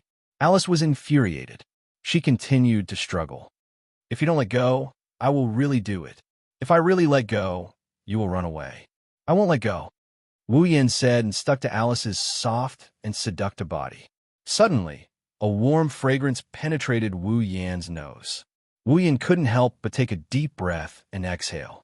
And this exhalation, coincidentally, all of them hit Alice's earlobe and snow-white neck, causing the anger on Alice's face to sway. All of it retreated, and her body suddenly became soft. The strength of her struggle weakened a lot. "I came to ask for forgiveness. How can I let you go?" Wu Yin said and lowered his head and kissed Alice's cheek. His hands moved up and stroked Alice's graceful waist. "If you don't forgive me, I will continue to hug you like this. With your charm, I can't guarantee that I won't be able to control myself and enjoy some fun things with you." "Something fun? What is it?" This question didn't need to be asked at all. You. Alice's delicate body trembled, and her voice sounded like she was about to cry. "Didn't you bully me enough yesterday? Are you going to bully me again today?" "I'm not bullying you. I'm just loving you." Wu Yin thickened his skin and hugged Alice's slender waist so that Alice's entire body is stuck in front of him. He held Alice's face in his hands and kissed her on the lips. "I didn't do it on purpose yesterday, but that doesn't mean I don't want to admit it. Alice, my dear wife, please forgive me this time." Caught off guard by Wu Yan's kisses on the lips, Alice panicked and turned her head away. Not sure if it was out of embarrassment or anger, but she started yelling. "Who would beg for forgiveness like you?" Hearing this, Wu Yin didn't show anything on the surface, but he couldn't deny it in his heart. Indeed, this method, it was a bit like he was forcing Alice to submit. It was a bit shameless. But other than this, what else could he do to make Alice forgive Wu Yin? Wu Yin didn't have much interaction with Alice to begin with.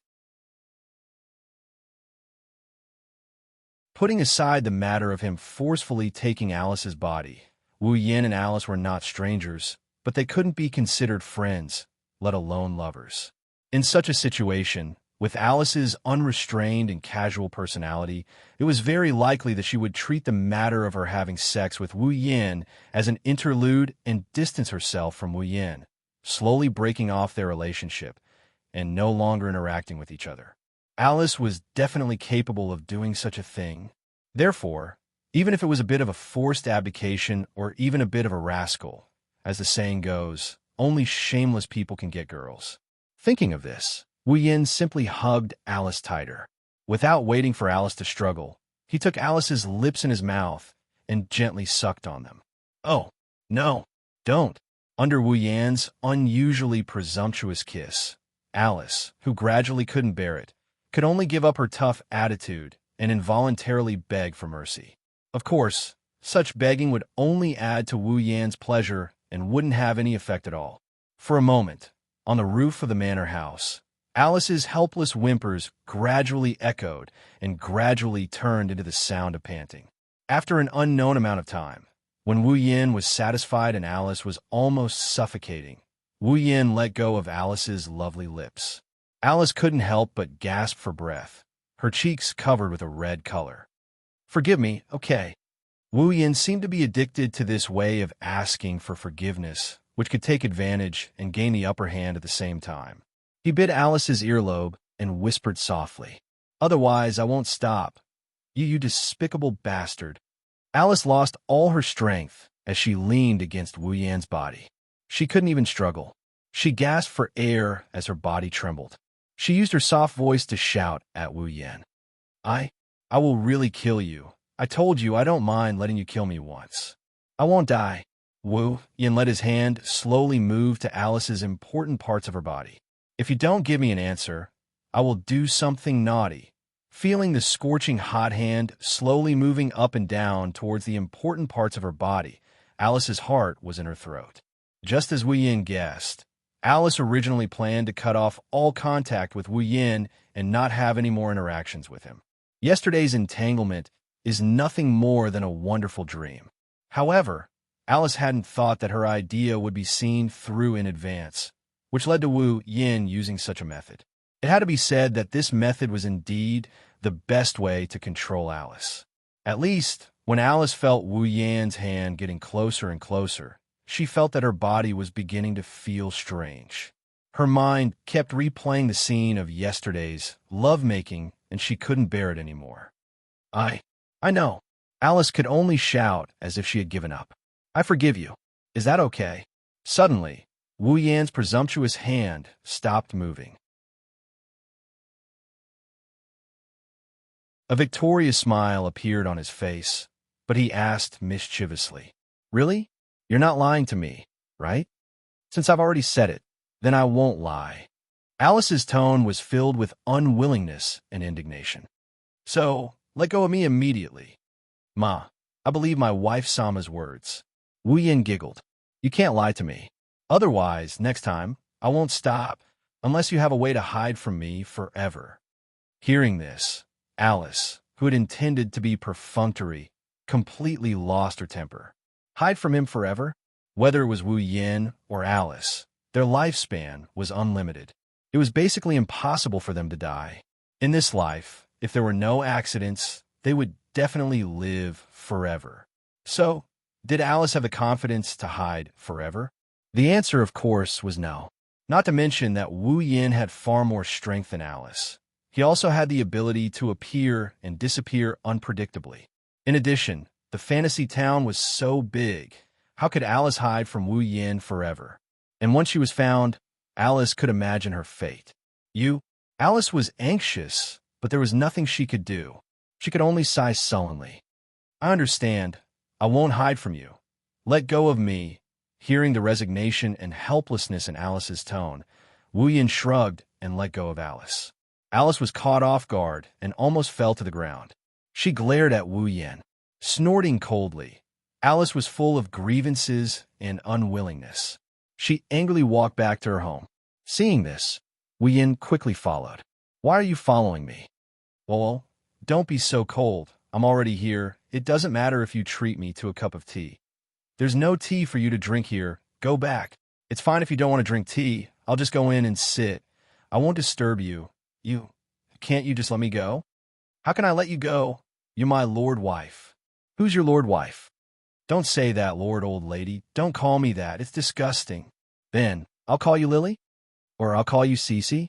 Then I'll call you AI, AI. Do you want to die once?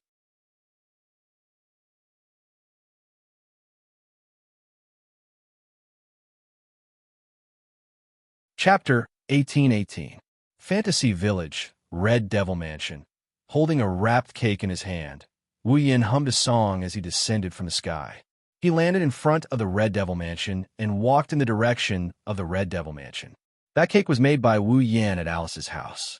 Due to the way he asked Alice to forgive him being a little too shameless, it caused Alice to be very angry.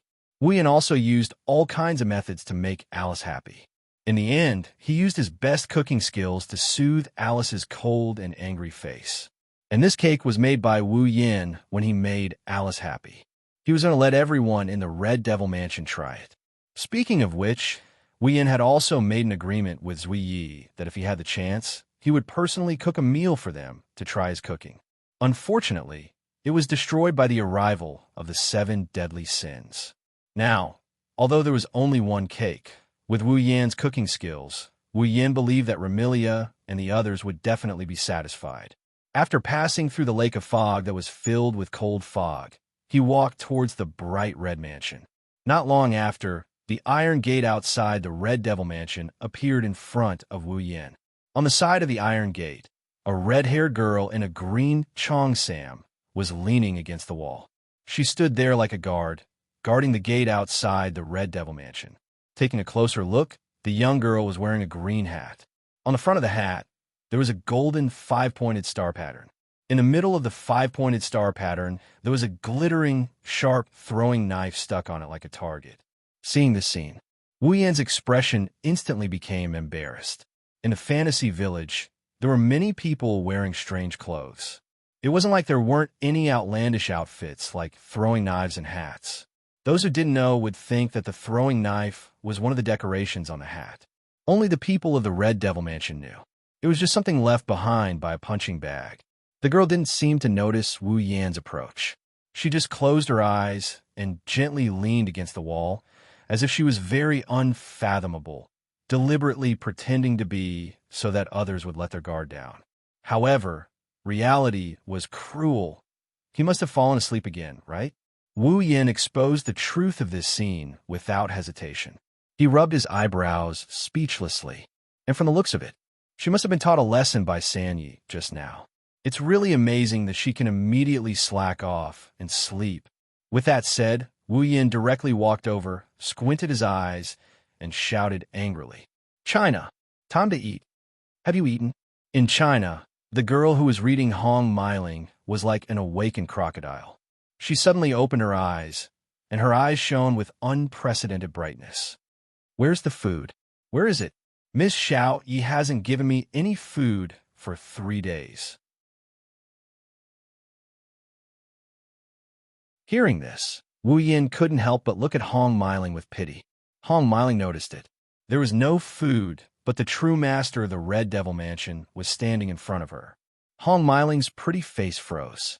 Although, because of her position, Hong Meiling had never interfered in the recent matters of the Red Devil Mansion. But as a member of the Red Devil Mansion, no matter how stupid Hong Meiling was, it was impossible for her not to know what had happened in her family. Naturally, Hong Meiling also knew that the man standing in front of her, who on the surface announced that he was the butler of the Red Devil Mansion, but in reality, he treated the master of the Red Devil Mansion as his younger sister. He had the most special status in the Red Devil Mansion, and sometimes he even had more influence than the young miss of the Red Devil Mansion. In other words, the man in front of her. Now, he was already a true celebrity in the Red Devil Mansion. Other than Remilia, there was no one in the Red Devil Mansion who could use their status to suppress him, including the second young miss of the Red Devil Mansion. And when the time came, it was really necessary. Perhaps even the young miss of the Red Devil Mansion would listen to him. In addition, the other party was also the butler of the Red Devil Mansion in name, in charge of all the servants in the Red Devil Mansion, including the head maid. Hong Meiling was shocked and stuttered. Bye bye bye. Don't be white, China. Wuyan couldn't help but roll his eyes. Those who don't know would think that I've been chased out of the Red Devil Mansion. You're saying goodbye to me. You must be joking. Lord Bai. Hong Miling put on a fake smile and then weakly retorted. Also, Lord Bai, my name isn't China. Your name isn't China? Wu Yin pretended not to know. If your name isn't China, then what is your name? My name is Hong Miling. Hong Miling wanted to cry, but had no tears to shed. Lord Bai, please remember my name at least. Hong Miling. Wu Yin widened his eyes in surprise. Liar. Who is Hong Miling? How come I don't know? Wah. Lord Bai, how can you do this? Hong Miling seemed to have suffered a heavy blow. The corners of her eyes gradually became moist, and she looked like she was about to cry. Wu Yin couldn't help but laugh. All right, I'm just teasing you. Wu Yin took out a piece of the wrapped cake and handed it to Hong Miling. This is for you. Taken aback, Hong Miling received the cake in a daze, as if she couldn't believe that she would receive a present. It wasn't until the aroma of the cake wafted into Hong Miling's nose that she realized that this is all real. In the next second, Hong Miling's eyes flowed with tears. What's wrong? Wu Yin was shocked. Why are you crying? Wah wah wah. Hong Miling cried uncontrollably. Lord Bai, you're too good to me. This. Wu Yin was at a loss. It's just a piece of cake, isn't it? No one in the Scarlet Devil Mansion is this good to me, Hong Miling said emotionally. Forget about bringing me food. Miss Ruoyi often doesn't let me eat. I remember the longest time she did it. She directly deducted a month's worth of food. I was so hungry that I could only go to the fog lake to drink water. Is that so? Wu Yin laughed dryly. It's been hard on you. It's okay. Hong Miling wiped her tears and clenched her fists. She looked very encouraging. In the end, it's my fault for being lazy. I shouldn't have fallen asleep at the gate and let Miss Ruoyi find out. Next time, I must find a way to be lazy without Miss Ruoyi finding out. Ha! Wu Yan's mouth twitched. How dare you say you're researching a way to be lazy in front of me, the steward of the Scarlet Devil Mansion? China, you're quite bold. Hong Miling's motivational look was immediately petrified. Her face turned pale, as if she had just realized that her boss was right in front of her. Cold sweat dripped down her face. All right, I won't be like Sakuya and deduct your salary for slacking off. Wu Yin bitterly smiled and reminded her as he shook his head when he saw her face getting paler and paler. But next time, if I find out you're lazy, I won't bring you food anymore. Yes. Hong Miling stood up straight and saluted. Wu Yin didn't know whether to laugh or cry. This China, if you're free, you should come out and play more. It's quite fun. Wu Yin pushed open the door of the Scarlet Devil Mansion and walked into the hall. Before he could take in the scene in front of him, an extremely excited voice sounded in front of him. Brother!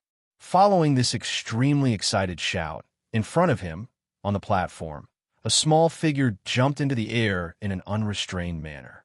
She drew a perfect parabola and threw herself at Wu Yin, who just walked in. As soon as he heard this voice, Wu Yin knew who it was. A helpless smile appeared on his face. He reached out and caught the small figure in his arms. Brother. As soon as she threw herself into Wu Yan's arms, the small head wearing a white beret with a light yellow ponytail started to rub against Wu Yan's chest. You're finally back. Fran thought you left with that naughty Lian. Wu Yin pushed Fran up a little, exposing Fran's delicate and cute face to him. He pinched her little nose dotingly. Did you think your brother would leave you alone? Fran enjoyed Wu Yan's affectionate and doting actions, twisting her little body like a spoiled child. Brother, you're so naughty. You made Fran worry. Is that so? Wu Yin carried Flanderchan, and he started walking towards the stairs. Then, in order to make up for Fran's worries, how about I give Fran a small gift? Sure. All right, Flan laughed. You're tuning into the Eternal Immortal Ballad YouTube channel. Don't forget to subscribe and join us on this journey to catch the most captivating stories.